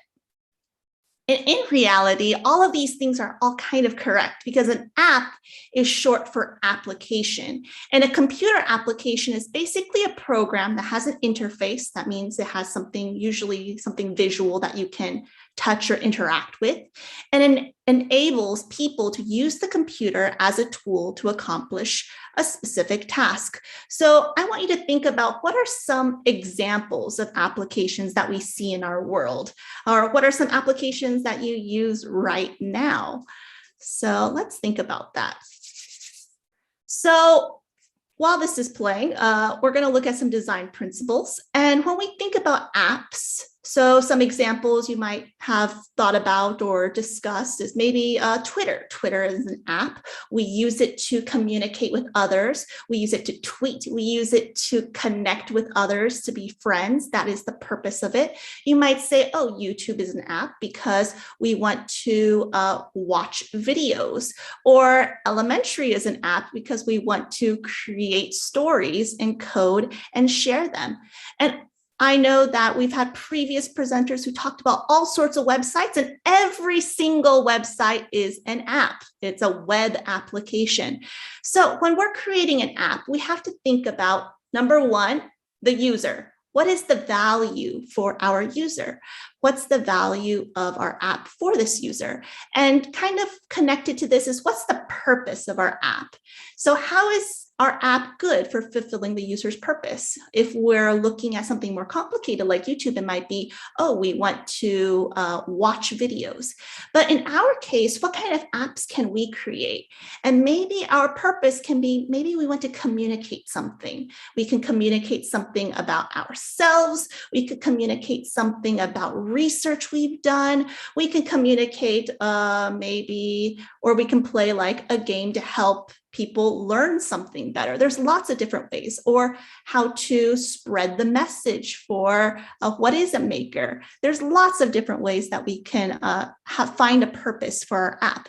And the third thing that we want to look at is your app easy to use or not? And we'll be covering that a little bit when we're designing our app on Elementary, and some key tips that you can do when you're creating your app. So what kind of app do I make? Okay, an app sounds good, it sounds great. Where do I start? How do I begin? What do I even make in the first place? And I kind of covered some ideas a little bit already, and you can create an app simply to share something about your interests. So maybe you want to share with the community a little bit more about who you are, or maybe share something with your friends. You can also use an app to communicate research. So for example, this guy, he might want to create an app that explains the history of pizza, or maybe why water conservation is important, or even something like what are 5 things you should do if a zombie apocalypse happens, and do that. So when we're creating our app, we can do a couple of fun things on Elementary. Okay, so first thing is we can create buttons, and these buttons can do all sorts of things. In my case, I just made it so this speech bubble faded in, because you want to make sure your buttons trigger something. So if you are creating your app, oh, you can't see it because it's white, but I have a piece of paper here and it's white, so it's disappearing. But on your piece of paper, when you create a button, you should write down what that button does. Does that button go to a different page? Does that button play a sound effect? What does this button do? Okay, every button should have a purpose and an action. So you can also add animation. So maybe your button triggers an animation. I'm going to click on my cat and he's going to jump. So maybe every time you click on a cat, which is your interaction, you're going to make him jump. Or maybe you can add some music or voiceovers or sound effects. So these are all different ideas that you can use when you are coding your app. So I have some pretty epic music now, or I'm not sharing my sound at all, so you can't hear anything, but there we go. So I'm going to share with you an app I created when I introduced myself, and we'll just take a look at it. And in the what is it called? The thing that has all of the links. What is it? Yes, the Padlet. Sorry, I was like Wakulet or Padlet. I don't remember. The Padlet. In the Padlet, I have links to both the profile app. So let me see if I can find mine. About Me. And I have one that you can actually remix. So here's the remixable one. And you can use this as a base to create your own About Me social profile app if you want to. This one is already pre-coded, so you just have to go through and add different things, maybe customize your character, things like that. So let's take a look About Me. So this is one that I have created about me. It says Nicole K because I made this prior to getting married and changing my name. But I am an educator, a gamer, a developer, a musician, and a cat lover. And hashtag croissants are delicious and hashtag bookworm. So I have a couple of things where I usually start with when I introduce myself, and I say, guess where I'm from? I already told you this answer though at the very beginning, but I was born in a place where it's really hot, and this place is known for its cacti and its canyons, so we can see more. And I was born and raised in Arizona. And if you've ever been to Arizona, you can fry an egg outside in the summer. It's quite dangerous. Make sure to drink lots of water. I went to a normal public school, and my parents didn't speak much English, but I somehow made it to MIT, which is a pretty fancy school, Massachusetts Institute of Technology. A lot of the scientists and the computer programmers come from there. I think it's about like 60% of the graduating class are programmers. But just to let you know, I didn't know anything about computer programming at all prior to getting to MIT. And even when I was in MIT, I didn't really do anything with programming aside from like manipulating math. So I do not have a background in computer science, but I am now a developer. So sometimes life gives you lots of interesting turns. So guess where I am now? And I am now in France. So it's a country that's shaped like a hexagon. And basically, after I graduated from MIT, I became an educational researcher, and I became a developer at the very end because I wanted to take what my ideas were and put them into action. And really, in order to do what I wanted to do, I had to make my own solution. And that was why I ended up becoming a developer. So fun facts about me, though. I don't know why, but people, when I ask them, well, what do you think I wanted to be when I was in 5th grade? They all think I wanted to be a doctor, a scientist. Some people say a dentist, computer programmer, game developer, things like that. And to be honest, I didn't know any scientists. The only scientist I knew was my family doctor, because that's just what was around me. And I didn't want to be a doctor at all whatsoever because I don't like blood. I don't want to be in school for a million years. And I had other passions in my life. And in particular, I wanted to be a teacher first, and then I wanted to be a musician. And I was planning to be a professional flutist from 6th grade all the way up until 11th grade. And I was really serious about this because I did all the things that you're supposed to kind of do, practice a lot, and practice a lot. And I ended up changing my mind because I entered a summer program called MITES. It stands for Minority Introduction to Technology, Engineering, Sciences. And it's kind of funny because the reason why I entered this program in the first place was because I didn't want to stay home over the summer because my family business is Taekwondo. And as a child, an only child that has a family business, over the summer, I would be enrolled into helping the family business. And I did not want to do that. I wanted to take a break from it. And so I searched online on Google and I searched free summer programs. And then I applied to all of them. And I got into this one, and it really opened the doors for me to enter the realm of STEM in general. So my family business is Taekwondo, which is a Korean martial art.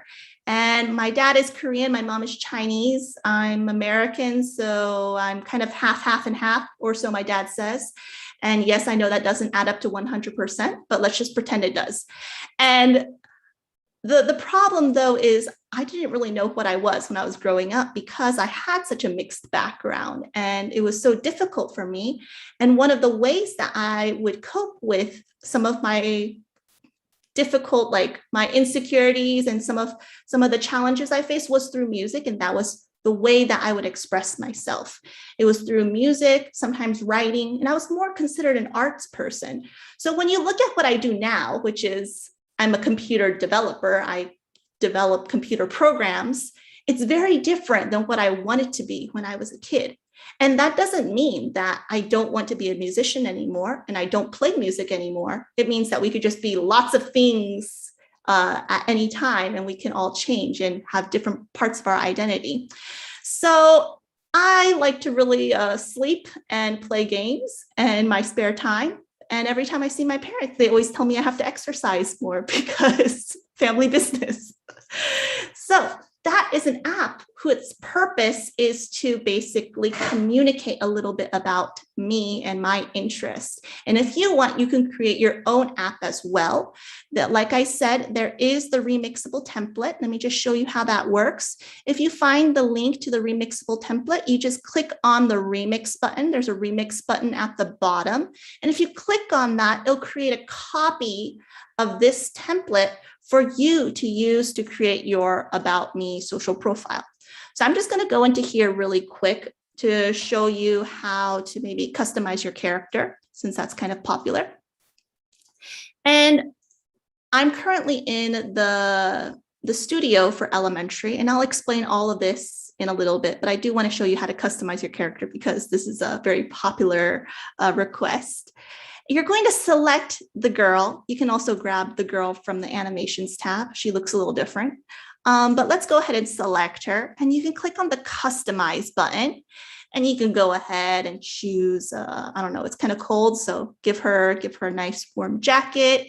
You can choose her skin color, make her a little bit like that. Give her, I don't know, what kind of hair do we want to give her? That's beautiful. And give her different eyes as well. So you can go ahead and customize your character. And now see, I have a character that looks like this, and I want the same one here. So what I can do is I can delete this one, and I could go back to my previous page, and I can copy using Control-C, Control-V, or you can click on the copy icon here, copy, go to the second page and paste. And we can go ahead and make her a little bit smaller. And there we go. So now we have her. And then you can go forward and create this app about yourself.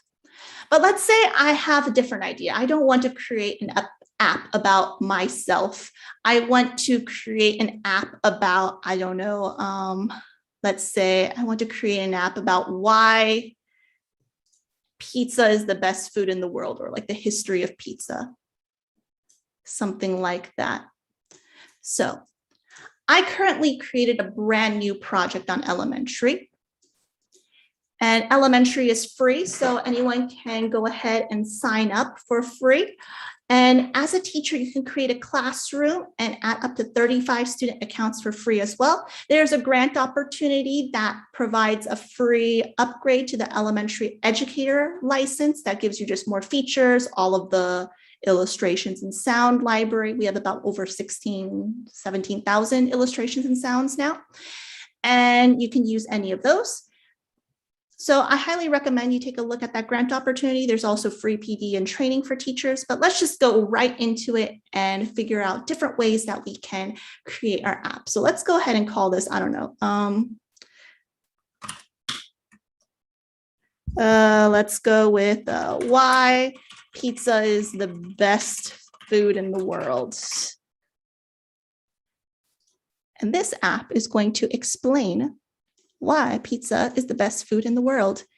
So you can go ahead, just like in Google Slides or in PowerPoint, you can go ahead and change your font. You can change the color of it. I'm going to go ahead and grab a nice font like this and not capitalize food. Okay. Perfect. So I have a beautiful title.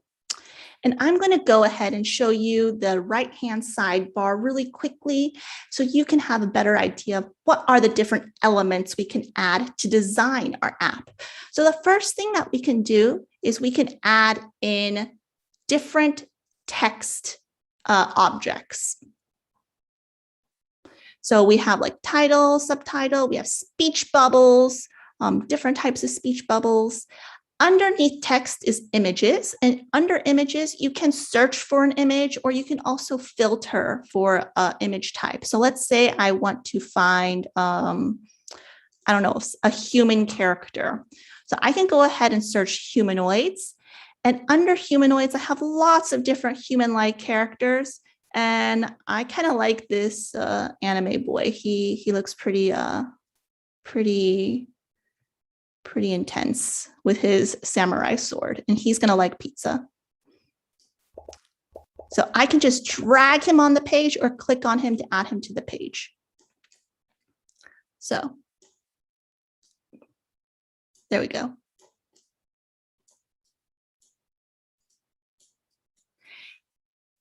So underneath images is backgrounds. In backgrounds, you can find lots of different backgrounds. You can also just choose a color if you want a color, but I can also just search for backgrounds like, I don't know, a forest. I like forests. And I'm going to go ahead and pick this forest. There we go. Great. So we're going to skip animations, but you can play around with animations. The girl and the boy are here. And we're going to go straight to the widgets tab, because when I think of applications, I think of buttons. I think of things I need to press on and they go to different places. And I'm going to go ahead and grab a button and add it to the page. So now we have a button, and let's call this button Start. So when we click on the button, we're going to start our application. And just like with text, we can change the color. I don't like the color of this button. I'm going to make it blue. And I can also customize it so it's a little bit more round or square or whatever you want.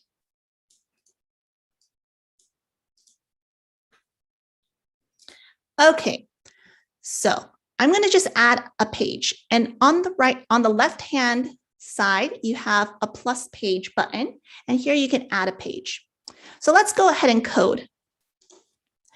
To code, we're going to flip the page to the back side. There's a button at the top called Event Graph, and you're going to click on it to flip it to the back side, click on it again to flip it back to the front side. On elementary, the front side is where you can design your app, and on the back side is where you can code it. And that's why I said you could start on a piece of paper so you know how you want to design your app before you go on to elementary to code it.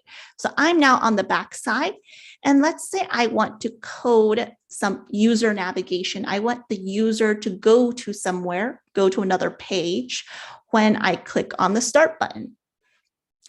So to do so, we're going to need some blocks, and I'm going to explain all of these blocks first before we go ahead and start coding. But up first, we have transform, and transform is basically all of our functions that transform objects. So maybe make them animate. So for example, fade, move, bounce, scale, rotate. Those are all functions that animate. And functions are the actions that we tell the computer to do. So we tell the computer, do this action, and this action can be scale, rotate, bounce.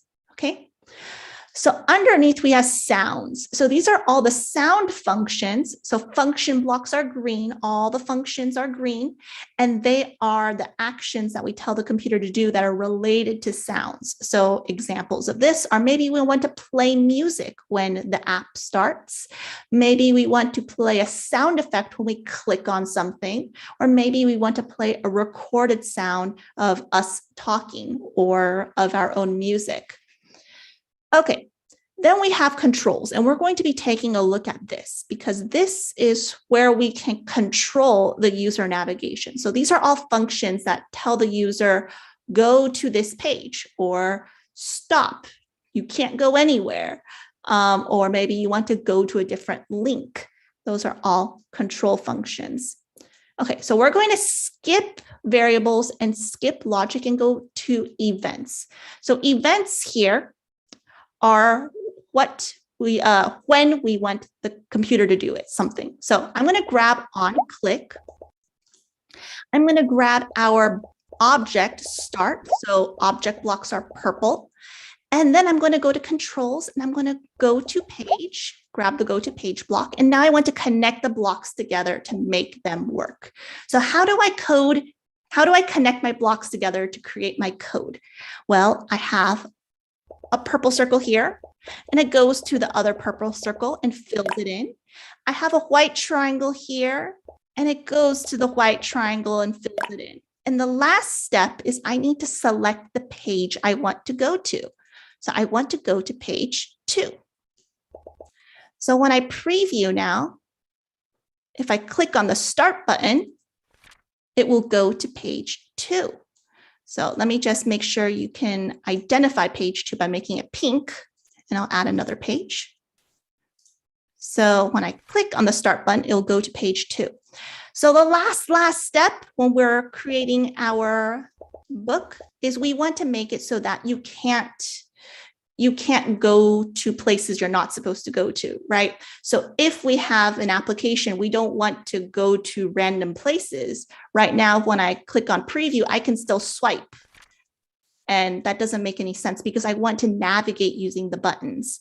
So to do that, I need to grab the event on page start, and I need the control blocks, lock navigation next page and lock navigation previous page. This basically means that we are now stuck on this page. We can't go to the previous page. We can't go to the next page using the swiping or the arrow keys. We have to click on the button. And there we go. We have to click on this button. So in the resources, I have a lesson plan that you can use in your classroom that goes over all of this, and you can adapt it to create an app if you want. It's a multiple choice quiz one. And we also have a little bit more on user navigation. There's also a video on using GoToPage if you need a refresher on that. And you can just assign this to your classroom. So once you have your classroom set up, either through creating it manually and adding your students, or having your students join using a class code, or importing with Google Classroom, you could just click on this Assign to Classroom button, select the classroom you want, and click on Add. And then you will be able to add this assignment to your classroom and students can work on it.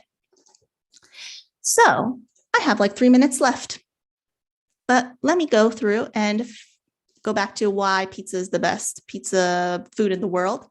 And you can go ahead and create a quiz if you want. So when was pizza first discovered, for example, and have 3 different choices. You can create a would you rather sort of question. Would you rather have this or have this? And go to a different page based on that. Adaptions of this for an about me is a 2 truths and 1 lie. These are all using the same blocks. They're all using just these coding blocks. So there we go.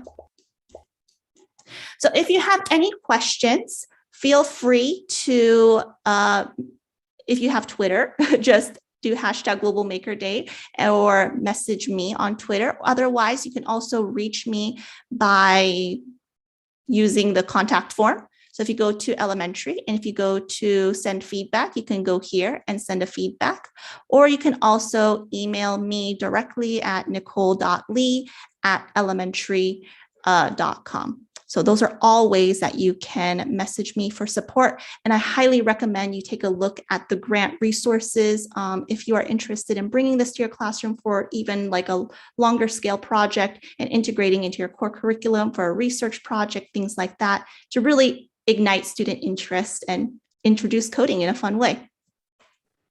This was wonderful. I absolutely love it. I hope some of our students will run with this as well.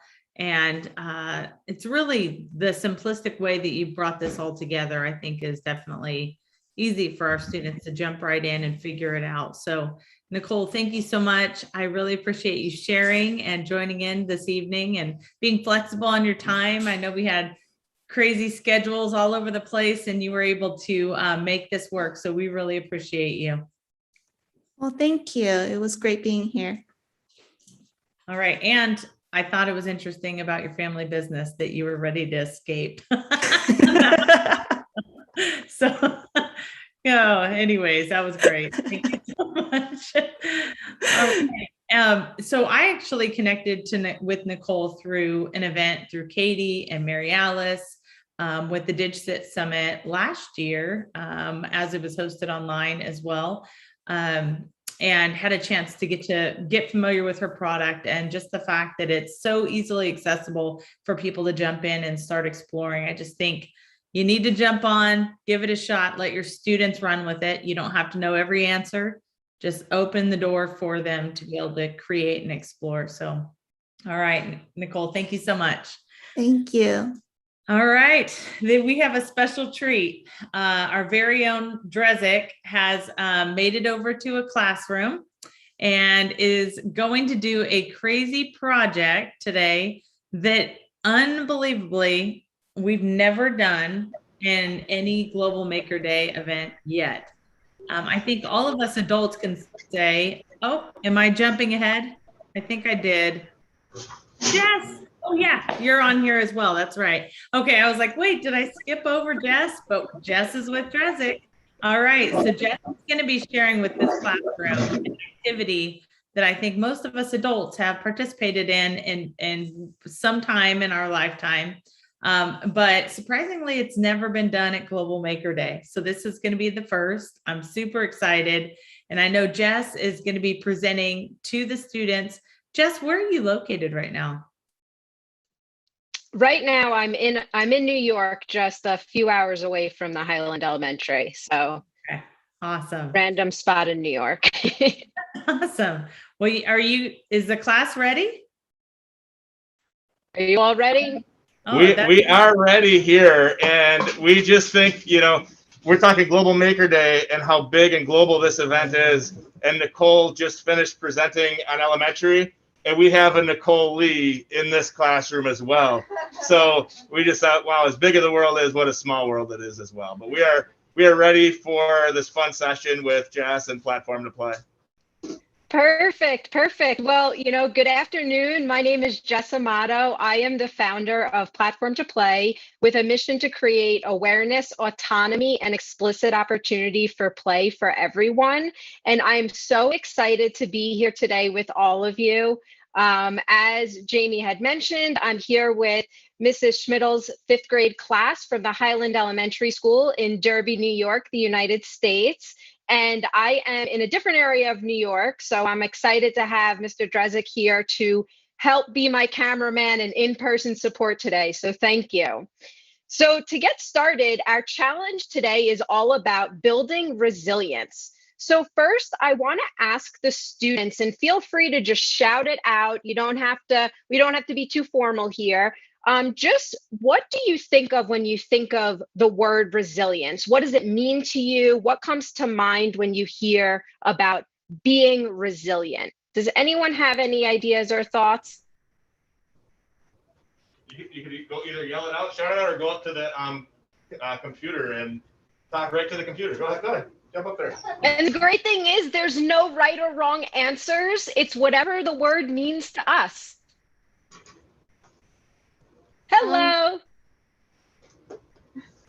When I think of resilience, I think of being courageous, and I think of like just you yourself. Yeah. Perfect. Being courageous. That is excellent. That is being courageous is a characteristic in order to be resilient. So being resilient, and if anyone else wants to shout out, feel free. I'm going to continue giving some ideas. So being resilient is really being able to navigate difficult situations successfully. It's being able to adapt to the unknown and things that you weren't expecting, the ability to kind of bounce back from difficult life events, because we all experience different life events. And a lot of this requires various characteristics like being courageous, being self-aware, taking care of yourself, having positive relationships. So my next question is, what are some things in your life that help you to adapt and to navigate difficult situations? Does anyone have any ideas of something that helps you to be successful? Yeah, I see someone in the front raising their hand. I think it would be like to never give up and stuff. Yeah, to never give up. So is there anyone or anything that can help you to never give up? School. What? School? Yeah. So Your mother. Of course, yes. Having support from your friends, from your family, from your teachers and people at school, knowing what you like, what you don't like, what you're good at, what things you might be more difficult for you, really just being aware of who you are and also how you affect other people can help us to navigate life situations. So when you think about it, all this stuff we're talking about with resilience, these are our protective layers. These are the things that help us along in life to be successful, to not crack, to not break. So for our challenge today, we're going to design a contraption to safely protect a raw egg from cracking when it's dropped from a high point. So kind of like our friends and families are our protective layers, you're going to be creating protective layers for your eggs to help them to bounce back and respond safely to being dropped from a high point. The really cool thing about this challenge is not only does it represent how, just like us, eggs require protective layers to adapt and to survive, going through the process of trial and error helps us all build our own resilience, because with trial and error, things are going to break, things are going to crack, and that's okay. We can bounce back from it, right? We can learn through the process. So what I love is I see everyone has their supplies on their desks, and I have my supplies with me as well. And what's great about this challenge is you can use everyday household items such as cups, toilet paper rolls, tape, scissors, cotton balls, plastic bags, as ways to protect your egg and to build your contraption. So in a moment, once we get started and the students, once you start building, Mr. Drezik's going to walk around and we're going to see what types of materials you're using and what your strategy is for protecting your egg. So I want to give everyone, raise your hand if you've ever built an egg drop, if you've ever done an egg drop challenge. We only have one student. All right. Perfect. I love it. Two? Okay, a couple. Sorry, I can't see everyone. I love it that it's a lot of people's first time. So I'm going to give you a hint just to help you along. Two things to consider when you're creating your contraption is you want to be thinking of creating some type of cushion to soften the drop for the egg. So something that can be a cushion for it. And then the other thing you want to be thinking of is you want to see if you can minimize the speed of the drop. So if you could make it that even though it's dropping from a high point, maybe you can slow it down somehow. So those are just two suggestions. You don't have to use those, but just ideas. So if everyone's ready, I love it. We're looking at all the supplies that everyone has I assume you brought some things from home, gathered some stuff as a class. I love it. So if everyone's ready, we are going to begin building. Does everyone think that about 15 minutes should be enough time to build? No. Well, how much time do you think you need? 20. Okay. All right. Let's go with, we'll go at the 15-minute mark, we'll do a check-in, okay? Because I want to make sure we have a few minutes to drop some of them so that our friends that are watching can see what successes we had. So you can all get started as you're building. So start building. As you're building, if you have questions, feel free to ask them. And Drezek, if we just want to walk around and we could touch base with some of the students as we're going. I'm going to walk around and shoot some video, and I think it's natural for them to want as much time as possible because, right, they want to make it perfect. But when we think about Global Maker Day and the challenges, sometimes having those constraints forces some creativity. So I like the idea of giving them a time limit and seeing what happens. So yeah, I think that's great. All right, so as they're starting to build, we're going to be walking around and checking in with them.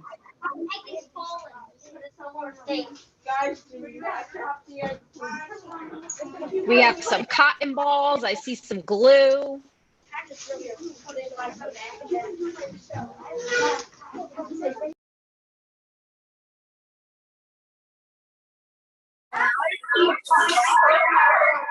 There. Oh, hold on.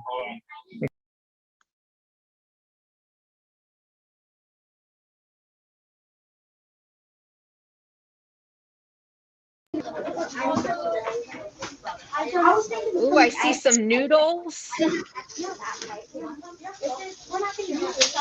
Plastic bags.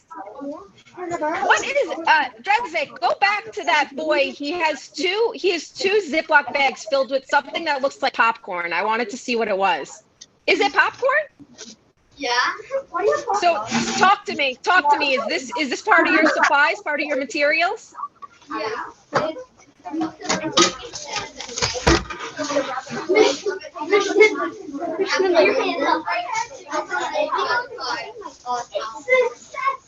All right. I like it.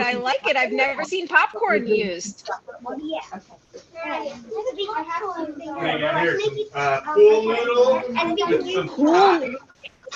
I have different baggies if you want them. How were the supplies determined, Drezek? So before we got started, I had given Drezek a list of supplies that have been used in the past, but then we opened it up to if the students have ideas of their own, then they could bring stuff in from home. So I think it was a combination of a little bit of guidance and their own creativity. Very cool. And what's really neat about this is that you could adjust the challenge according to your class, according to what supplies you have. You could make it that everyone has to use the same supplies, or you could even make it that you see who could use the least amount of supplies. Ooh, she has a really big box.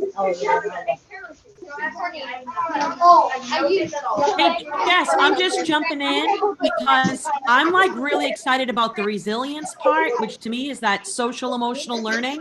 So while Drezek and they're building, will you kind of talk about like if we were in person, what's that other, I mean, because that's a serious layer that you're adding to being a maker today. And I'd love just to hear your perspective. Yeah, absolutely. So can you hear me okay over the loud awesomeness that's happening in the classroom? Yes. Okay. Yes. So, I think something that gets lost within a lot of activity and a lot of play are all the skills that we're building through the process. So I'm a recreational therapist by trade. So I've worked majority of my career with children and adults with disabilities from all over using various recreation-based activities, play, leisure, sport, as a way to help them work on their goals and achieve their goals. So something that that's amazing about the approach that I use with my types of services is really being able to take a fun activity like an egg drop and connect a lot of life lessons to it, right? Because there's so much depth. And like you said, it's a big layer. It's an extra layer to throw in like, hey, we're going to do an egg drop today, but we're also going to talk about resilience, right? So, and that you could talk about that for days on end. So it's looking at something like an egg drop and finding a way to connect its relevance to the student's everyday life. So we've all been going through a really big time of unknown the last couple years, and the students are really the ones that are experiencing the most of it, the brunt of it, because there's so many unknowns and their schedules are constantly changing. What tomorrow is going to be is constantly changing. So naturally they're building up resilience. They're building up the ability to adapt, to be flexible, to change their perspective about things. So I love taking something like the egg drop and being able to connect it to, just as we need to protect ourselves in difficult moments, we can protect this egg in a difficult moment when we're going to drop it from a high point. So it finds that relevance and that connection for the students to see that there's more that comes out of an activity like an egg drop than just, was I successful or not? Success is not, did your egg crack or not? It's how did you respond to the expectations that were set, the time constraints that were set? How did you respond if your egg responded the way that you wanted it to or the way that you didn't? Did you cheer on your classmates? Did you not? So how we respond throughout the process is really what represents our resiliency, as opposed to, did our egg crack or did it not crack? That doesn't really matter at the end of the day. Easier said than done, because we get upset when they crack. I've had many crack on me, but that's where that resiliency comes in.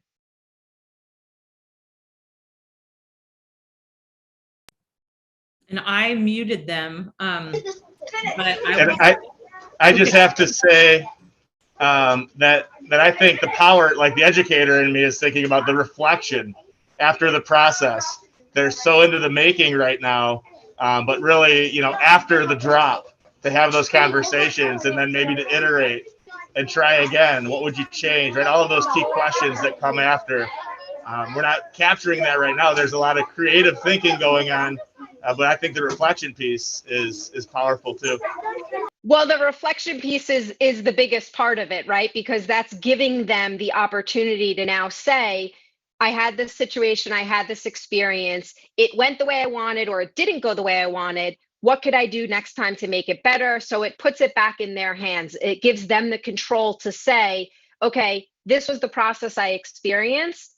What would I do differently next time? What would I change? What would I do the same? What would I just expand on? How could I make it different? And then being able to have those types of reflective conversations after an activity like this, you can then connect it to real life scenarios. You can then connect it to, well, how does that, your egg dropped and it cracked, and it didn't, your parachute didn't open the way that you wanted it to. What would you do next time? And then saying, okay, how does that relate to a real life situation that you've experienced? Maybe your sibling was picking at you and being mean to you and teasing you, and you responded negatively to them. But after the fact, you were able to think, okay, I didn't respond the way I wanted to respond. How could I respond differently next time? What would I do different? So being able to a lot of the activities that I do, and it really doesn't matter. At the end of the day, the activity is just the tool to get there.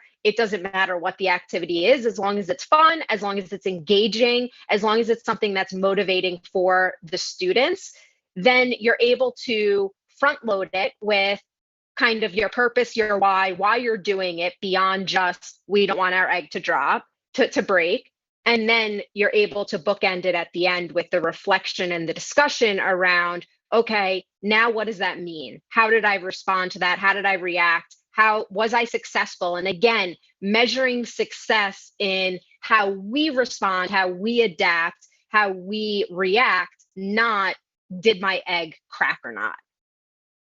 You know, I have a question about that and the maker activities. I mean, I feel like everything we do goes back almost like we're building the character in our students. So we want them to have maker activity isn't at all about what we're making. The whole day is geared towards building that individual and giving them the confidence to pursue the things that they have, whatever they have resources for, whatever is possible, right? So really thinking outside the box to make things happen. But when you're working with other students in this way, do you use a variety of different type of maker activities?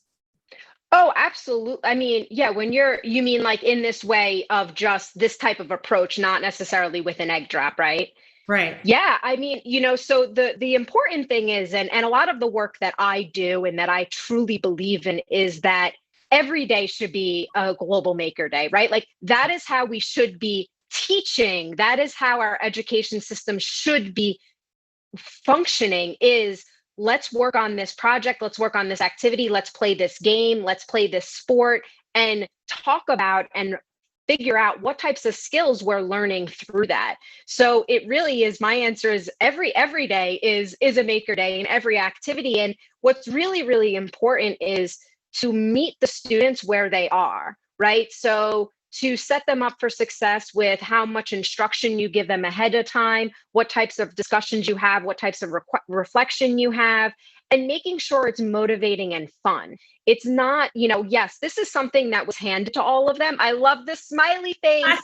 This is something that was handed to all of them. They didn't necessarily get to choose if this is the activity they're doing, but it's motivating and exciting and fun. So they want to do it. So they're engaged in it. That's the motivation that they need to be successful, right? Because they're engaged. How do you enhance student engagement? You meet them where they are. What are they interested in? What skills do they have that can shine and that they can build on through recreation, play-based activities, maker-based activities in order to be able to really help them develop into the great human beings that they're developing into. 100%. I'm surprised nobody has slime. I could have sworn somebody would have brought some slime in or some sort of substance. Yeah. So say Global Maker Day is absolutely not about a day. I love the fact that you said that because at the end, we want people to make this every day. Initially people didn't really understand maker spaces. That was kind of a new concept and just kind of getting people familiar. But, it's almost like it does it by having a maker space, make people feel like that has to be the case in order for my students to do this. But really, most of the activities today, they weren't in a maker space at all. I mean, very few were in some sort of specific space for that. Well, I think the same way that we expect the students to be resourceful and adaptable, we ourselves as the adults in their life need to remind ourselves to be resourceful and adaptable. So even if you don't have a maker space, providing some type of opportunity that creates that space, right? So it doesn't have to be a full day. It doesn't have to be every minute of your curriculum. It could just be 20 minutes a day, 20 minutes a week where you just have random materials together like this, and then you get them to create the challenge themselves. A lot of the times when I work with teachers, I say, let the kids do the work. Let them come up with the ideas. You just give them the platform to do it. And they're going to create the ideas and come up with the challenges and the successes for themselves. We just need to give them the okay to do it and the space in time and in location to do it. Look at these kids. I mean, all I told them was you're going to build an egg drop contraption to protect your egg. And every single one of them looks completely different. Every single one of them is like they are so focused and so proud of what they're working on right now. We gave them 1 or 2 sentences of instructions and look at what it turns into. Drezik, do you want to unmute and kind of share what the students are going through right now?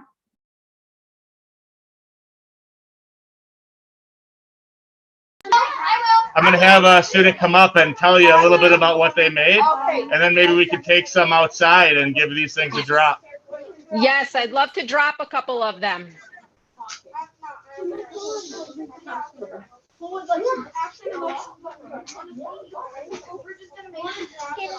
Okay, is everyone else being quiet? Go ahead, You just got to speak up nice and loud so they can hear you. I know we got to talk through the mask. Come on, that's a good one. Just tell them what Tell them what you made and what you were thinking. Tell them what you Why the did balloons? Why'd you pick balloons? Why'd you pick that box? Just tell a little bit about maybe why you picked what you did. and what's inside it. Anybody can go up and pick. Go ahead, bring yours up. Yeah, any of them. They're all so unique and different. They are amazing.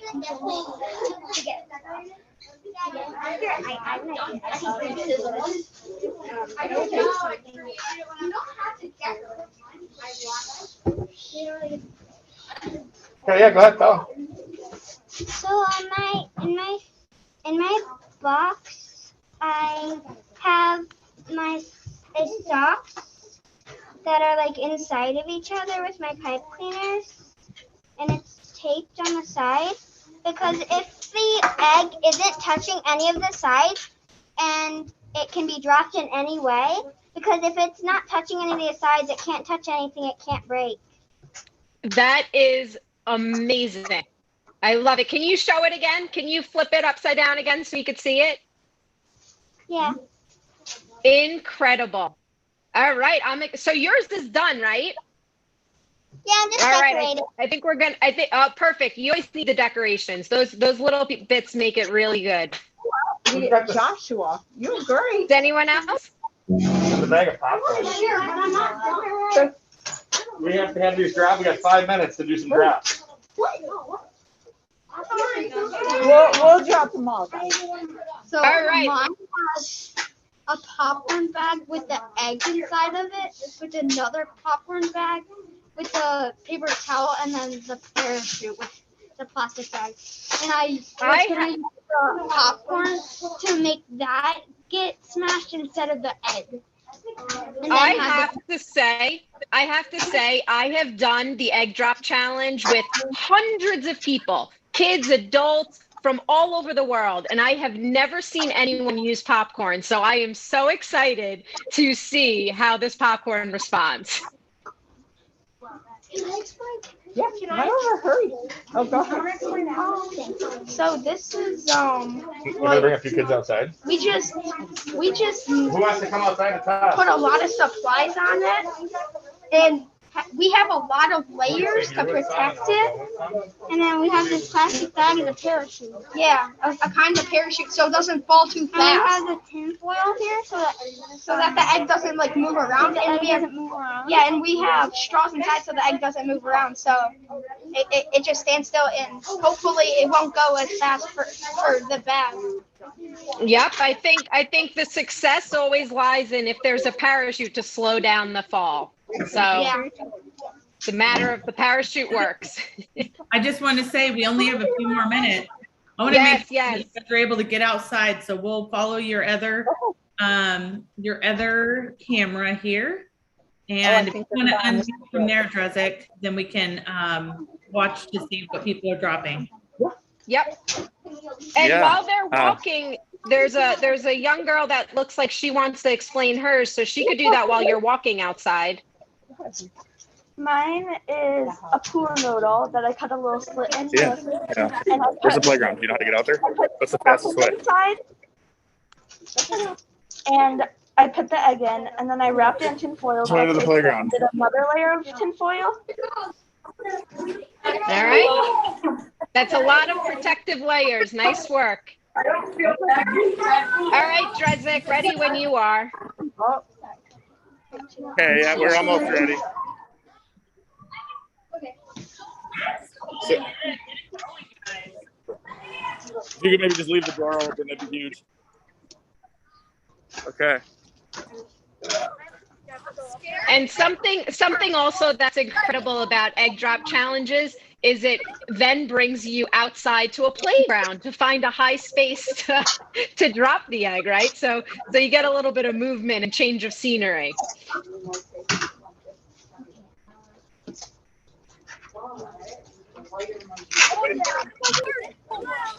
Okay, hurry up. Go to a high spot to one at a time. Yeah. On the bottom.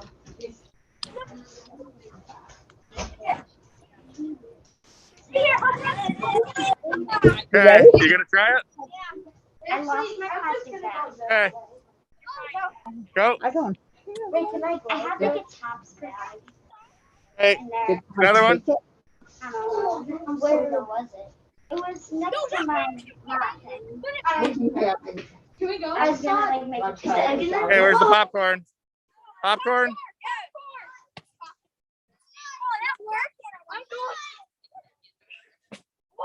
Okay.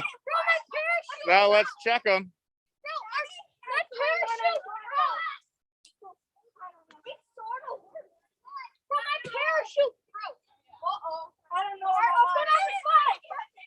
That's You're okay okay. from It there? might, Okay it from there. still might have been protected. Done damage. No damage on ours. It's good. There's no damage to ours. No. Oh my straws. Can we do ours again? Okay. Has anyone tested it? No. Taking a peek? So sometimes when I do this Feel challenge, good? I make sure that it's easy to access to see if it broke or not. Yeah, All it right, nice work. Did the popcorn survive? We're trying to check.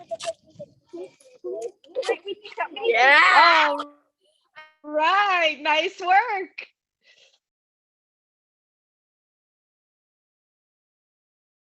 I think we lost Drezik out at the playground. I think you're right. All right, it's perfect timing because it's 2:30 anyway. Absolutely. Let me go ahead. And everybody's doing their stuff. They're super excited about it. And we have the next session coming up. So I definitely want to give Nina a chance to be able to share. And Jess, thank you so much for sharing your enthusiasm and really the perspective of what this making is all about and just helping our students progress professionally, but then also emotionally and personally. There's so many other levels to this. And I just really appreciate you putting the right focus on the making and giving the kids an awesome chance to be able to do this. Well, thank you. I am so happy to have been a part of it this year, and I'm so excited that it was a success. In my eyes, it was already a success. So thank you so much, and enjoy the rest of Global Maker Day.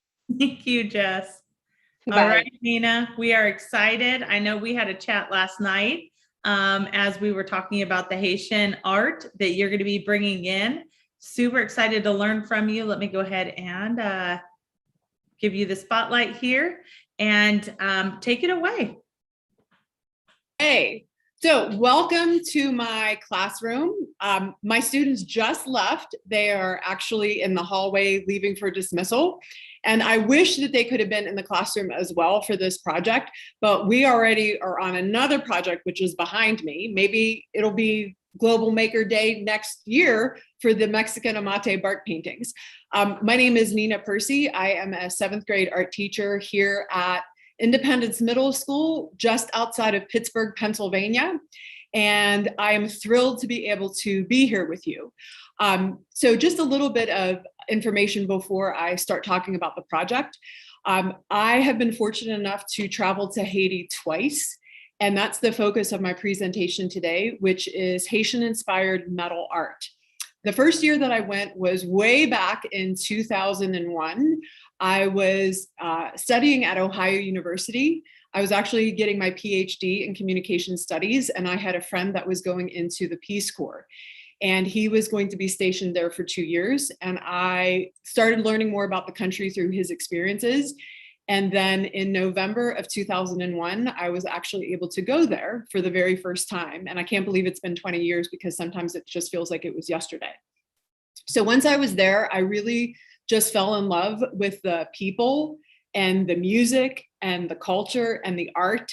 And way back then, like I said, I was in a completely different field. I was teaching at the college level, teaching communication studies courses. So I taught public speaking, interpersonal communication, communication in children, interviewing skills. And I should have known back then, whenever I started really being interested in the art, that maybe art was my calling. And here I am teaching about Haitian metal art. I went back the second time in 2011, which was a year after the horrible earthquake that happened in 2010. And at the time that I went back in 2011, a lot had changed in my life, and I had gone back to school to become an art teacher. And I decided for my senior show that I wanted to do it in black and white photography. And so I traveled to Haiti 10 years later, and I was with an organization that was helping children who were affected by the earthquake. A lot of children were displaced because they lost either one or both of their parents because of the horrible situation where their family members had passed away. A lot of times, unfortunately, children are abandoned because their families can't take care of them, or sometimes, unfortunately, they are sold into slavery. So this organization gave them an education, it gave them 3 meals a day, it gave them a place to stay. And I documented being in this organization and seeing their inner workings. And I had an old film camera that was my family's. And I was able to spend 11 days there, more in depth than I had gone in the first trip, just learning more about the country and the people and the music and the art. And I captured it all with a black and white film camera, which then I developed on my own. So that's just a little bit of background of my love for Haiti and the country. So I first want to begin by sharing some of my artifacts that I got whenever I traveled there. So one of the interesting things, and you'll see in my slideshow that I will share, their public mode of transportation is called a tap-tap. And they're brilliantly painted buses. A lot of times you might see celebrities that are important to the Haitian culture, whether it's soccer players or musicians, or sometimes they may even pay tribute to a family member that had passed away. And they're called tap-taps because a lot of times the buses don't have air conditioning. And when you are ready to get off at a certain stop, the windows are usually rolled down. So you put your hand outside the window and you give a tap, and the bus driver is going to hear that somebody either wants to get on or off, and they are able to open the doors and let the people off. So I love the tap taps. They're one of my favorite things. This is a pencil holder. Their paintings are very folk art inspired. So they're very simple. They're very beautiful, very colorful. And mangoes are very plentiful there. So this is a scene depicting the women harvesting the mangoes. Carving in wood is very important to the people as well. So you'll see a lot of busts that are maybe paying tribute to the common people that are the backbone of the society, the agricultural workers, or the people who raise crops and tend to their crops and sell them in the open air marketplaces. And then of course, the women who are largely responsible for selling the things in the market as well. And all this I just absolutely loved whenever I was there. But what inspired me the most, and something that I would probably always do as a teacher, is the Haitian metal art. So my slideshow that I'll be sharing with you shows some videos on how they actually are made. And normally when I teach this to my group of students, I have a slideshow that's about 40 slides, because I just go in detail with a little bit of history about the country, some of the things that people might not have known about the independence that the former enslaved people gained by revolting against the Spanish plantation owners. Some students might not know that when Haiti gained its independence, later on France basically demanded reparations for their former plantation owners that lived in Haiti and enslaved people. And basically they said, if you don't give us so much money, we're going to invade you. So my students, and I was shocked as an adult to learn that instead of reparations being paid to the former enslaved people, that reparations went to the former slave owners, which is just something that the students didn't really learn as a part of their history. So the Haitian metal art is something that is just absolutely beautiful and breathtaking, and it's something that I had never seen before. So what they do is, this is the most basic form of recycling that is actually upcycling, because they're taking something that would have been thrown away and discarded and making it absolutely breathtakingly beautiful. So they have old oil drums that were maybe set out to rust they had served their use by transporting oil. They are basically old steel drums. So some of you might be familiar with them by listening to the beautiful musical instruments that are steel drums. These are rusty, they're on their last legs, and they're basically transformed into something that is beautiful. I'll get to my slideshow in a second, but I want to show you some of my pieces that I was able to get on my travels there. So this is an old steel drum, and it is transformed into a beautiful piece of art. The Haitian people usually just use hand tools because electricity is very sporadic there. They can't count on having Dremel tools or drills or anything that would require electricity. So the tools that they use are very simple. They use chisels along with a ball peen hammer and then an awl. And so these edges are quite rough actually, because they're basically using the chisels and the ball peen hammers to cut the metal. And they basically use templates that are patterns. They go into the metal with chalk and they transfer the patterns, and then they use the chisels and the ball peen hammers to cut all these intricate details. Suns are probably one of the most prevalent design displays that are there. This is one of my favorite ones. And anytime I pass this out in class, always the students go like this because they think it's a mask, which is kind of funny. They're meant to hang on walls. So they usually have these little design elements in the back so that they can hang on a wall. And you'll also see motifs such as nature. So a lot of times there are birds and trees. This is a 3D one that I actually found at a thrift store.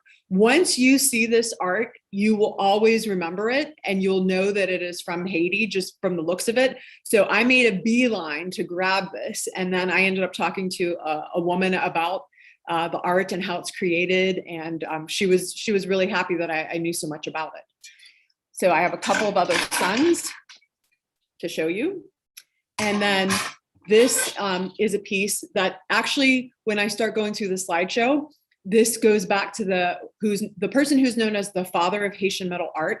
And he actually made crosses for the nearby cemetery. So I'll get into that in a little bit.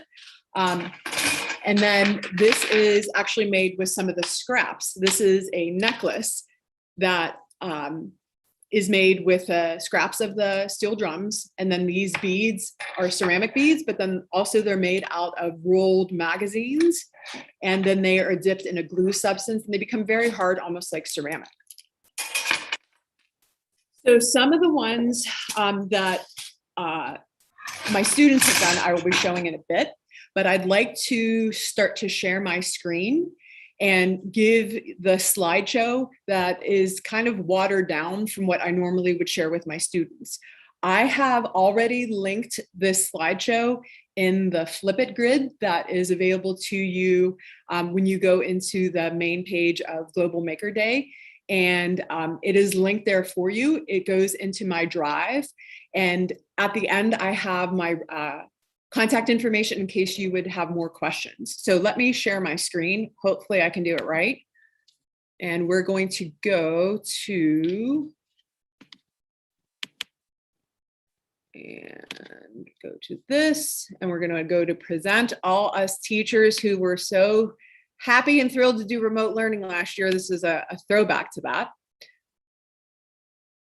Actually, I was at the very end, so let me go back to the beginning.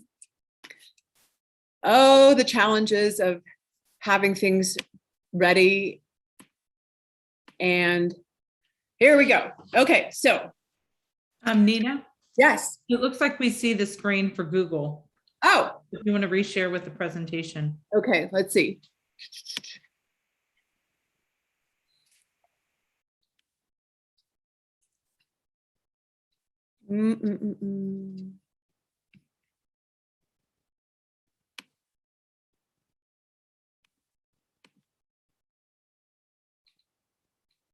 Is it up yet? Or still Google? I think it's still Google. You might want to unshare and then reshare. Okay.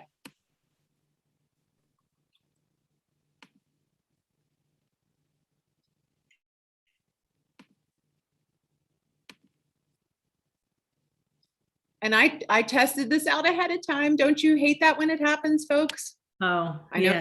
That happened to us first thing today when we were starting Global Maker Day. Okay, let's see if I can just call it up this long way. And it is shared with you in case we have some technical difficulties. Let me try it again.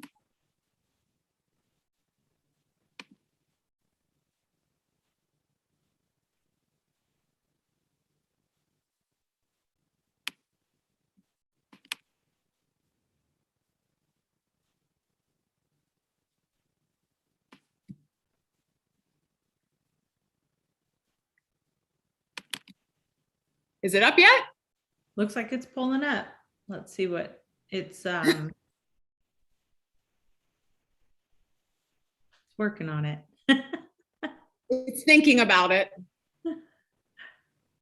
So while we're waiting, whenever I first did this lesson, I was a poor student teacher and I didn't have the resources that I currently have with my students. So what can be done with this project instead of getting the, is it up yet? It still says it's started screen sharing. Maybe try not to do it again and then try to start it again. Okay.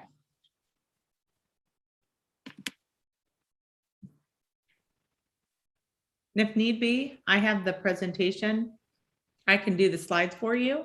Perfect. Tell me where to go. Okay. Yeah, it's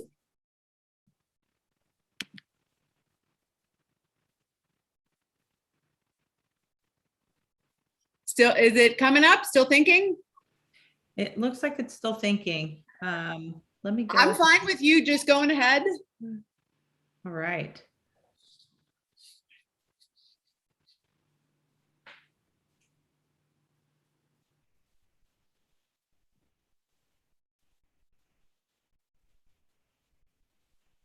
Live TV and videos are so much fun when they work.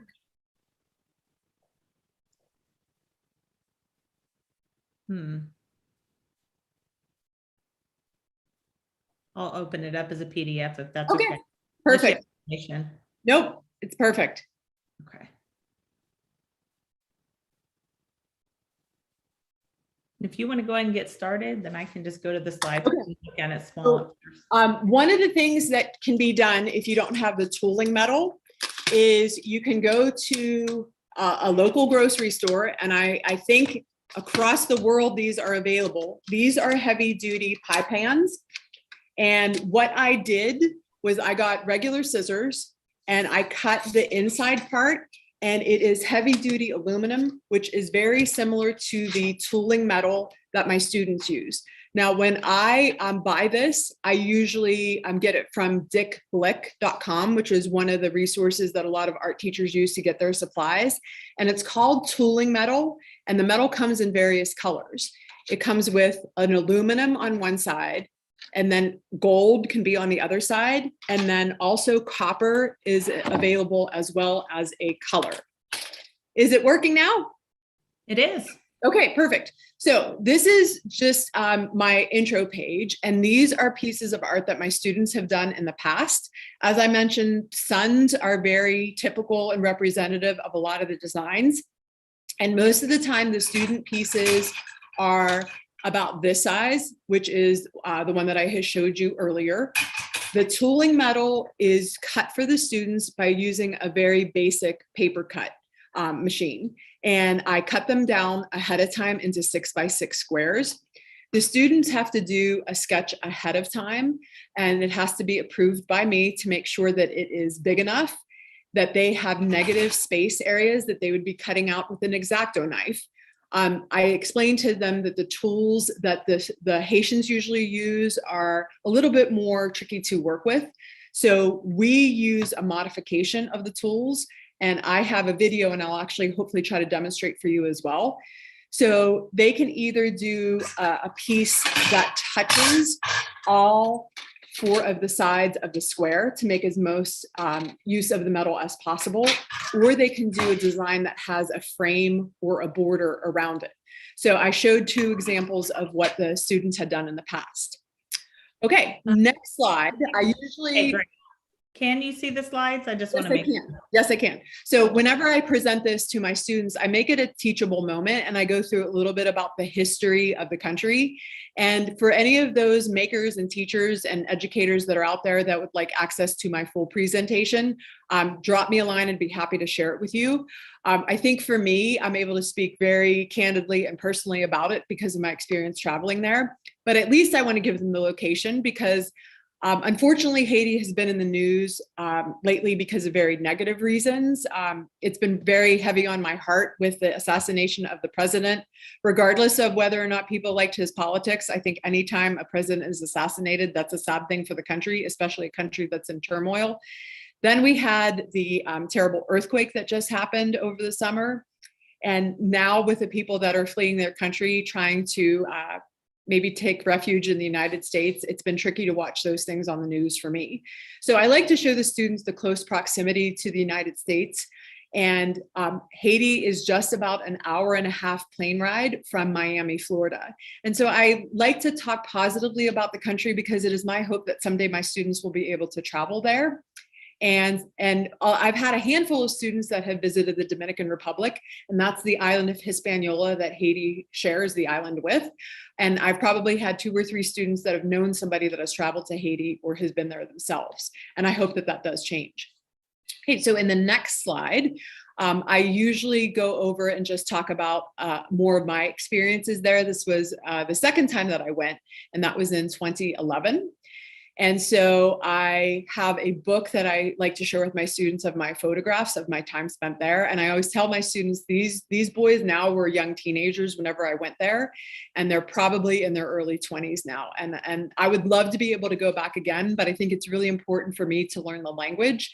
The language that is spoken is Creole, which is a mix of Portuguese, Taino, Native American Indians that first lived there, a little bit of French, and a little bit of Spanish as well. In the next slide, I like to focus on the beauty of Haiti, which is something that is usually not seen in the news. So I talk about the tap taps. I talk about the vibrant art that is often sold just in the market spaces and on chain link fences outside the airport. I mentioned the wood and the carving is an important art aspect.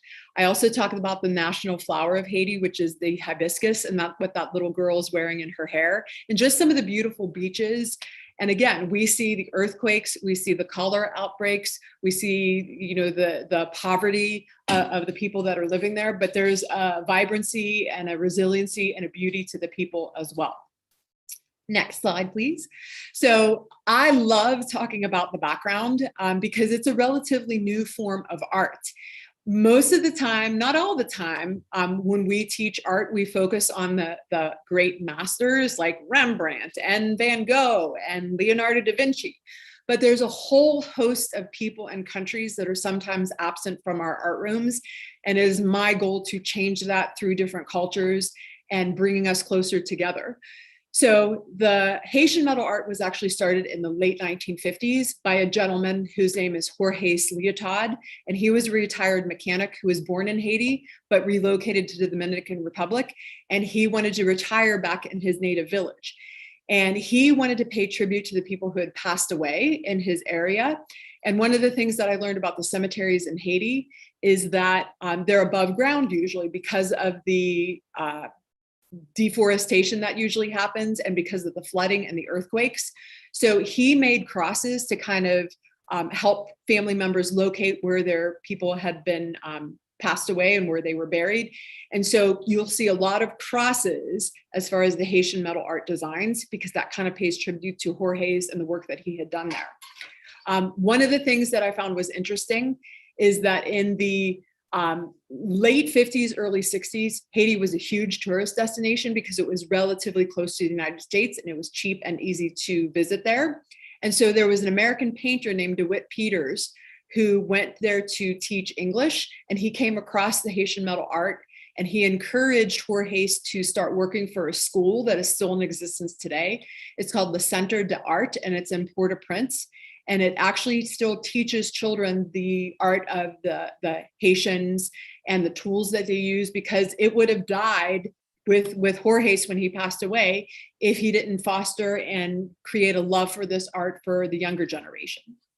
Okay, next slide. So these all are videos that I have linked that show the Haitians creating the art from the time that it's the steel drum to the using the texture, which is with the ball peen hammer and with the awl and with a chisel. And my students love watching these because they see how hard the Haitians work and what a skill it is and how much labor is involved in creating them. So at your leisure, these are all wonderful videos to watch. Okay, next slide. So here is where I really take my time and I make sure the students understand the vocabulary words. There's two in particular, and I like to show student examples whenever I go over these vocabulary words. And simply, it depends on whether or not you're using the tools in the front or in the back of the metal. So in this instance here, I'm highlighting what is repose, and repose is where you're creating a mark on the back of the design. So it makes it very puffy whenever it is turned on the front. So you'll see in the video that I linked, that's the demonstration, we use cardboard as a base to kind of give some pressure to when the tools are used. And then I simply use a piece of felt. But honestly, you could go to a thrift store and you can get a sweatshirt or anything that kind of provides some bounce. And then we use the metal simply on top. So the tools that I use are very easily found in any grocery store, I would say. This is a bamboo skewer. And then we actually use some tools that are normally used with clay. But whenever I first started doing this project, I used old ballpoint pens that the ink had ran out of. I found some tools that were available from Crayola that are normally used with Play-Doh. And so when you're using the tool, what you're basically doing is you are drawing on top of the metal with the tool, and then you're pressing down to create a bump. So the more pressure that you use with the tool, you're basically thinning and stretching out the metal so that when you turn it on the front, it has some depth to it and it has some actual texture. So this is called repose, and it's a French word, and it's used whenever you are working with metal. So the students learn how to do this process because they really like to see how bumpy they can make the different designs. And it's not limited to just doing something round. You could do any amount of designs, and that's simply done on one side, but when you turn it over, it's going to be raised, it's going to be bumpy. Those students who have maybe known somebody who is visually impaired, I kind of talk to them about how this might feel like Braille to them. And that is the first technique. So you can see in the student that did the butterfly example, all those areas that are raised on the wings, if you ran your hand over that, you would see that there would be texture. In the next slide, you will see the second process, which is known as chasing.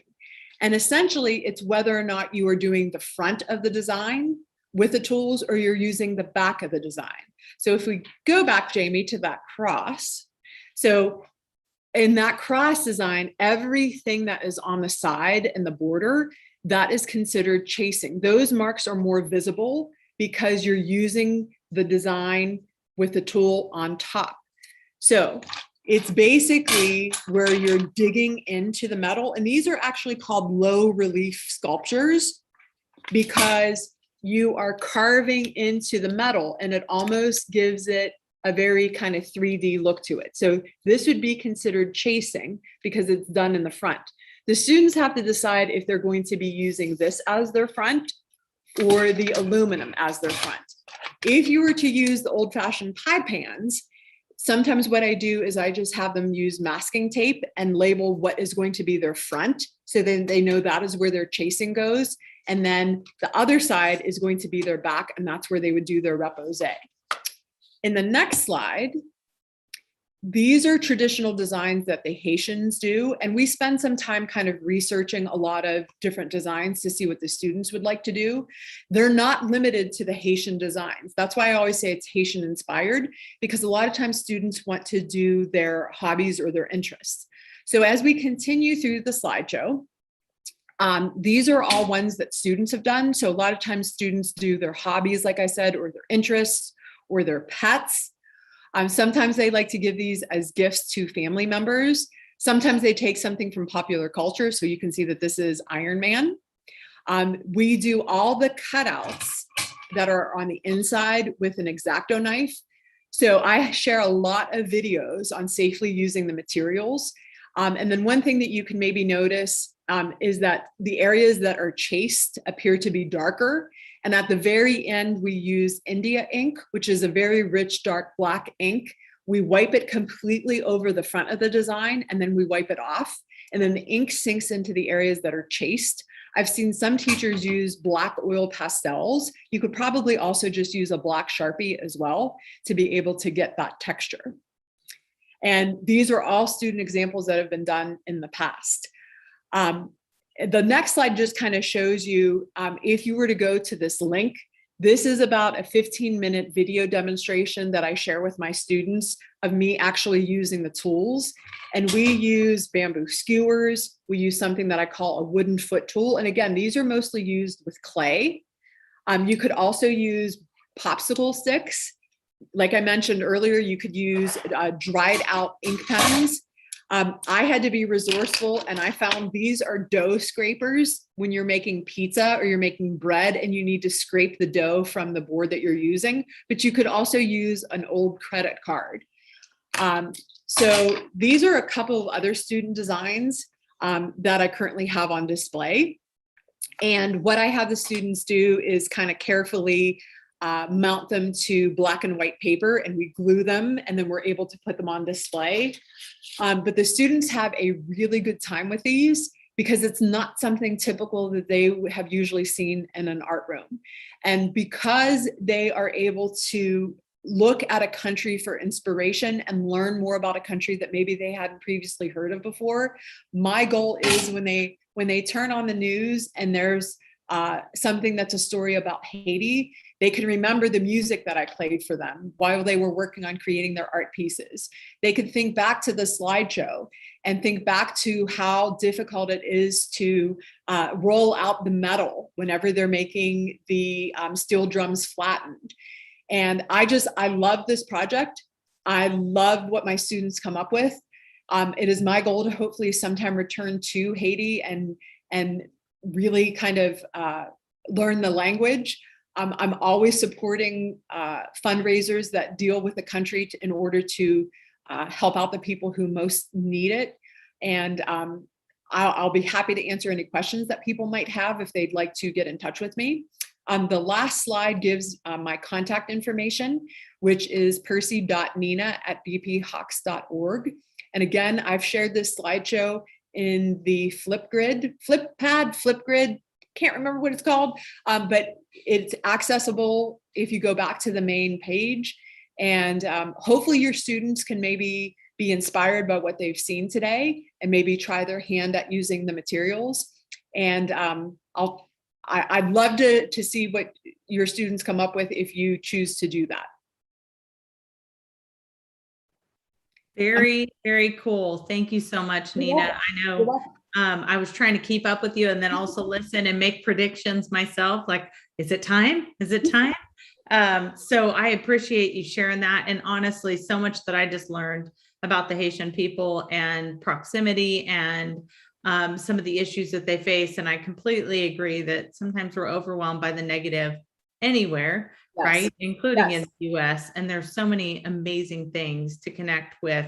So looking at those positives is just, is great. We need to really spotlight that for our students more often. Absolutely. Very cool. We appreciate you joining in and being part of Global Maker Day. Mandy, and I'm going to say her last name wrong. It's Figioli.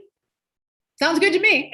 Oh boy, she's going to be, anyways, she has a book out. She was part of Global Maker Day in the past, is at the school district with Nina and had really recommended that she be somebody to come in for Global Maker Day. So really happy that you chose to come in and for Mandy to continue to share out Global Maker Day. So thank you. All right, we're going to be moving. Bye-bye. we're going to be moving on and moving to our next session, which is going to be with Jeremy.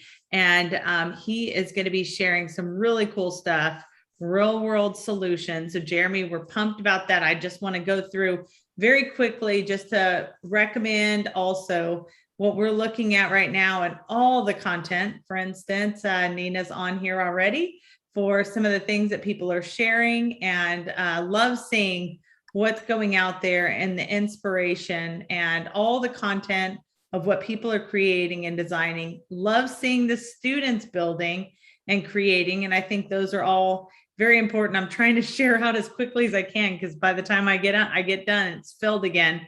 So love seeing all the amazing things you guys are doing and bringing it to your students. So Jeremy, are you ready to take it away? Yes, I am. I'm ready to go. All right.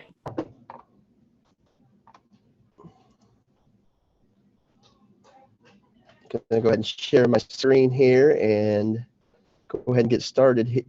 I'm Jeremy Wrinkle. I'm an instructional and technology coach, or instructional and curriculum coach at Vandalia 203 in Vandalia, Illinois. I am about 90 miles east of St. Louis and about 4 hours south of Chicago, to kind of put you in perspective where I'm at. I'm a coach in a very rural district, about 1,400 students. And this project was actually when I did with my students whenever I was still in the classroom, using Google Design Sprints, real worlds, and trying to create real world solutions. So you can follow me on Twitter at Wrinkle Jeremy. So before we really just jump in and get started, I'd like to talk a little bit about what a design sprint is and why I decided to jump into this endeavor with my students. And basically a design sprint, the idea came from Google actually, and it's a 2 to 5 day process of answering questions through design, prototyping, and testing. And I like it because it's flexible, depending on where the students are at, what direction they're heading on a particular project, taking them through a specific framework of what design looks like and what design should be before you get to the total manufacturing and replication process. So if you're a company and you're building these products to hopefully change things, you're not going to want to invest a lot of money without knowing that it's going to work. And that's what the whole process is for. Look at the problems and the issues before you get to that production phase. So it kind of gives you a design sprint, gives you a shortcut without building and launching a product, which will save money. How that translates to the classroom is going in and looking at specifically those 6 stages of the design sprint: understanding, defining, diverge, decide, prototype, and validate. And at any point in the process could throw you back to that process of understanding, or that first step in the process, and it coming back and reflecting after you've done the design sprint. What could we have done different? Looking at the prototype, what did we do wrong? What did we not take into account? All those different things within the classroom. So I'm going to tie the design sprint specifically to the project that we did in my classroom.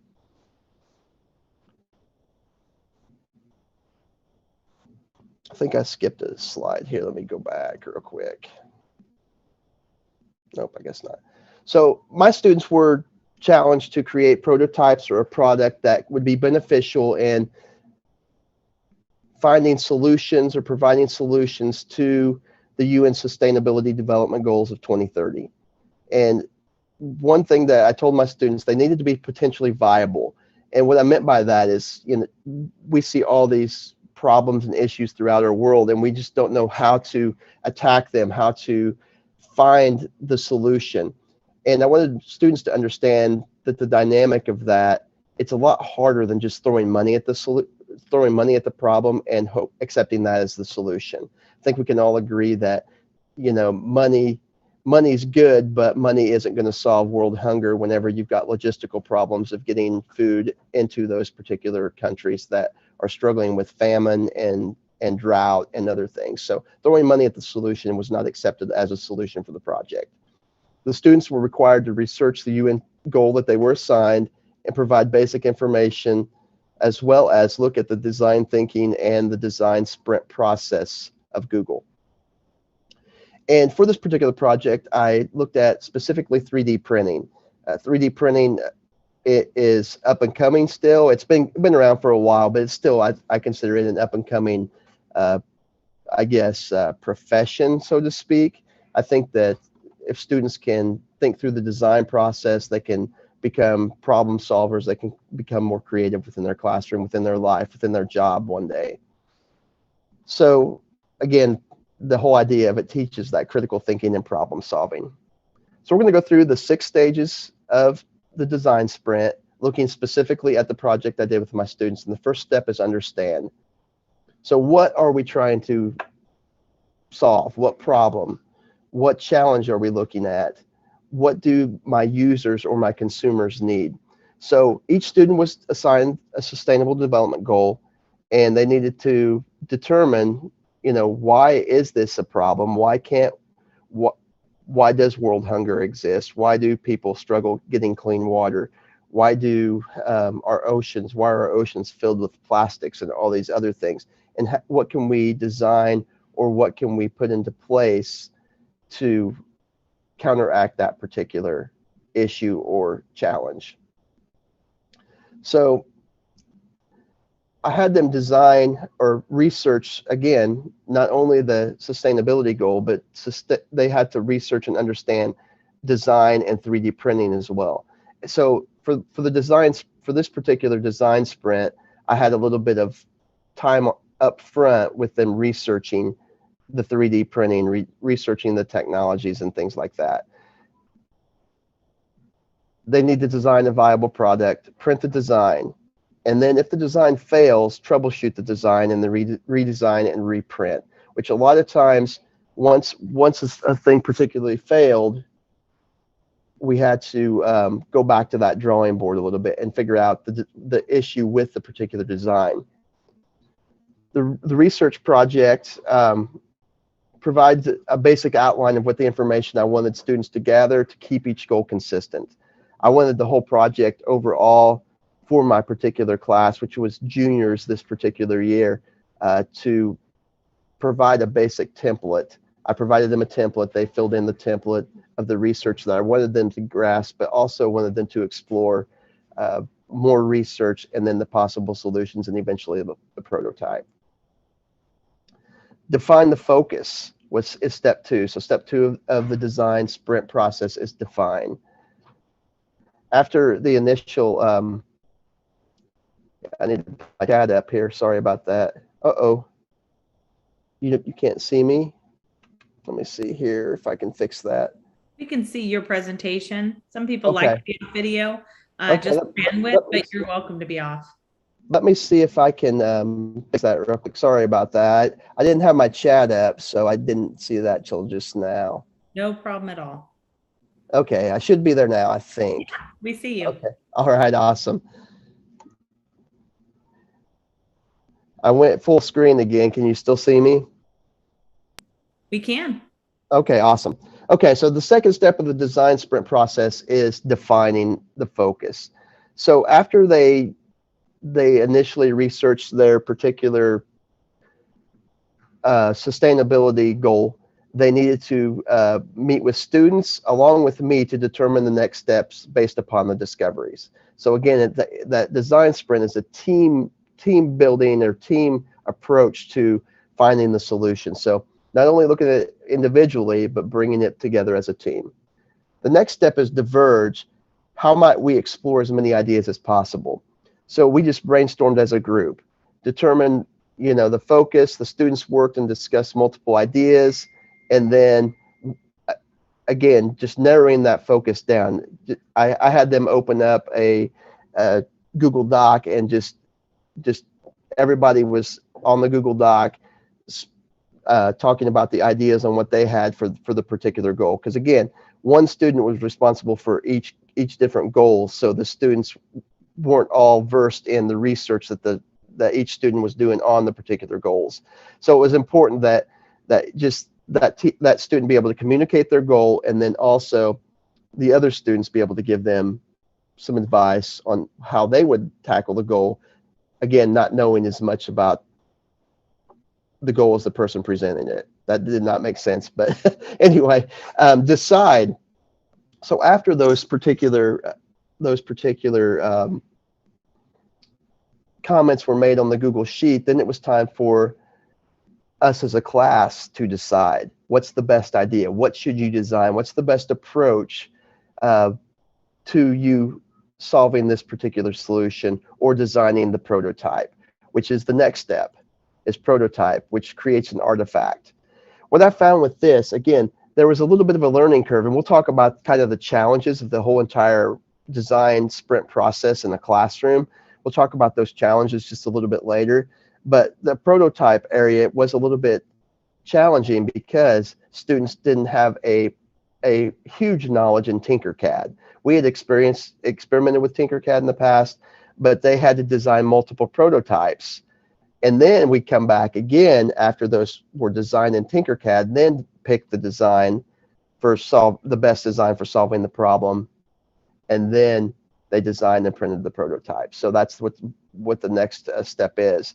So we discussed the multiple prototypes that were there, and then individually determine the approach.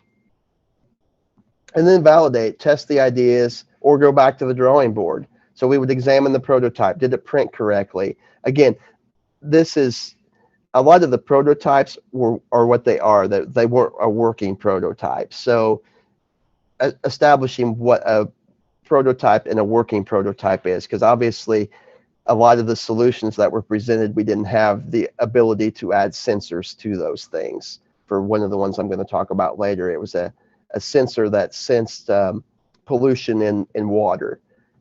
Again, we weren't able to create a working prototype, but an idea of a model of a prototype.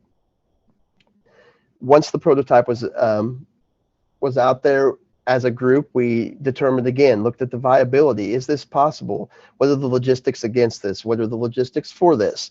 And then help the person determine what changes need to be made. Then you would start back at step one of the process, which again goes back to understand, then to define, diverge, decide, prototype again, and then validate that. So a lot of reflection goes into this process of a design sprint. And I know I'm covering this very, very quickly. I usually give this talk in an hour, and I was like, oh no, we got a half hour here. So anyway, the whole process of understand, define, diverge, decide, prototype, validate. And there are different models to this as well that I meant to talk about in the very beginning with this particular slide, and then I'll jump back, is that a design sprint pulls all these ideas together, the scientific method, the design process, and then just the philosophy. So just looking at scientific method, I mean, it's experimental, it's hypothesis driven. It's not always right. The scientific method is not always right at the beginning. You have to go through the process. You have to reevaluate. The design process looks different for every different organization. Different people have different creative processes in which they design things and come up with ideas. And then the philosophy that it needs to be collaborative and continuous improvement.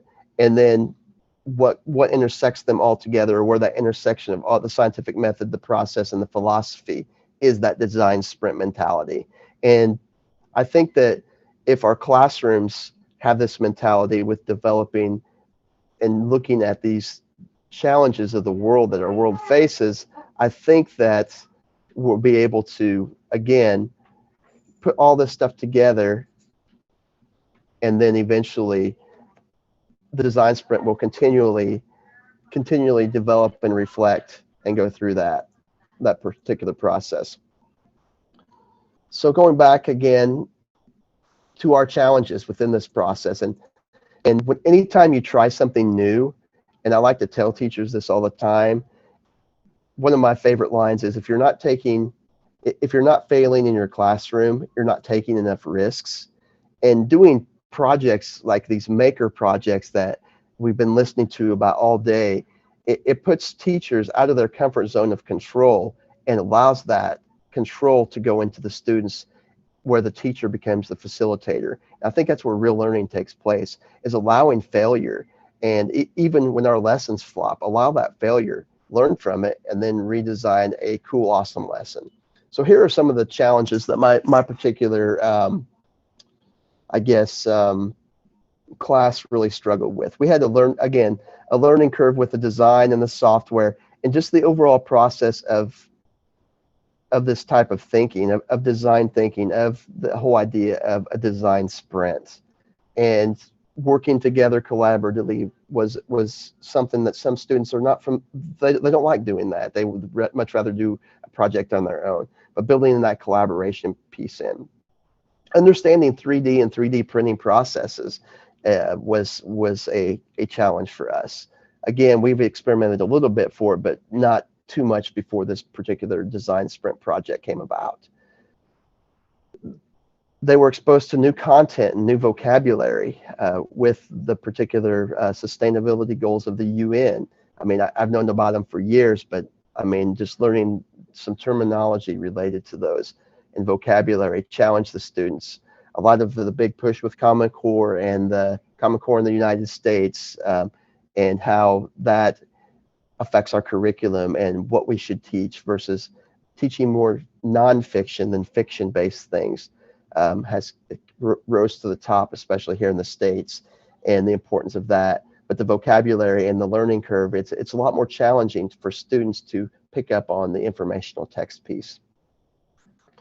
It takes them to a deeper and critical thinking level. Whenever you design something, you have to think through putting braces in for particular pieces to print correctly, or is my object too hollow to print? Will it collapse in?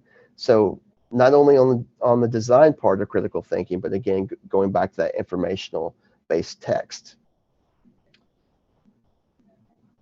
It's always difficult to get students to think out of the box, or it is where I particularly teach. It's hard to get them to wrap their mind away that there's different ways to look at things, not just one way to look at things. And I think that's key when we're looking at solving some of these major world issues, from hunger to water pollution to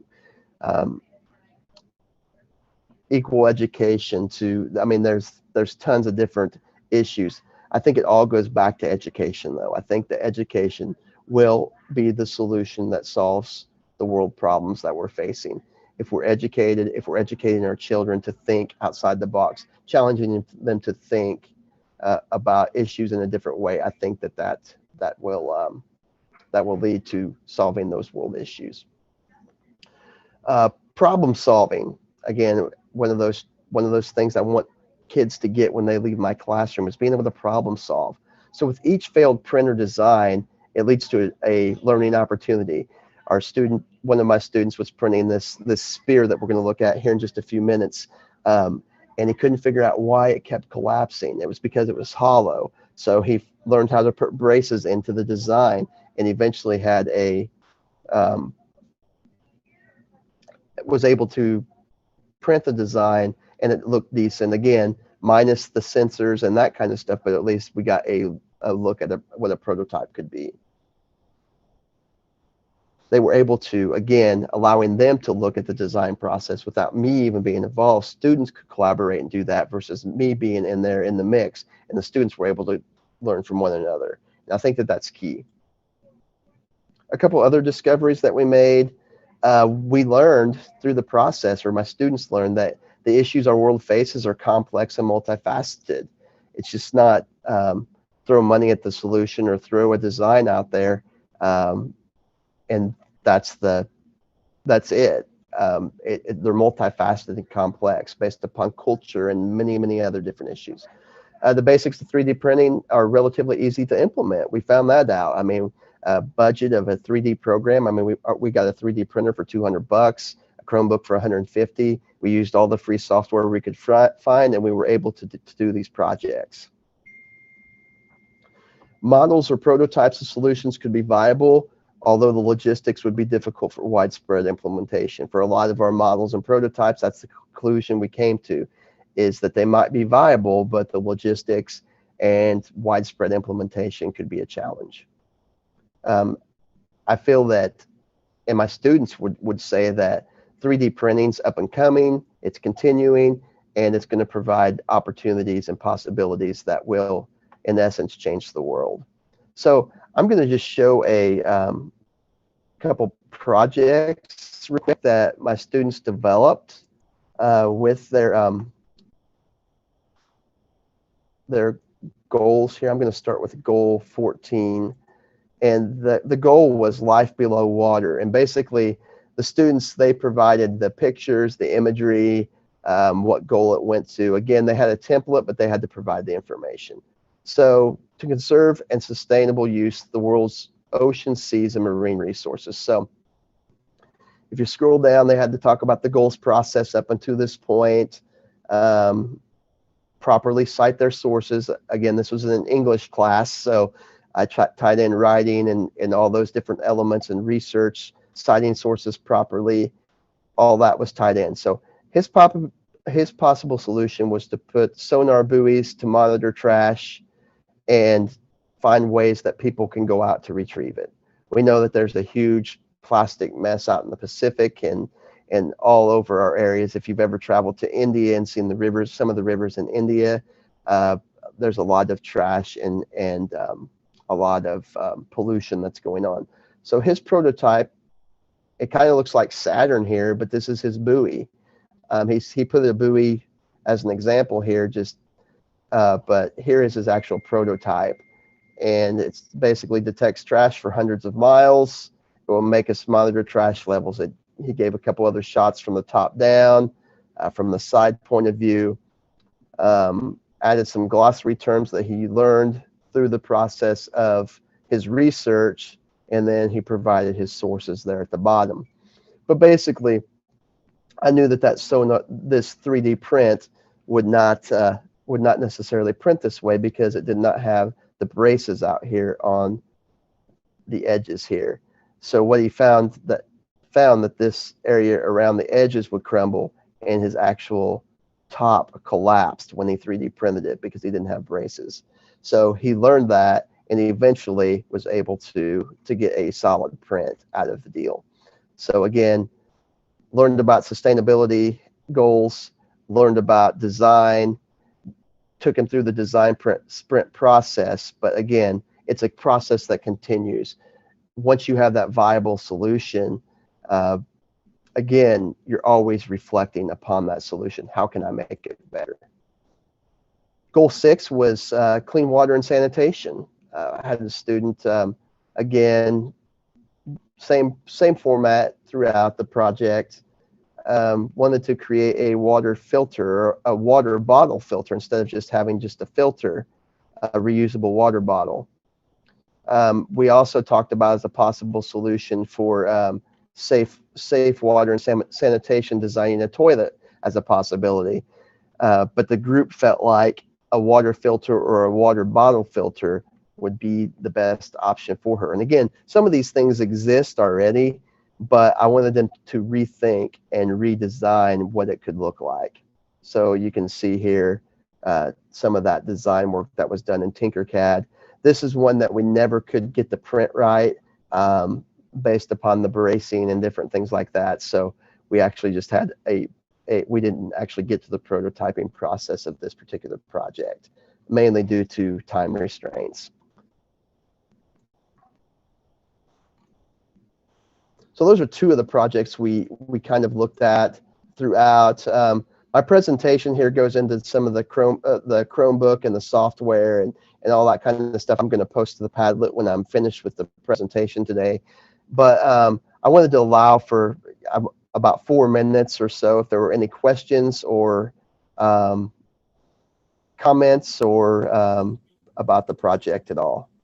Yeah, I think it's really interesting, Jeremy. I actually, in the business world, now use sprints. So it's something that I wasn't familiar with as a student, nothing that I learned in education. I think these are really critical skills. We use it more of, like you said, the emphasis on the collaboration aspect and where there might be dependencies within the organization to make sure everybody is aware of what's happening and where there may be support needed to help accomplish our goals. So It's really interesting that you're actually, when you put in the session, I thought, oh my gosh, I wonder how much this is like my own sprints that I put out bi-monthly, and it takes a long time. It's a hard process. It is. It helps you really grasp what you're trying to accomplish, what you're doing. It's necessary. It could go much deeper than just the 30 minutes today, because each person could play a role within that sprint. And there's so much more detail that can go into it. And I come from a business background, so we used to do something similar to this, but it was always it wasn't ran the way that I would have liked it to be ran. It was more, 2 or 3 people had ideas and they threw them out there, and we ran with those instead of having a process where everybody has input, kind of like that, kind of like a blind writing exercise, and everybody throws their ideas up on a board and then go from there instead of just having 2 or 3 people throw out ideas. So I think it's an important process to learn and definitely go through and grow on.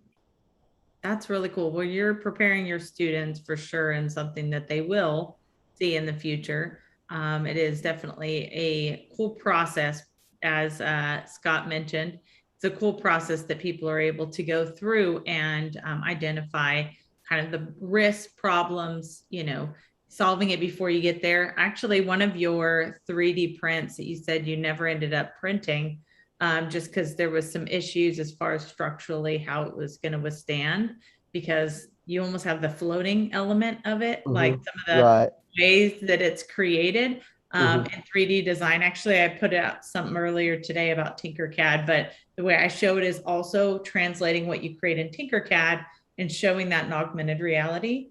And I think that is a really important step, because for them to move from a 2-dimensional to seeing something 3-dimensional, it helps them really understand exactly where that filament is going to fall, where you're not going to see the structure there for it to accurately print. So really cool. I love the fact that you're taking these concepts and applying it towards, improving life and improving opportunities for others. So super glad to have you here, Jeremy, and for you sharing your knowledge and expertise. Appreciate the opportunity. All right. Well, we are still having a lot going on here on social media. Like I mentioned this last time, and I want to spotlight this stuff, not because it's just, go on there. I love seeing the kids making. I think this is why we do what we do, right? Let's see if I can move that out of the way. There we go. As we're going through and making sense of this, what this day looks like, how is this implemented in the classroom?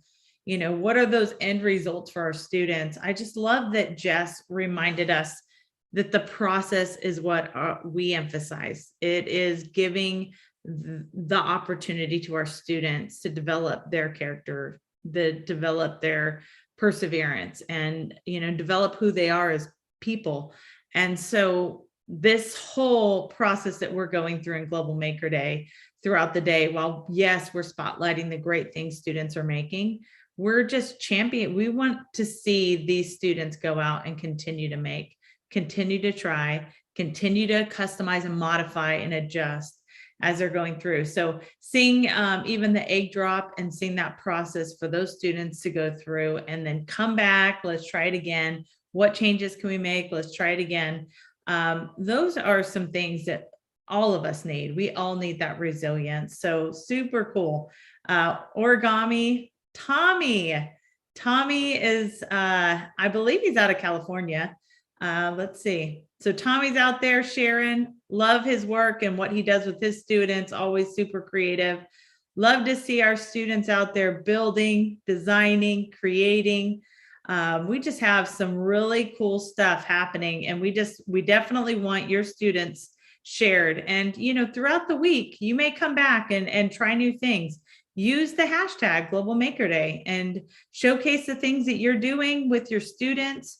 Connect globally. This is an opportunity for us to move beyond just what we're doing on the level of, one day, this one opportunity, and really moving into us creating these global connections that are vital for our growth.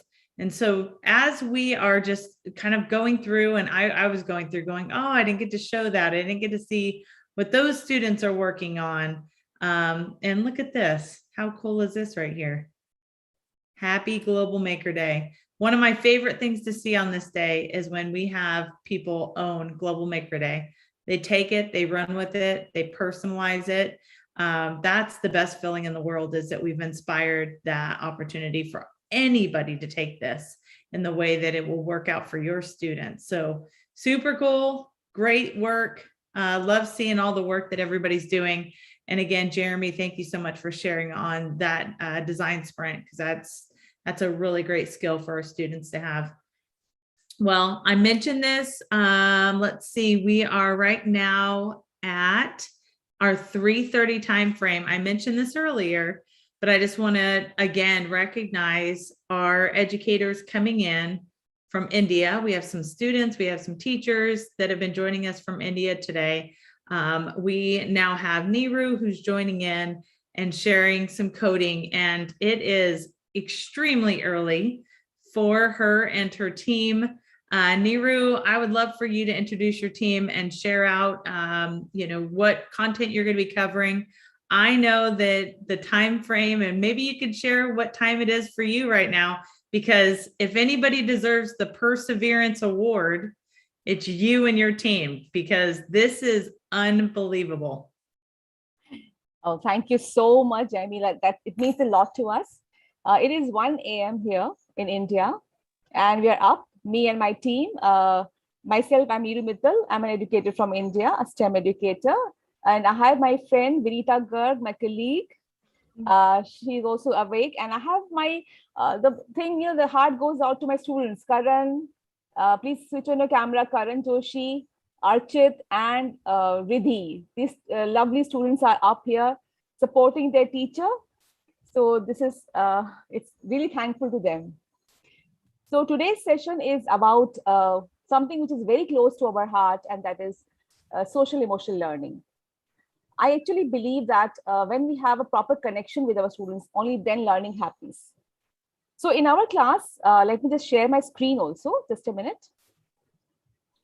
I want to introduce everyone here. We want to introduce everyone here to programming with empathy, something which we came up with this year. As I said, social emotional learning is very close to my heart, and empathy is a skill. I mean, empathy is something which is the core of social emotional learning. So if we talk of empathy, we all know that, I think all of us know what empathy is. Apart from having skills like creativity, collaboration, negotiation, peace, and students, they open up about each other. Empathy is the need of the hour. We need it right now in this world, in today's world. We need to empathize because we need to feel how others feel, so that we can put others in front of us. Only then we can become a world which is fit to live. So basically, building empathy inculcates lifelong skills in students. So those skills which help them to grow up into compassionate, peaceful, and sensitive human beings. If we have all students who are peaceful, compassionate, we actually come up with a world which is a much better place to live in. So how does programming come in? How does programming with empathy come in? We all know, I think all those who are doing coding, all those who are programmers here, that whenever we are doing some programming, whenever we're doing some coding, we are trying to solve a real world problem. And we know that there's a lot of research going on that STEM and robotics and coding has been able to solve lots of problems, lots of real world problems of the world. Simulations are there which help solve problems of like climate change, like road accidents, and so many other things. So why not use programming as a skill for our students to learn empathy? So what we do in our school, SRDA Public School, we try to give students some programs. We try to give them programs such that those programs help us to identify emotions of students, of teachers, of their communities, of their parents. And when they do that, when they do a lot of research, and then they come up with programs which recognize the emotions of people, the feelings of people, how actually people go about in their lives, and offer support. The programs, I'm really proud to say that the programs that our students have created are really a benchmark, which can be used to inculcate the empathy skills all over the world. I would like Vinita to just elaborate on that. Yeah, thank you, Neeru. So hi there, I am Vinita Garg, again from India, and I am also a STEM educator for more than 2 decades. So as Neeru has rightly said, that empathy is nothing but understanding and being sensitive to the experience of others. It's recognizing emotions in others and being able to put yourself in other person's shoes. So I'm going to share a few ways we can empathize, we can be empathetic while coding. So if we are developing a software, like if we are coding, it's almost always going to be for or with other people. Because, you know, software development involves other people and empathy. So empathy is indeed useful. It can help us solve problems by getting to the heart of what's important to people, both end user and fellow developers. So when we put empathy at the center of technology, human connections, they become stronger, and these connections make for a better working space for everyone involved. Now, let me talk about how we can involve empathy while coding. So the first step while developing, whenever we are coding or whenever we are developing any software application, is gathering requirements. So one should use empathy when gathering requirements for their projects. Like when we are students, they work on real life projects, they first gather requirements, and here comes empathy in picture. They must be empathetic enough to understand the need of people.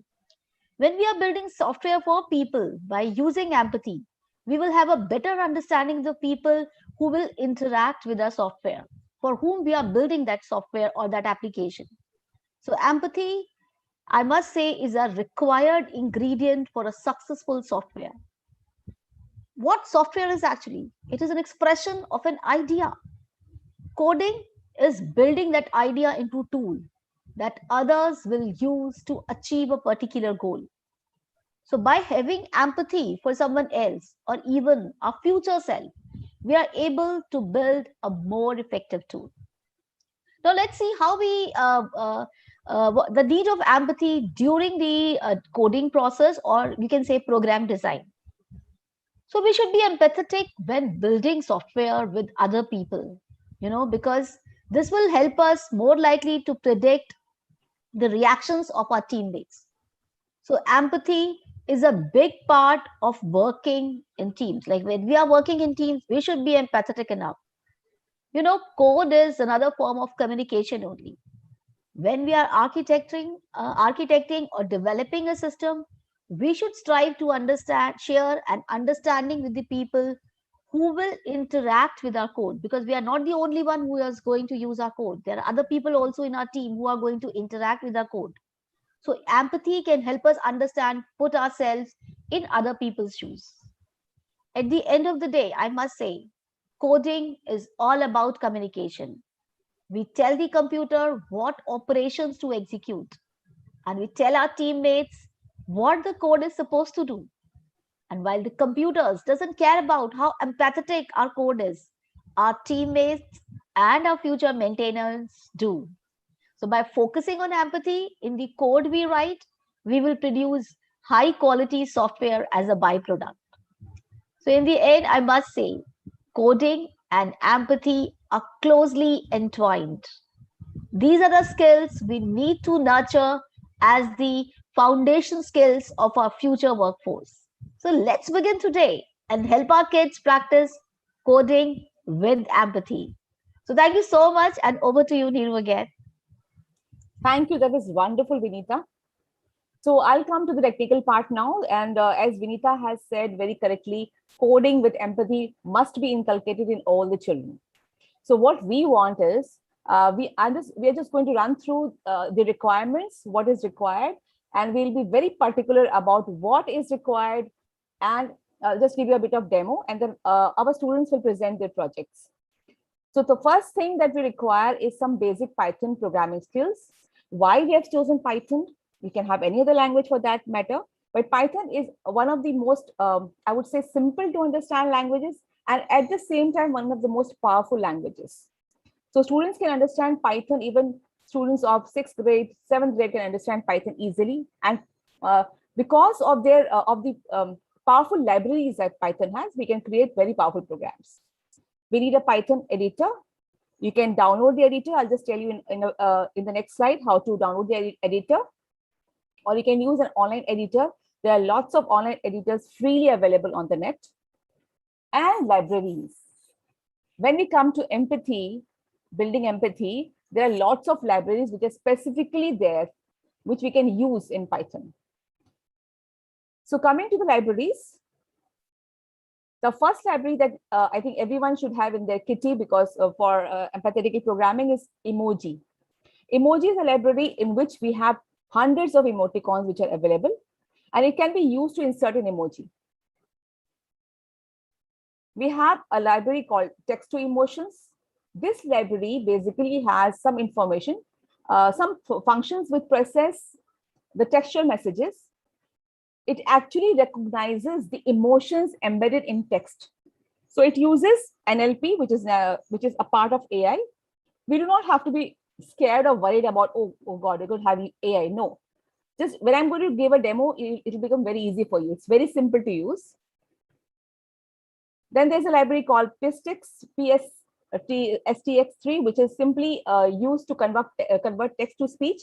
And it becomes very helpful when we want to do something in our program, where we want to maybe have the program talk to us, which becomes very interesting again.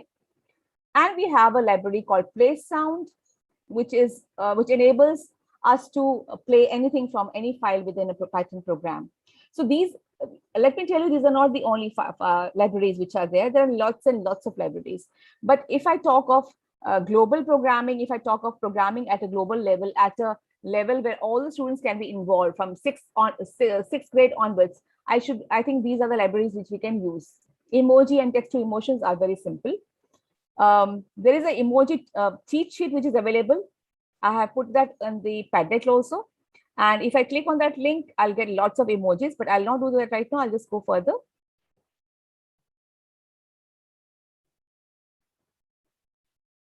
Then we have some essentials. First of all is download Python.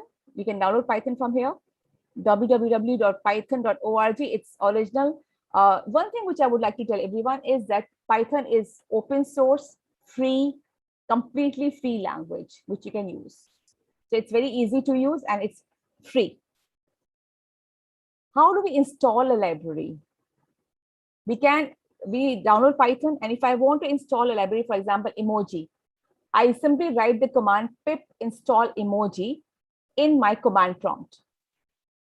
I will tell you everything right now.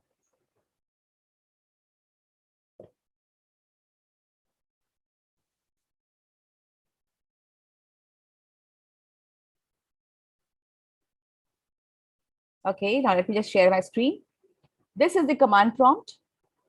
If I want to install a library, I simply have to type the command Python m pip install and the name of the library. For example, the name of the library is emoji. I'll just type emoji and this will be installed. Because emoji is already there, I'll get a message that emoji is already there. It will be installed otherwise. Requirement already satisfied. So you simply have to type this. In some of the systems, you might have pip install emoji. Some of them you might have Python and pip install emoji. So this is the command which I just showed to you how to install emoji, pip install emoji. Then coming to a program, I've already created a program so that you can just go through it. This is a program which is simply asking a person how that person is feeling. Unhappy, happy, angry, or oakish. And depending on the choice, we get some options. So let me just run the program. I'm running this program in Python idle, which again you can download, as I said, from the website. So here you can see there are some emojis, person frowning, grinning person, angry person, and neutral. No, nothing, not doing nothing. So the question here is, how are you feeling today? I've done all this in the coding. You can see it is very simple to code. Just put in a code. And depending on the choice, suppose I write over here,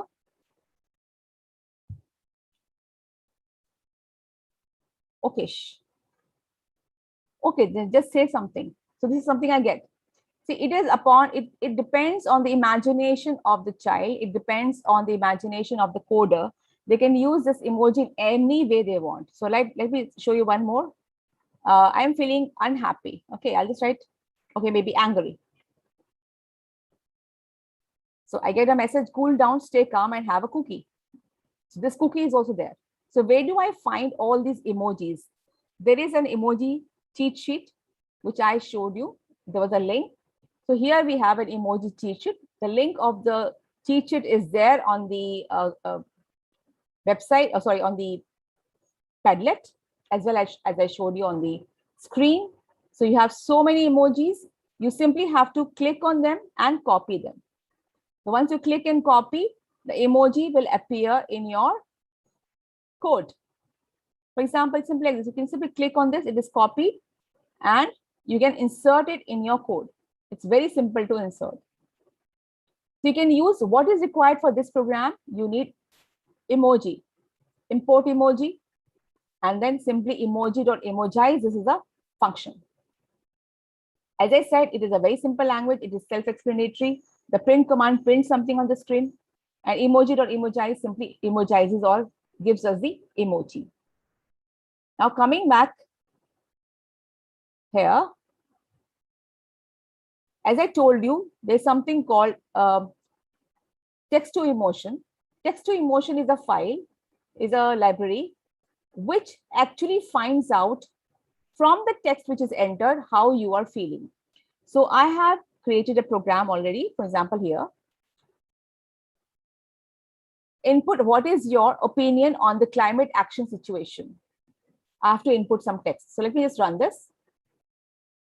Because it is using NLP, so NLP will be downloaded here. You don't have to worry about these red signs here. What is your opinion on the climate action situation? Suppose if I can write something. I feel we must act immediately as the situation is scary. And I click on this. So now you can see I am getting the emotions. There are 5 emotions already there. In text to emotions, 5 emotions are defined: happy, angry, surprised, sad, and fear. So because I put the word scary, I get 1 for fear. And depending on the choice, we get some percentage from 0 to 1. Let me just run this one more time to tell you, to show you something else.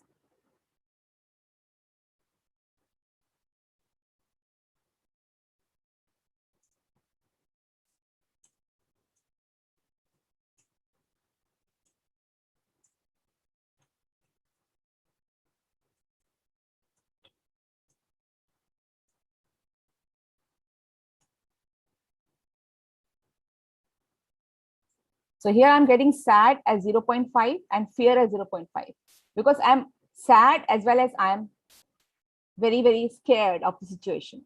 So this is something very close to having an NLP, or having something, having a situation based on action. I mean, having some action based on situation, where you have all the emotions which can be predicted from the text. So these were some simple situations which I had demonstrated. Now, I would like to invite our students. We would like to invite Karan to please share his screen and show his project.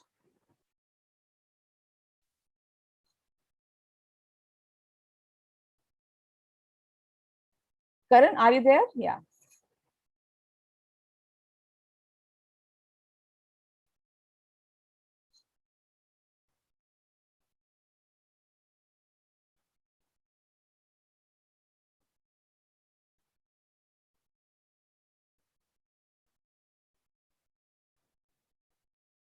Karan, can you speak, Peter? Are you speaking something? Okay, now I'm audible, ma'am. Yeah, you are.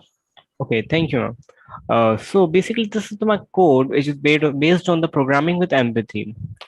During summer vacation, our school has told us to make the code on programming with empathy. So I made a mental stress buster app.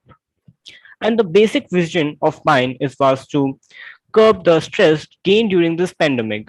And actually, we have seen that lots of people have undergone so much mental agony, and students too have undergone such a mental agony. To curb the stress, I made this app, and now I will show you how it is running. Wait for a second.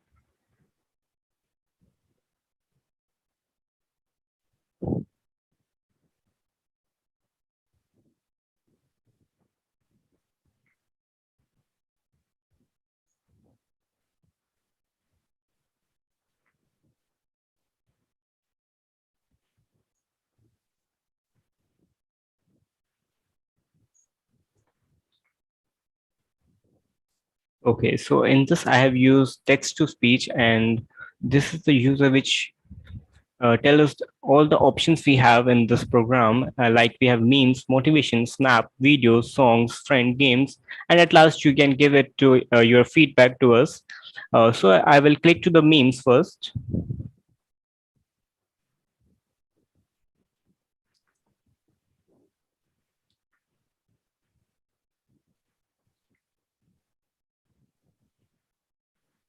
Okay, so these all memes are the popular ones we can find on the websites, and we have put it all together in the drive, and it is a randomization process. Like we can use it many a times and we will not get the same one. Let me try it again and show you that it is working on randomization library only.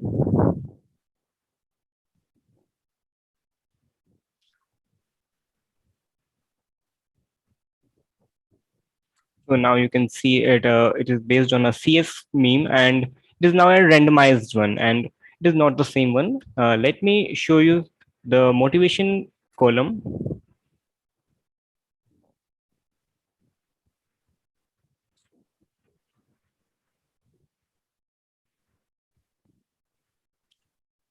So you can see that this is the motivation column one, and over app also help us to download the features. Like if you like this one and you want to download to your PC or any in your mobile, so you can download it from the download option, or you can print it also if you like. That, and let's go to the snap one.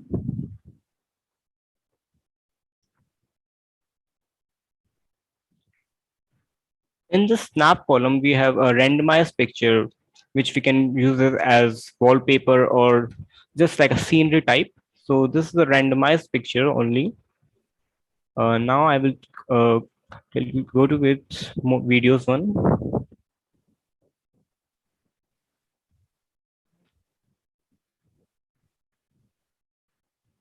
So it's a type of meme one. Let me play for a few seconds.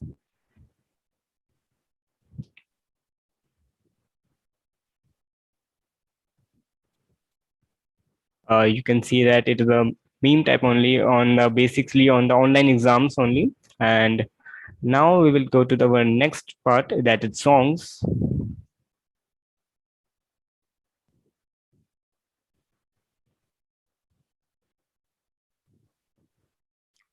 So yeah, I can play it for a file only.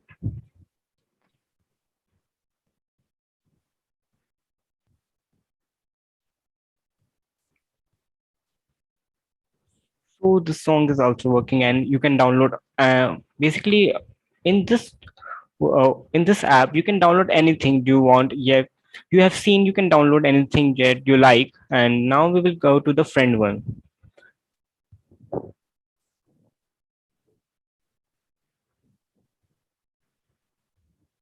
Perhaps you could tell them that you have embedded libraries for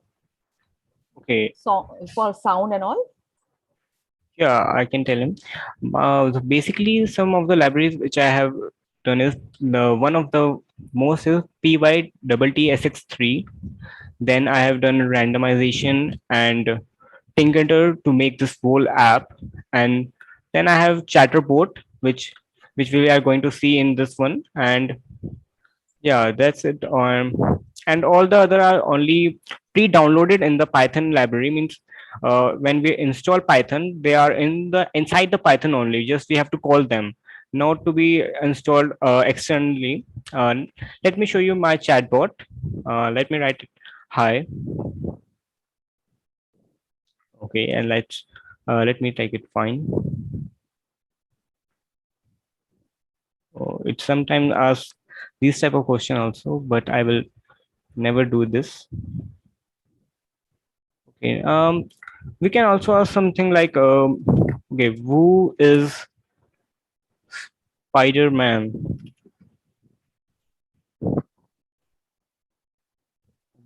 Impressive, I guess. That's a good answer. Okay, now let's get to the next of the options, that is games one.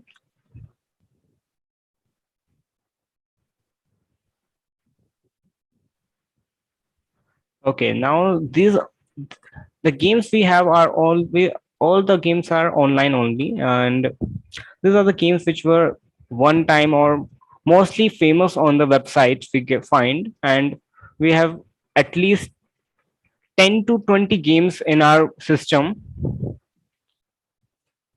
So like you have inserted the links only of the games, right? You know, actually created the games. You have taken the games from the net. Yeah. And at last, the feedback column,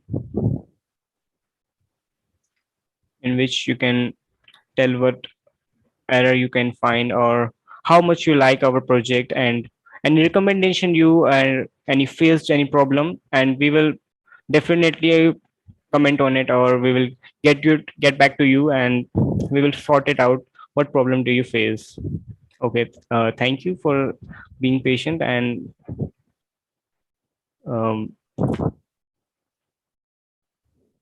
thank you so much, Karan. That was wonderful. So okay, we can have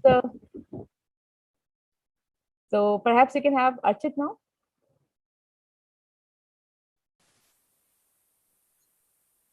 Archit, you're not audible. Unmute your mic.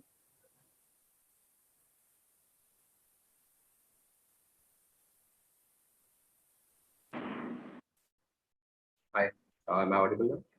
Yeah. So you can see I've created this program. Greetings to all, I'm Archit Kadodia and I'm from India. And I've created this Python program on empathy. So the name of the program is Moodle Booster. And the basic idea behind this program is to boost the feelings and energies of different peoples of different age groups. So the first function that it performs is to ask for the user's current mood. And first it asks the user whether he is feeling happy, angry, sad or neutral. And according to the mood that is inputted by the user, it performs different functions and provide choices to boost feelings of the user.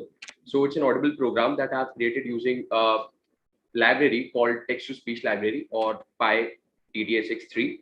And this program helped me a lot to understand different kinds of people. Different people faces different problems in their day-to-day lives, and this program can encourage them to solve their problems. So let me show you how it runs.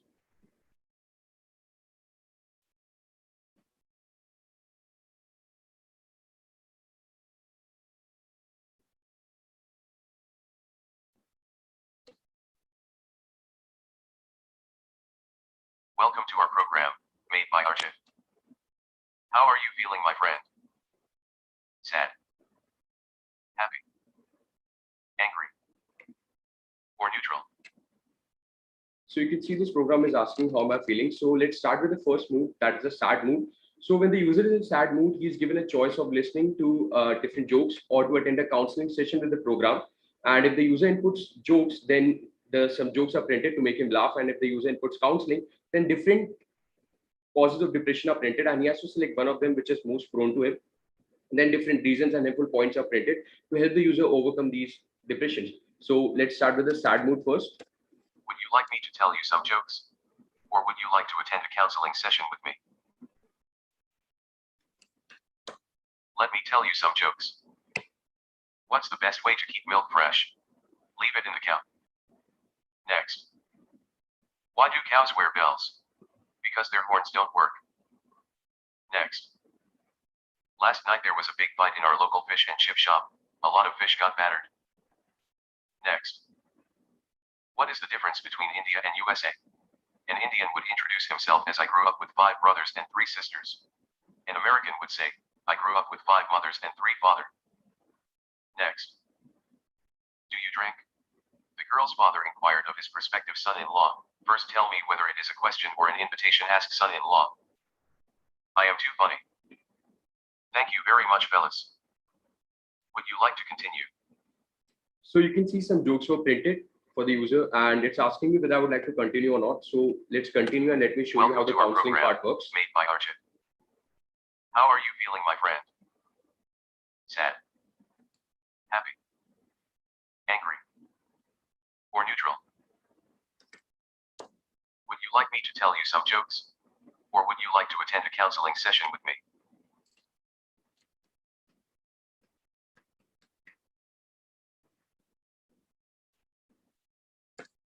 Let's start the session. Why are you sad? Bullying. Family or social issues. Death or a loss. Abuse. Serious illnesses. Use of certain medications. So you can see different causes of depression are here, and I have to choose any one of them. I can choose any. Let's choose the serious illness one. Here are some ways by which you can overcome any illness naturally. First, try it all. Be open to treatments that might seem unlikely, doctors who seem alternative, and paths that seem less taken. It was through these avenues that I learned the most, especially through my own research.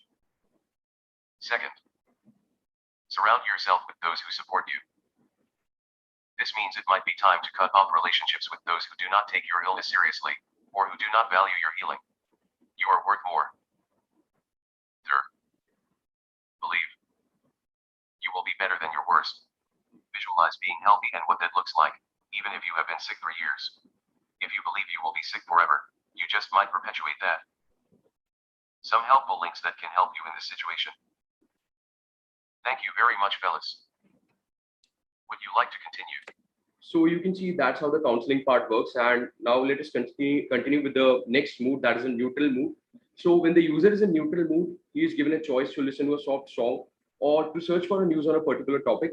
If the user inputs song, then a song is played in the background. And if the user inputs news, then he's given a search option, and he can input any topic, and news on that particular topic will be printed for the user. So let's continue. Welcome to our program, made by Archit. How are you feeling, my friend? Sad? Happy? Angry? Or neutral? So the libraries that I have used in this particular mood are Play Sound Library and the Google News Library. Would you like me to sing a song for you, or would you like to know latest news headlines? So let's start with the song first. Let me sing a hopeful song for you.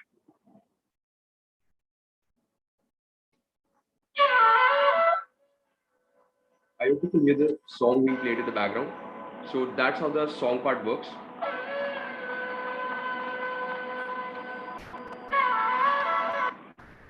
Now let me show you how the second part of this particular mood works, that is the news part.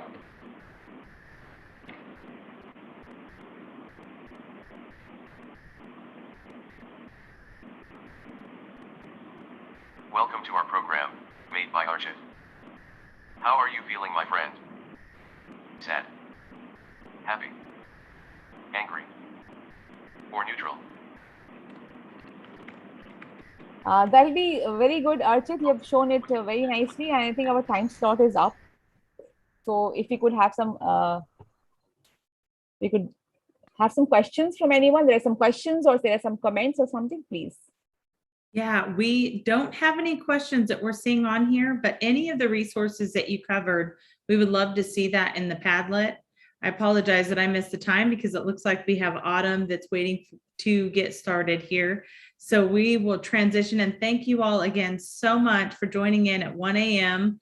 your time. And I hope that you get some rest and get a chance to sleep in tomorrow. Yes. Thank We have you. a Thank you, holiday Jamie. tomorrow. Yeah, we will. Thank you. Thank you. Bye. Bye-bye. Bye. All right, so we have Autumn here waiting to start her session. She's going to be sharing on the highs of lows. So this is a really exciting session. Autumn, go ahead and take the full amount of time. I apologize. I was actually doing some VR for Global Maker Day, so we were in the VR. No space. worries. I mean, if you're coming at 1 a.m., like please finish up before you stop. My name is Autumn Lusk. I am coming to you from also the Pittsburgh area, and ironically only about 5 miles away from the other Pittsburgh speaker, which I found to be really cool. Today we're gonna do, it's called the Highs of Lowe's, and Lowe's is the home improvement store. So for those of you here in the US, that is what we're doing. And I'm hoping you can all see my PowerPoint screen. Yes, we can. Fantastic. And we're actually going to, I don't have the right setup on it yet. But my name is Autumn Lusk, and I'm going to get to my screen. There it is. Autumn, did you get it okay? I did. I had my display settings set up weird, so I couldn't see my notes, which would have made this a very long conversation. There we go. So this is the highs of lows, and we are going to be taking some time to rethink the field trip or rethink how we give programming to kids. And I am with Penn State, which is a large university in Pennsylvania. But before I get into all that, I kind of wanted you to get to know me as a person. So I am many things, and of those, dinosaur lover is one of my favorites. Stegosaurus is my favorite dinosaur, and he appears everywhere in my office and my home. I'm a PA certified educator in social studies and English. Social studies is my first love. English is my accidental one. I have been with Penn State for 5 years as of yesterday. Yesterday was my work anniversary, and I do a program called Talent Search. Now, the name is rather outdated because it was named in the 60s, but it is still very relevant. It's federally funded through our Department of Education, and it identifies and assists disadvantaged participants who have the potential to succeed in higher ed. And so what that means for me personally is the district that I serve has a high number of kids who have the potential to be first generation in their family to go to college, and they're coming from a low income family or have another circumstance that's pressing on them that could hinder their success after high school. And I specifically work with kids in 6 through 8 because we know that the earlier kids get started on this type of thing, the more likely they are to be successful. I always want to do these. I love to know where I'm going right from the start. So I'm going to give you the challenge in case it's not in front of you. We're going to walk through my process. I'm going to give you some takeaways, and my contact information will be at the end. So it'll be the last thing you see before you walk out of the virtual door. If you don't have it in front of you, the challenge is to use any available art materials in front of you to create a new color and give it a name. And then if you have extra time, build a color swatch. So 3 or 4 related colors, and you do have to name all of them. And as you can see in the picture, that's what these lovely ladies are holding up. But enough about all that. What we came here today for is the ability to rethink how we think about programming for students. So this is a snapshot of my thought process anytime I do programming, and a lot of it came out of my very first year. Now, I'm a grant-funded program, which means I don't have a curriculum, I have objectives, and as long as things build into those objectives as allowable services, I can do it. And so what it looks like for me is to take what I have in front of me and think about where I need to go. So the big things I want you to take away from the snapshot, because we're gonna really dissect this, and I will bring this back up at the end so you can kind of see it and digest it all at once. Again, reflection happens on both ends. And I think that's something a lot of times we skip because it's an easy step to assume that, like, I'll figure it out or it's not that important. And then you'll also see that there are 2 sections where there's cyclical arrows. And that means that, like, these steps are happening at the same time, but they're completely different. And and you may find yourself like going back and forth between ideas, but it's related and it's not. And I really wanted to break it down so we understood the two parts of that session. So the process, we're going to read through it real quick. Reflect on your past experiences and assess your current students. Then from there, go ahead and determine and map out your goals and explore what regional resources are available to you. Make contact with them, start collaborating, conduct your event, and at the end, go ahead and reflect and thank, right? Maintain those connections. So we're going to go ahead, we're going to dive in, probably going to do them about 2 at a time because you can see many of the steps sound like they're related, and that's because they are.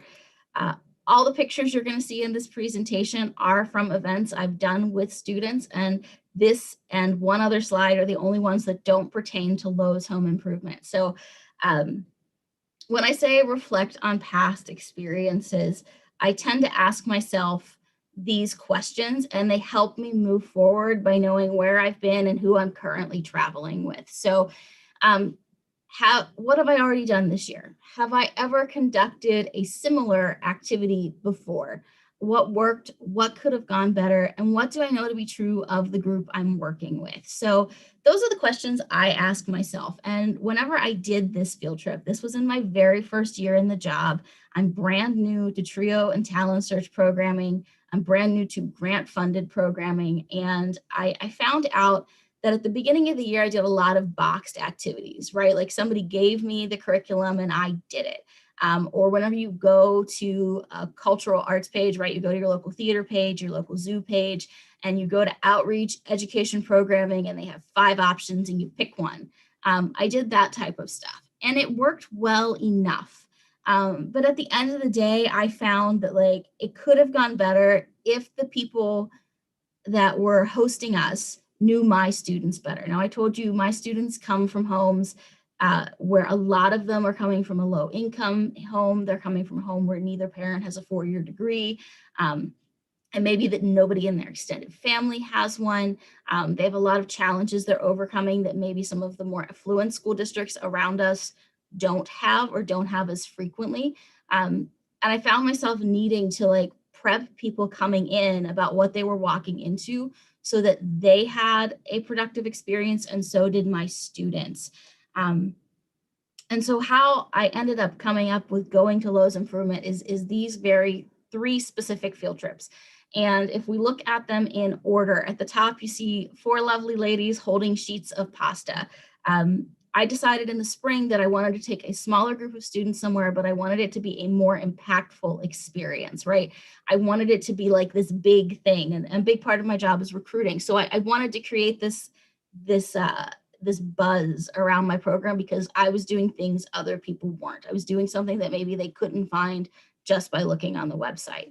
And I was looking for a cooking class, and I found out that one of our local grocery store chains in Western Pennsylvania has a giant Market District store near the airport. And when I say giant, the grocery store has a 2nd floor, and the 2nd floor is a cooking school.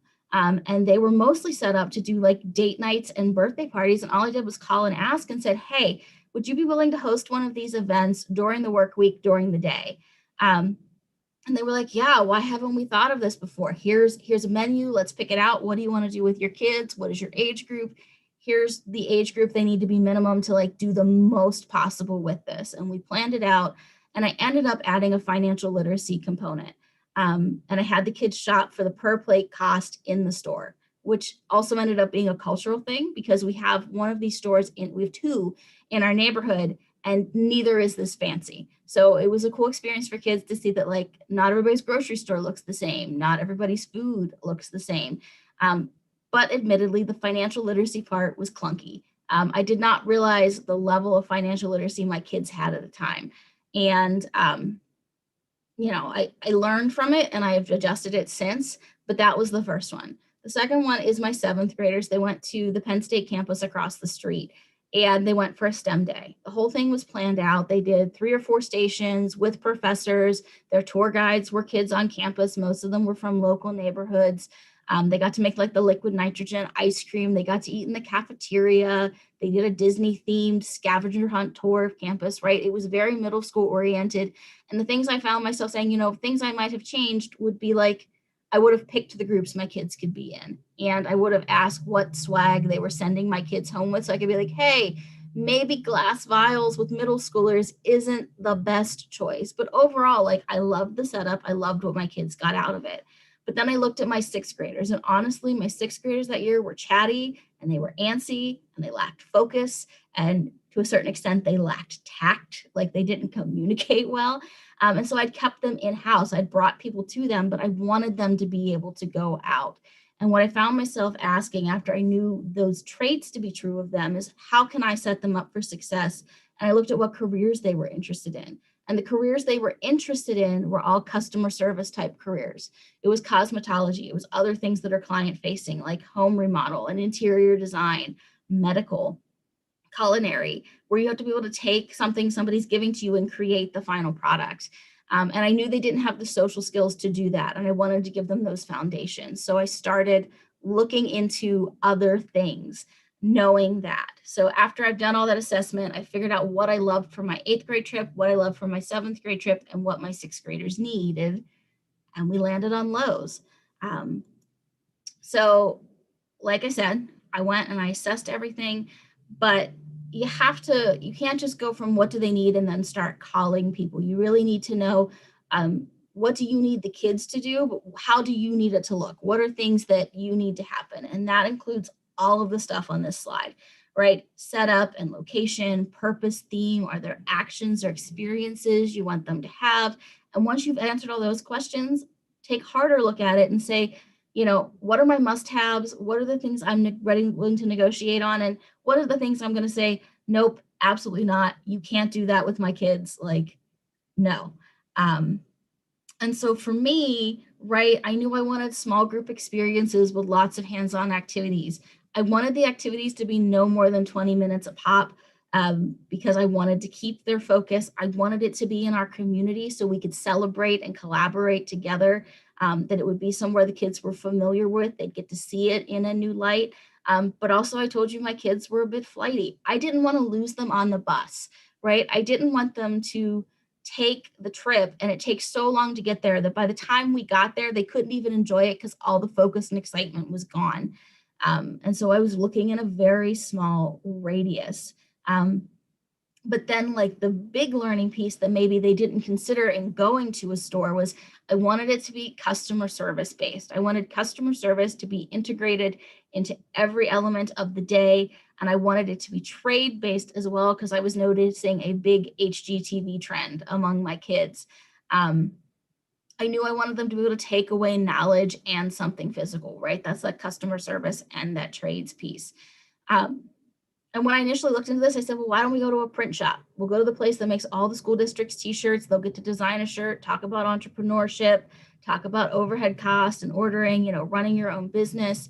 And to be frank, I couldn't find one. And so I went to Google and I Googled like DIY and team building activities for middle schoolers in the area and found out that both home improvement stores that were near our district hosted Saturday academies for kids, where the kids got a kit and they got to create something and take it home.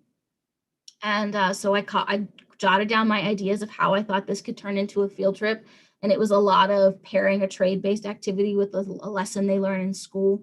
So calculating square footage, and then calculating cost, and then learning how to lay floor, right? Stuff like that. Or how to pick a paint color that matches a backsplash, and then practicing paint techniques.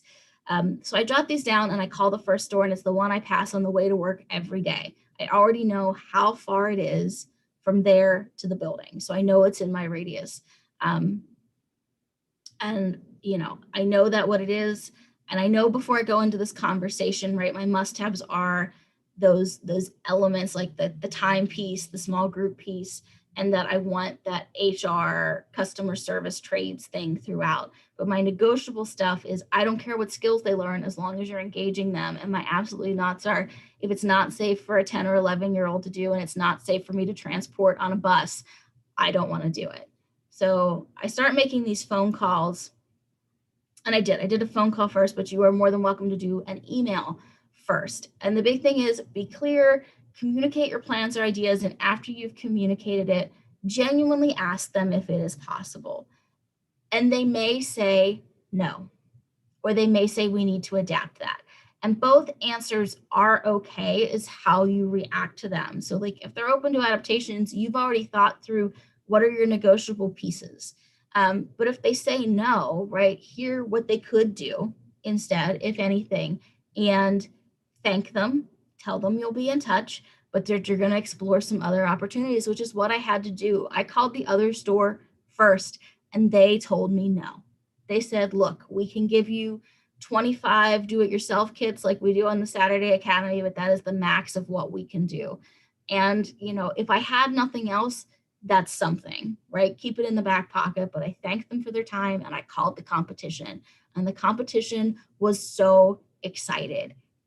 Everyone was on board, right? The manager I talked to on the phone is on board. He sends me on to his head of outreach in HR. I email her the follow-up of everything I'm thinking. She runs with it. When we get to the store, the employees are all super excited for the day, like to be working the morning shift where the store is slow. Everyone on board, super excited.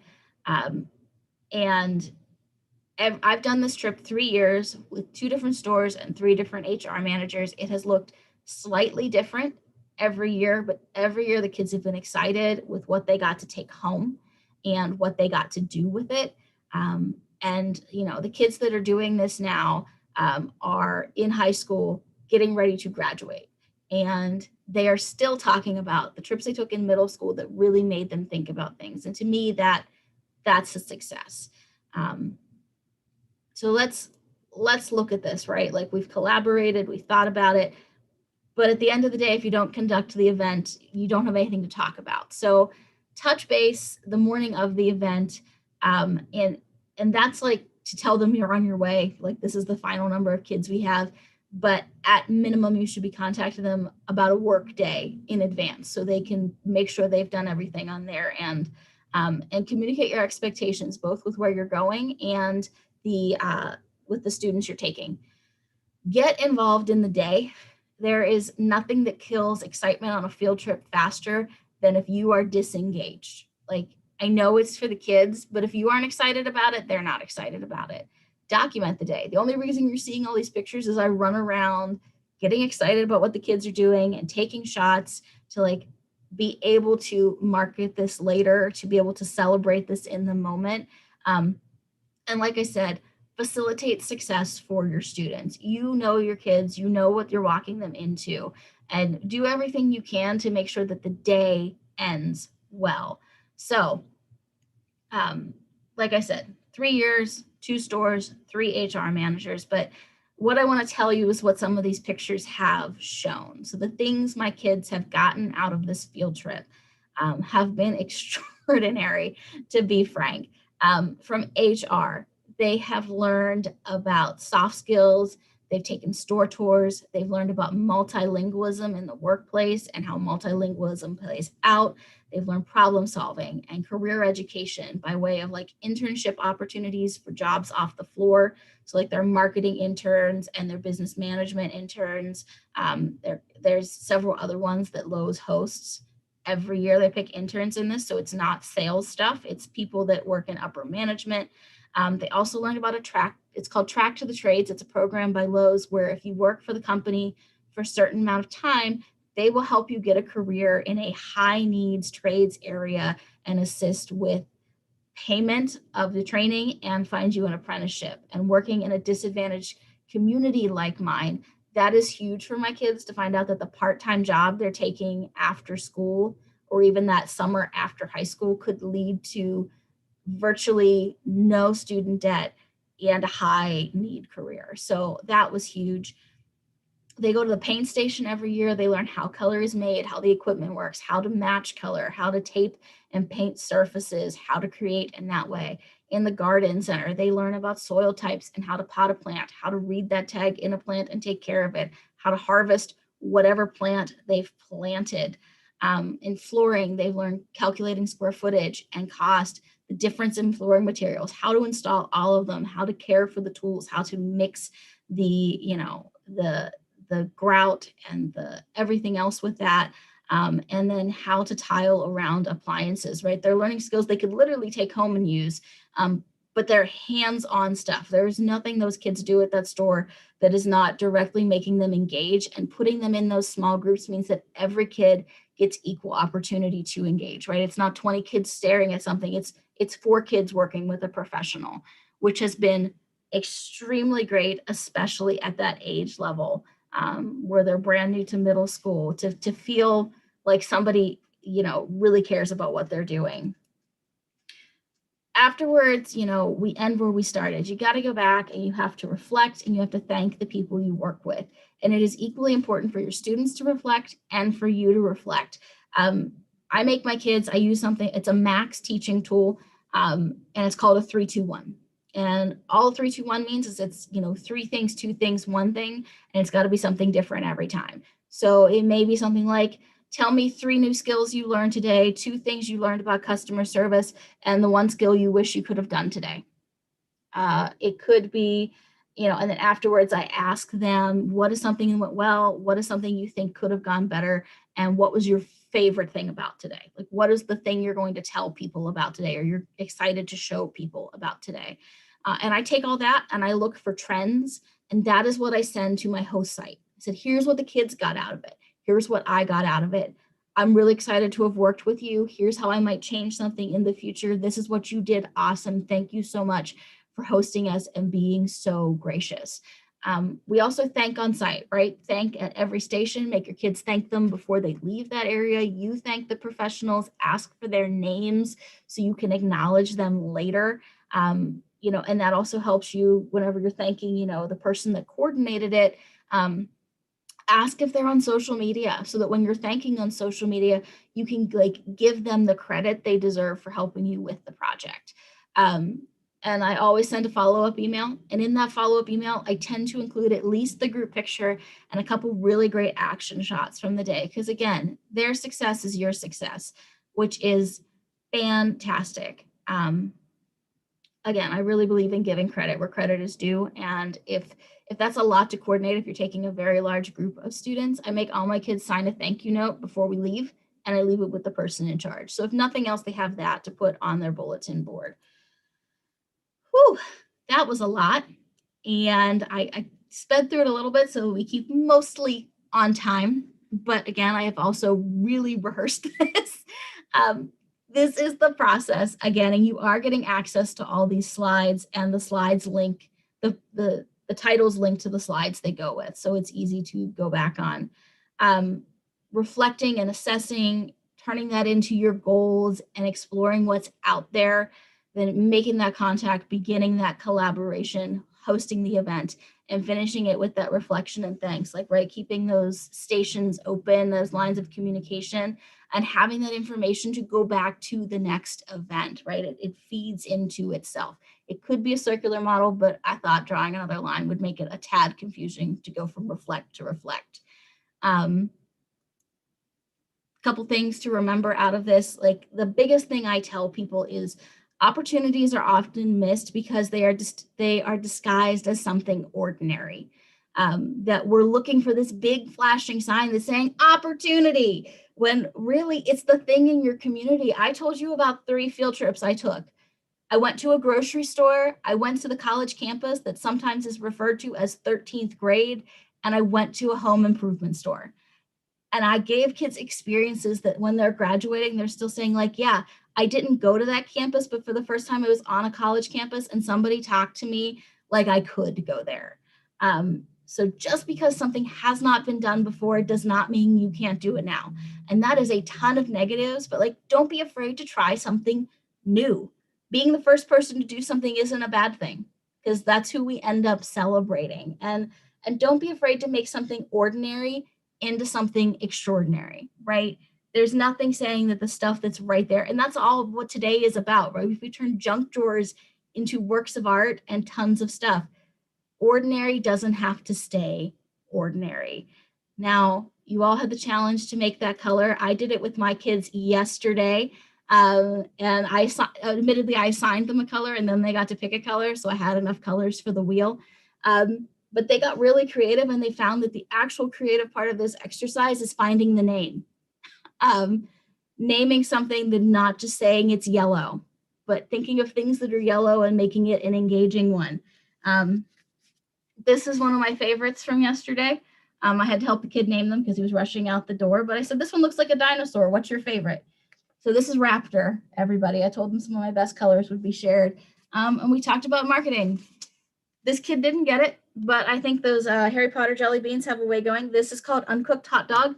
I don't know that I want to paint my kitchen that color, but you know, if they're looking for a new jelly bean flavor, I'm sure we could pair that up with like the lemon one and you could figure out what you were actually eating. It'd be a great dare challenge. If you want to continue the conversation, which I am happy to do so, I'm super excited to connect with people. That is my email address. It's adl43@psu.edu. And I will keep an eye out, just put like Global Maker Day in the title so I know where you're coming from, that I don't assume it's some weird spam thing that's coming through. I do most of my professional work on LinkedIn. It's just my name at the end of the LinkedIn link. And then I told you I'm with the grant-based program. I talked a lot about social media. I'm a content creator for them. So I travel and I create content to publicize our programs. We are on all 3 social media channels with the tag @Penn State Talent Search. One word, PENNSTATE Talent Search. And it will be really great to see what's going on there. So that is all I have. I am open to questions. I am pretty much on time. And I'm really grateful for the opportunity. Thank you so much. It's been so cool to see how everybody creates. And I definitely have my list of people I want to connect with to bring things into my room this year. Well, Autumn, I just want to say a lot of what you were talking about, interestingly enough, our next presenters are Mike and his daughter Ariella, who are joining us.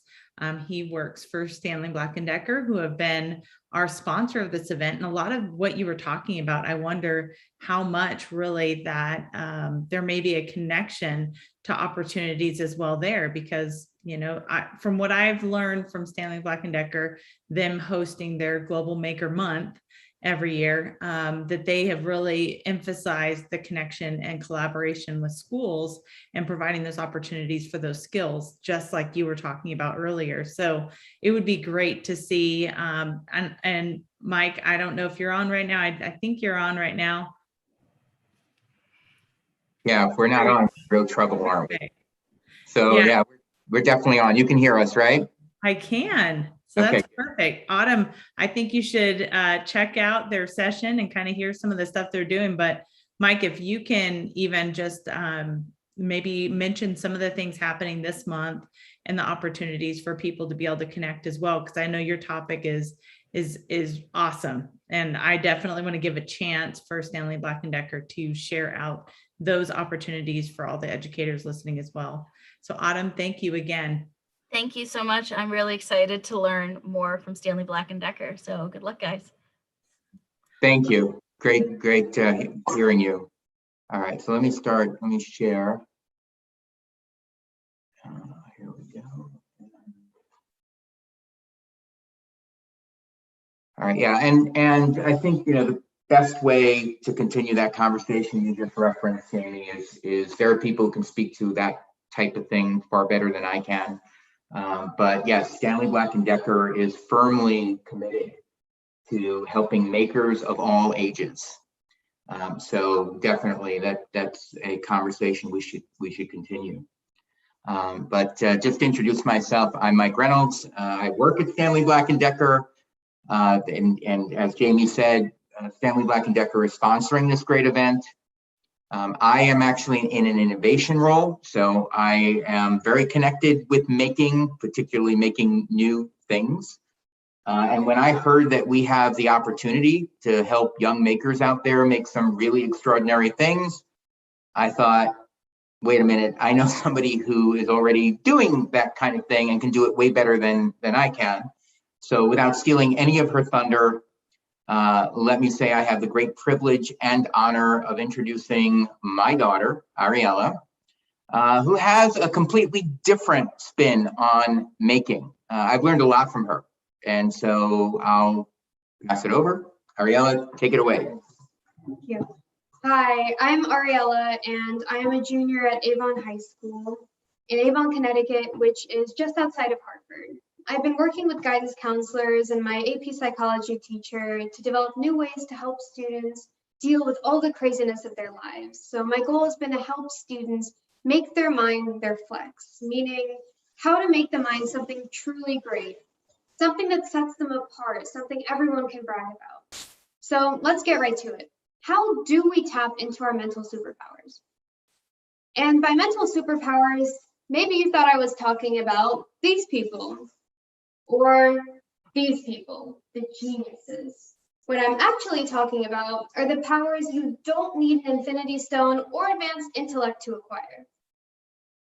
Turns out superheroes don't always wear capes. You have a part of your mind that can give you the powers to deal with emotion and all kinds of stress much better. It's called the prefrontal cortex, and it's right at the front of the head. Okay, so you may be asking, so what? Well, if we can train the prefrontal cortex, make it super strong, then we can handle pretty much anything coming our way. And by anything, I mean a lot of very tough stuff. Here's a quotation from one of my best friends. There's just a lot going on, a lot of stress, and it's all new to me because of being a junior in high school, LOL. Because of being a junior in high school, LOL. That pretty much says it all. And even if you're not in junior year of high school, the reality is that a number of studies are making it clear. The pressure on students and the intensity of students' sometimes unhealthy responses to that stress has never been higher. The pandemic, by all accounts, has made things much worse, and studies are only beginning to quantify those effects. The constant onslaught of exams, papers, assignments, social pressures, the need to be liked, to be included, all create some real challenges. But don't worry, social media such as TikTok and Instagram will make us feel better, right? Actually, the opposite. But by looking at what social media do, we can identify the concrete steps we need to follow to make our mind a flex. Let me show you what I mean. In social media, you might see posts like these. Billie Eilish is a whole mood, and Selena Gomez, here are all the times she was in absolute mood.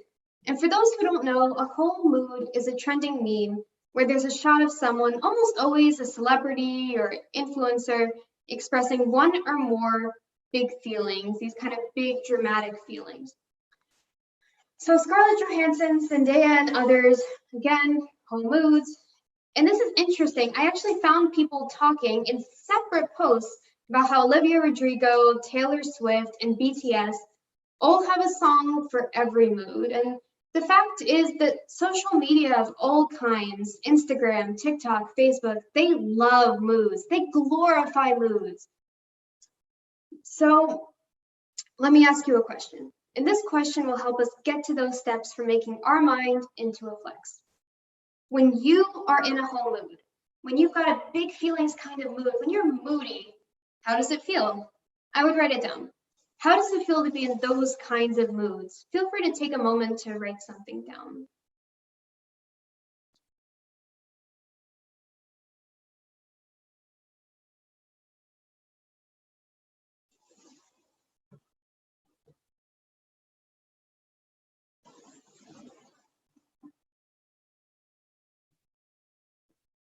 And now here's a related question. Did you have all the words you needed? Were you able to write down all your feelings, or was it kind of hard? Many people find that they don't have all the right words, and we're going to help you with that in a moment. Next big question. When you are feeling these big feelings, really powerful feelings, do you make good decisions about what you say and what you do? Do you perform at your best? Are you able to focus on exams? How about sports? Are you good on the field? Let's find out. And this brings us to step number 1 of making our mind a flex. Let's become aware of our feelings. If we really want to know what state of mind creates the best decisions, what feelings, what moods, and so on, we need first to get to that awareness of feelings, the vocabulary, the words for it. This brings us to the mood meter. We're not that good at awareness because we don't have the vocabulary for it. And we do need that vocabulary. Mark Brackett, who heads up Yale University's Center for Emotional Intelligence and has done a ton of work to help kids, says, if you can name it, you can tame it. But how are we supposed to do that without the vocabulary? Fortunately, he introduced that vocabulary by creating the mood meter. Level of pleasantness on the x-axis, how pleasant the feelings are. Level of energy on the y, how intense the feelings are. And now we can see many more feelings in that happy yellow zone than we would have thought. Happy, focused, excited. Low level of pleasantness, low level of energy. We now have the blue feelings, sad, morose, exhausted, sullen. And high level of energy, low level of pleasantness, we have the red feelings. This is where we're likely to be if we get a bad grade, if we felt that a test was unfair. And then high pleasantness, low energy, we get those zen, calmer feelings, calm, easygoing, content, satisfied. So step number 1 to making your mind your flex. Let's use the mood meter to become aware of our feelings. Now this will change throughout the day, but right now, where are you? Write down for yourself where you think you might be right now. Write down the words you see that best describe your feelings and moods right now. Are you here? Focused, hopeful, playful? Or are you here? Or maybe over here? Frightened, apprehensive, troubled? Or what about here? Easygoing, content, satisfied?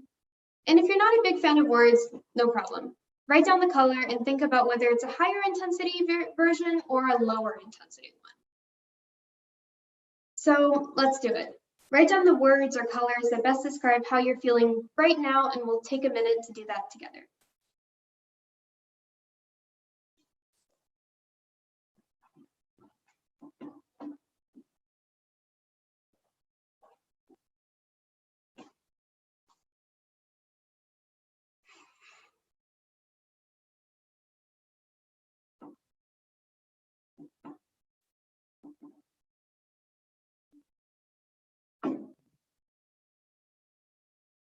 All right.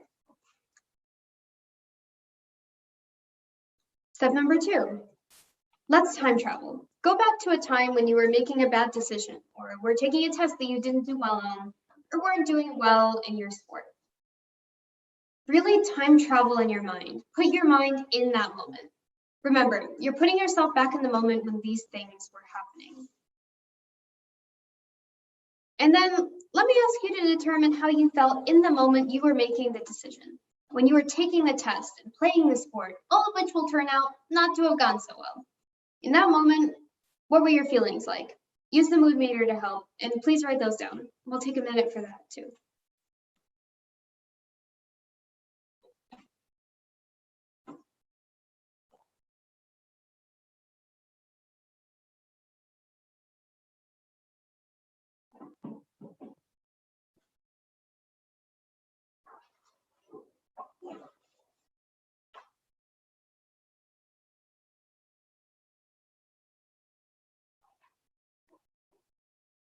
Okay. Now, go back to a time when you made a good decision, or an exam was going well, or you did well in your sport. Where are you on the mood meter? Again, please put your mind in that moment and use the mood meter to help you figure out your feelings. You may feel tempted to say you make all decisions the same way, that your feelings are all the same. If you really think about being in this good moment, you'll find that your feelings are different from the ones you experienced in a bad moment. Explore them, take your time, and see if you can map them out on this mood meter.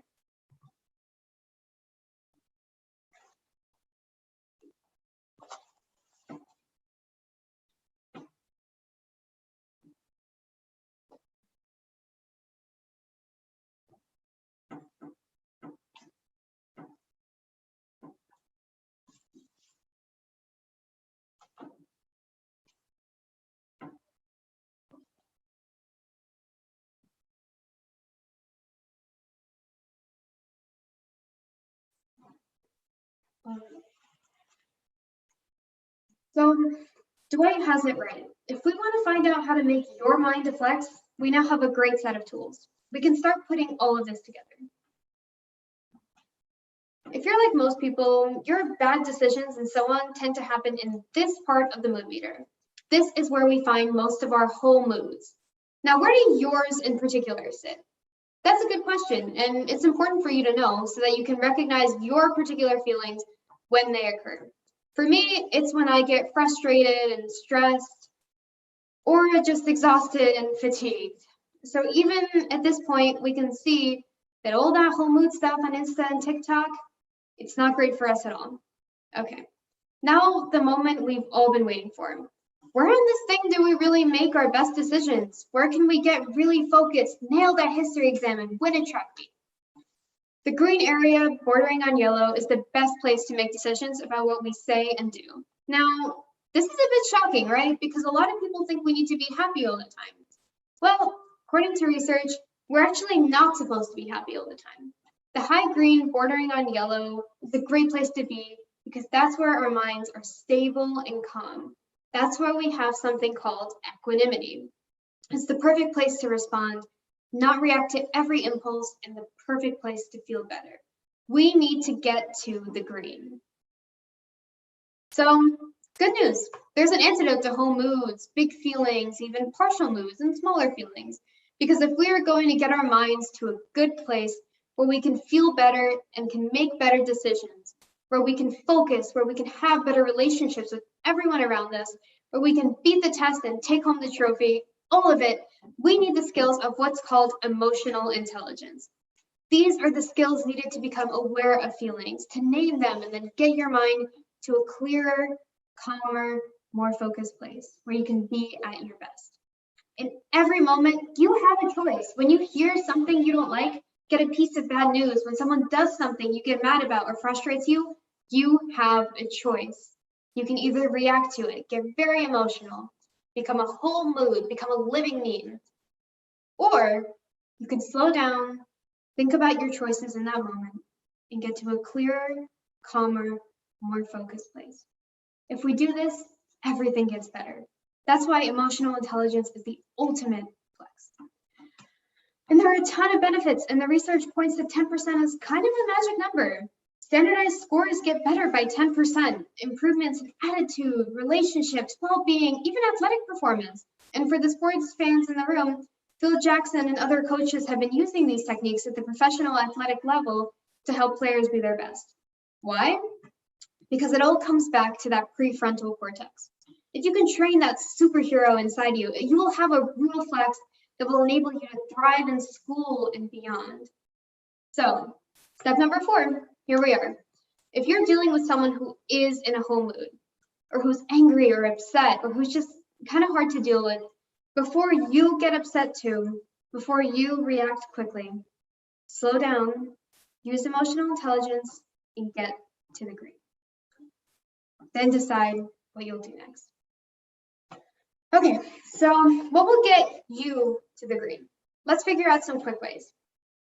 Write down one mood bomb, something that will bring down your mood and give you these big unpleasant feelings. It can be anything, social media, something someone tends to say, a particular song, whatever. Please just write at least one down.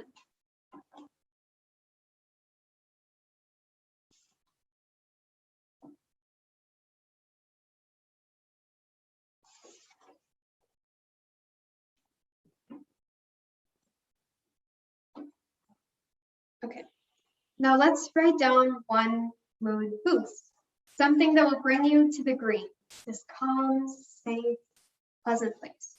Let's just take a few seconds and write something down.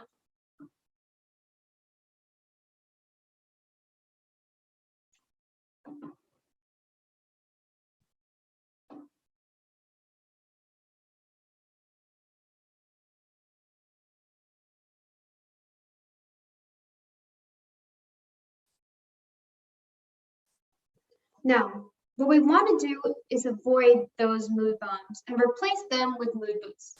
I would keep these mood bombs and boosts in mind. When you're faced with a mood bomb, use your new emotional intelligence. Realize it's a bomb and replace it with a boost. Your feelings do not own you. You can make choices about how you want to feel. My personal mood bombs, getting surprised on a test, and feeling as if I'm always in a rush. Mood boosts, doing this presentation and ones just like it. So just a few more mood boosts that can get you to the green. Mindful breathing, meditation, good nutrition, aerobic exercise, yoga, and Tai Chi. These are all great examples. I do want to add that you may have a ton of others in mind that work for you. This is absolutely not an exhaustive list. As long as they put your mind in a better state, in a more equanimous state, then they are wonderful mood boosts. So if you're game, let's practice the first mood boost right now, mindful breathing. It's a simple technique. We'll train your prefrontal cortex and we'll get you to the green really fast. So start by noticing your feet on the floor, and the body in the chair. Drop into your body, just become aware of it. The hands, the legs, the shoulders, the head.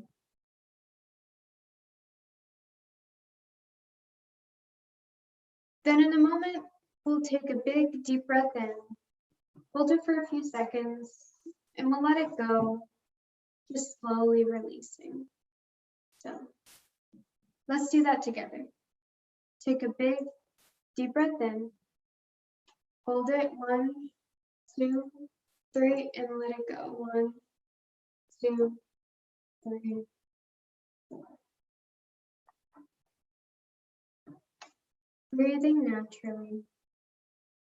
Not trying to change anything, not trying to control your breath, just breathing naturally.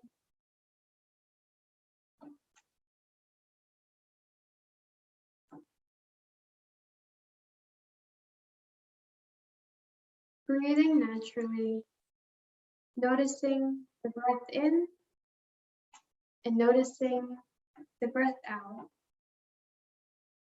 And when you're ready, just becoming aware of things in front of you, just noticing them as they are.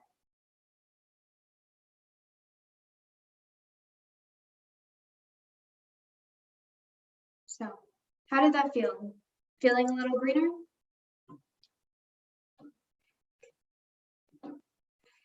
A few final thoughts. This is only the beginning. If you're interested in learning more about how to build these mental superpowers, how to make your mind a flex, then you can always reach out to me. I'd be happy to help.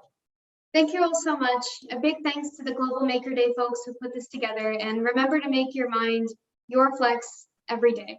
Thank you again. Okay, you can't leave on that.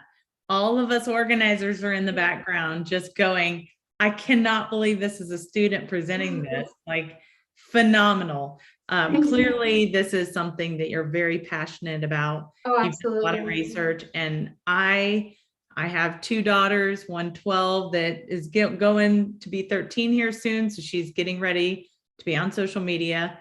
I really regulate that until the legal age, just because there's a lot of other complications, of course, involved. And there's a lot of pressure involved as well. And I have one that's about to turn 20, using social media as well. And just identifying which social media platforms are more harming than others, if you will. But to hear this from a student, as opposed to hearing it from a parent, I think that is one of the most impressive things. I mean, what brought you on this journey?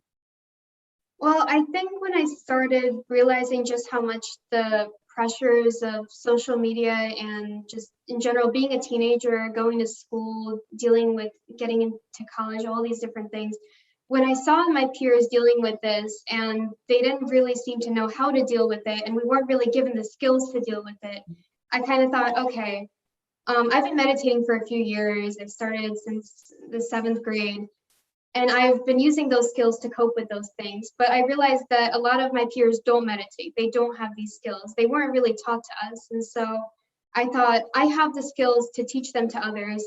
I can bring them to others. I can really ease these pressures and all of this weight on so many people's backs. I mean, why wouldn't I do that? Mm-hmm. That's amazing. I know David's on here as well. Michael Drezick, Katie, Scott, we're all joining in from different areas. Most of us have kids as well.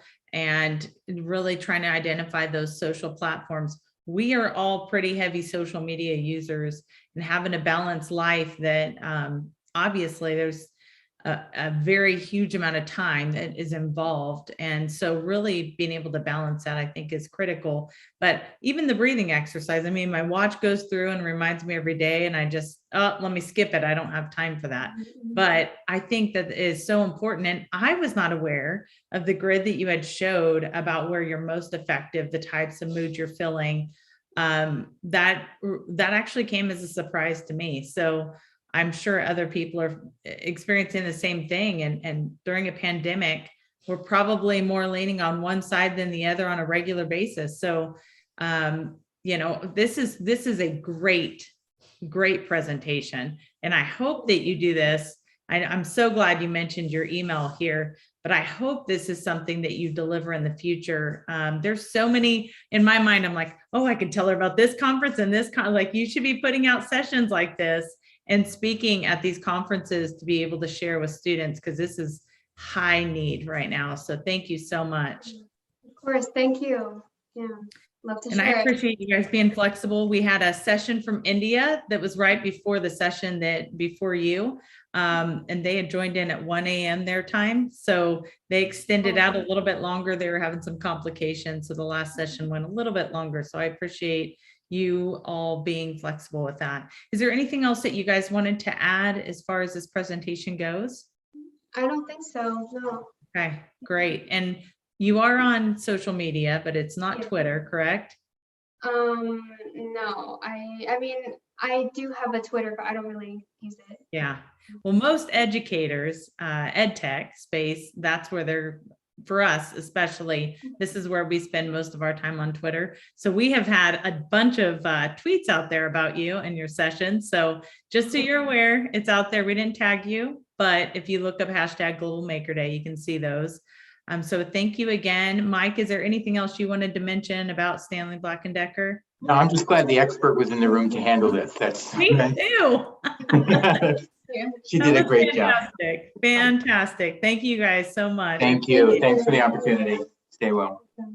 All right, we are at the close right now of Global Maker Day, and I just cannot say enough. Our sessions were just unbelievable all day long. I feel like at the very beginning, this is the way it always goes with Global Maker Day. You kind of run into, oop, that didn't work out the way we thought. But that's what's the beautiful part about this event. All day long, I've been reminded that that's okay. It's okay. Like, that's a maker. We just keep pushing forward. We just keep testing it out. We keep trying. So everybody that persevered, made sure that they're attending Global Maker Day, and everything got up pretty quickly. And so as we were live streaming, we just appreciate that you have joined us, that you've been a part of Global Maker Day, and to see the incredible things students are doing across the world. We got to see that today in all these sessions. So as we're closing up, what I was going to do is open up the door for the organizers that were able to join on. Some have meetings and other things that they're doing right now to different aspects of the day here. All of us have full-time jobs. So this is something we do on a volunteer basis, but would love to hear kind of the spotlight. If there's something that you want to share out from the day that really was an incredible thing that you witnessed.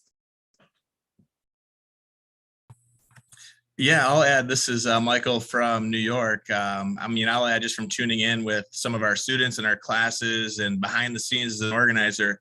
In addition to the making, this year especially, I heard a lot of, I heard the word empathy, I heard the word resilience. It just kind of jumps out, overcoming challenges, whatever it is, that human and that emotional component to making. I think at the end of the day, right, this day brings us joy as an emotion. And I see that through the Twitter feeds, and to see everybody making and sharing. So I think, when you talk about like the design thinking process, right, and empathy is at the core of that.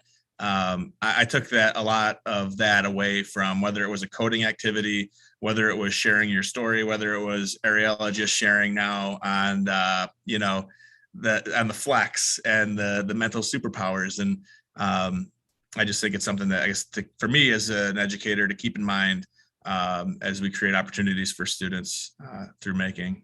Well, I'm dying to know what it was like in that playground with all those kids dropping those eggs and that egg drop. How long did they do it and go back and modify it? Yeah, they kept on going. And it was funny because they were, dropping the egg, maybe instead of just like setting it and dropping it, they were sending it down with some force after a little while because it didn't break the first time. And we'd not assume their eggs weren't breaking. So they were amazed at the fact that, that it was working for them. So I was kind of hoping that one of them would bust. So, but we're going to have a conversation with Jess as a follow-up and do some reflection with her later on this week, which I think will be neat to hear.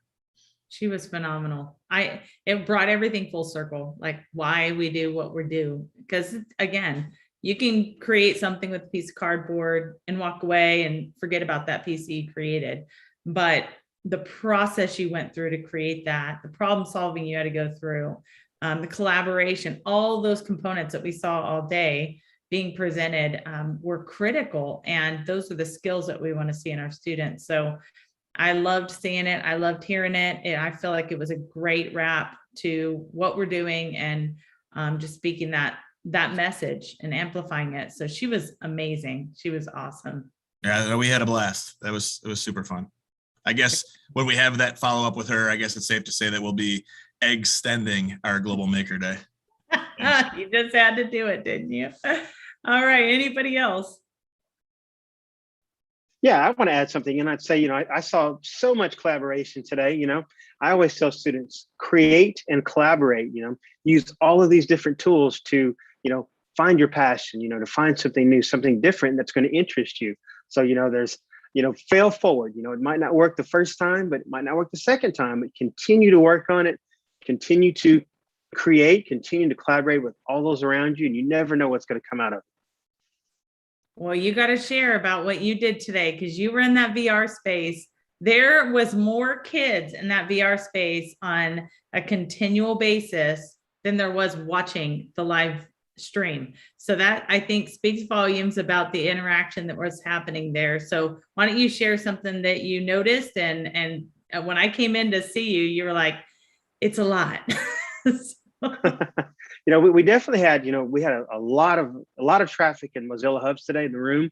A lot of the students that entered, it was their first time entering Mozilla, and they were surprised that they could insert 3D objects, into the space. They were amazed at, all the different aspects, of that room. They were like, wow. They're like, we don't want to leave. It's like, well, you can't stay too long. You've got to go back to class. I'll get in trouble. So, a lot of the students that came in, they were it was their first time. And, the excitement in that room all day long. Definitely fun. Thank you so much for doing that, David. Oh, yes. It's just really cool that somebody was there to guide instead of just saying, go there and figure it out, to have somebody there to support and reassure them that, they're going to figure out, learn something new, and somebody's there to support along that journey. So amazing, amazing works. Thank you, David. Thank you. How about Katie or Scott? Hi, so just super impressed again. Like every year, I'm like, is it really more amazing than last year? How is that possible? But yeah, all of the students sharing and being all over the world. And I love that empathy kept coming up again and again. You just can't get away from that, right? If you want to make the world better and you're making the world better. And I'm even going to come back to my cookies. Did you catch that last year too? I'm making cookies to make the world better. Who doesn't feel good having cookies? So yeah, I'm making for the good, whether it's local or global. I love all the examples from the day. Huge shout out to all of our presenters. 100%. I mean, I just kind of looking at our schedule right now, I wrote a bunch of notes of things that were, happening throughout the day. And it's like, we had Kenya, we had Scotland, we had India, we had a lot of states represented here. We had France, a couple India sessions. We had 3. I mean, this was by far, I look back at registration to see kind of where people, like the global reach. And normally we have in the 40s quantity of countries that have registered. This year, I think it was 39. And I was like, how is that possible? We have more global presenters this year than we've ever had. So I think that that really is interesting. Just it seems to be a little bit more focused on the countries we are reaching out to instead of just broad.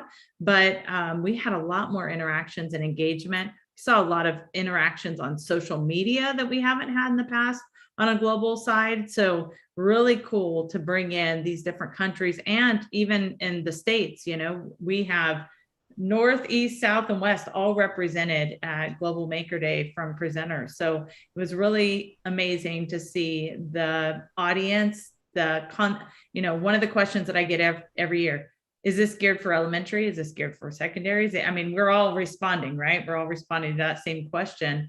And the goal is that it is for everybody. The goal is that we can reach every audience. The concepts, the inspiration should be able to extend out to any group. So, you know, Mary Jallin's joining in with Mata from Kenya today, and they're sharing from the, you know, a young group of students talking about Marvel runs, and then creating ramps, to the older kids talking about programming and creating and designing. But at the end of the day, the concepts were the same. They were pushing their students to do the same kinds of skills, the same, working on that character of that student. I think that's one thing that I walked away with today. It's like really looking at who you want that student, who are you encouraging that student to be? Building that confidence is so important, and really just giving them, equipping them with those skills. And honestly, it's like asking them to go out and play baseball and never giving them a chance to practice. I mean, that's one thing. There is a practice, something that is regularly approached in the making concept, that when they are presented in those opportunities to flex, then that they are capable because they've had the practice, and they're really able to be flexible in how they are connecting. And I'll add too, like for our teachers, it's just a huge plus that this is available on demand. I know they have busy schedules and they can't commit to a full day, but the fact that anyone can go back and watch and tune in for a little bit here, a little bit there, and extend these challenges through the school year, yeah, I think it's like Global Maker Days, because it doesn't just end today. This is just the celebration day, but I'm excited to see this continue in the classes that maybe didn't get a chance to participate live today, but are registered or signed up or are learning about Global Maker Day, November, December, whatever. The idea is to, you know, reach as many classrooms around the world as we can. And this medium definitely allows for that. So I'm excited for that for our teachers and our students here. I have students already asking if I can stream it again for them tomorrow, to where they catch the sessions they missed. Oh, I love that. See, you know what is so interesting about Global Maker Day is that the students always ask for it. That, I mean, every year they're kind of, I hear from teachers just like you, the students are asking, can we do this again tomorrow? Like that, they are creating the demand. They're begging for this opportunity. And it really is just us being a part of it. And honestly, if we took all 7 events, all the challenges for those 7 events, and you were to bring that back, I mean, that gives you so much content to work with, so many challenges to push and emphasize. So it's available, it's all free. It's, you know, sometimes that's the problem. If you pay for it, you go and you follow through, and you know, you value it differently. When it's free, it's like, oh yeah, I'll get back there one day, and you forget, you know. But at the end of the day, the content is rich, and the presenters have done an incredible job bringing it. So I do see Amy on. Amy, do you want to share your one thing from Global Maker Day that you loved? Or Mary Alice? I see both of you. Our meeting's still going on. She's meeting's almost. That's hey, how is everybody? Hey, Mary Alice. Oh my gosh, what a day of making. It was magical. Yeah, it was. It really was magical. And I think that, I don't know, the egg was so much fun. By the way, I I loved that, Drezek. I just, he just popped his head in. That was like anything that we saw kids in motion as well, or we heard student speakers. That was my favorite part today. Yes, 100%. Ariella, oh my goodness, the kid is not a junior in high school. I feel like she is leap years ahead. She has a huge future. So to be able to even get a snippet of like seeing what she's and her passion behind it. I think that's the part that's just super encouraging, that it's not just let me read a script. It was like the passion behind why she really knew that this was important and why she wanted to share it with others. So amazing. Amy. Hi. I wrote mine down just in case I had to come on and like have a meeting here, but I have to show this so you could see it. Okay, so today was great. There were more than a few that I was in love with. Y'all need to check out Miss at McMenemy tweets, McMenemy tweets. Daphne. And Daphne she mentioned it. posted about these bird feeders, like, and the why behind it was just like, it's Global Maker Day in a tweet. Like, we found an issue, we found a problem, the seasons are changing. So what can we do about that to support the animals that live outside of our homes? We're going to make bird feeders appropriate for the season. So I thought it was fantastic. Of course, Jed, I have to give a shout out to Jed Derryberry, my dear friend. He just makes everybody want to incorporate play into all content areas, all grade levels. It doesn't matter if you're an adult or a student. He just makes you want to do more when it comes to play in the classroom. And Denise, I'm a fan. I'm such a fan of Denise. Her magic wands are so much fun. I doodled wonderful wands with little hearts next to it. It was just a lot of fun watching her. It was all great. Every session that I was able to catch and watch, the guy with the treadmill desk. Oh, like, talk about getting your work done and working out at the same time. Sign me up. Man, I mean, it makes me wonder, if I had a treadmill sitting here with the desk, what would I do with it? Would it become like put my clothes on it, or would it, use? But that is brilliant. And the fact that he said it's always full and has a sign up sheet like that, every classroom needs this. Like, we're crazy. We all need this. We need to get our kids up, active, moving. So, and that's one thing you really didn't see at Global Maker Day. You didn't see people just sitting there. Like, they maybe initially for getting started, listening to directions, whatever it might be. But as soon as those activities started, they were up and active. So loved seeing that. And I know our kids love it too. So, all right. I think we're at the end, unless Scott is joining us. I know Scott was in the background, and Katie and Scott are still California time. So, right now for them, it's 2:15 and probably in the midst of craziness with students and everything else. So completely just so thankful to you organizers, thankful to all of our presenters, and of course, so thankful to Stanley Black & Decker for making this possible and allowing us to have the things that we needed for the event every year. So with that, it's a wrap. Happy Global Maker Day, and hopefully we can see the making extend even to next year, and invite Kyle Kitchen with us next year. Yay. All right, guys.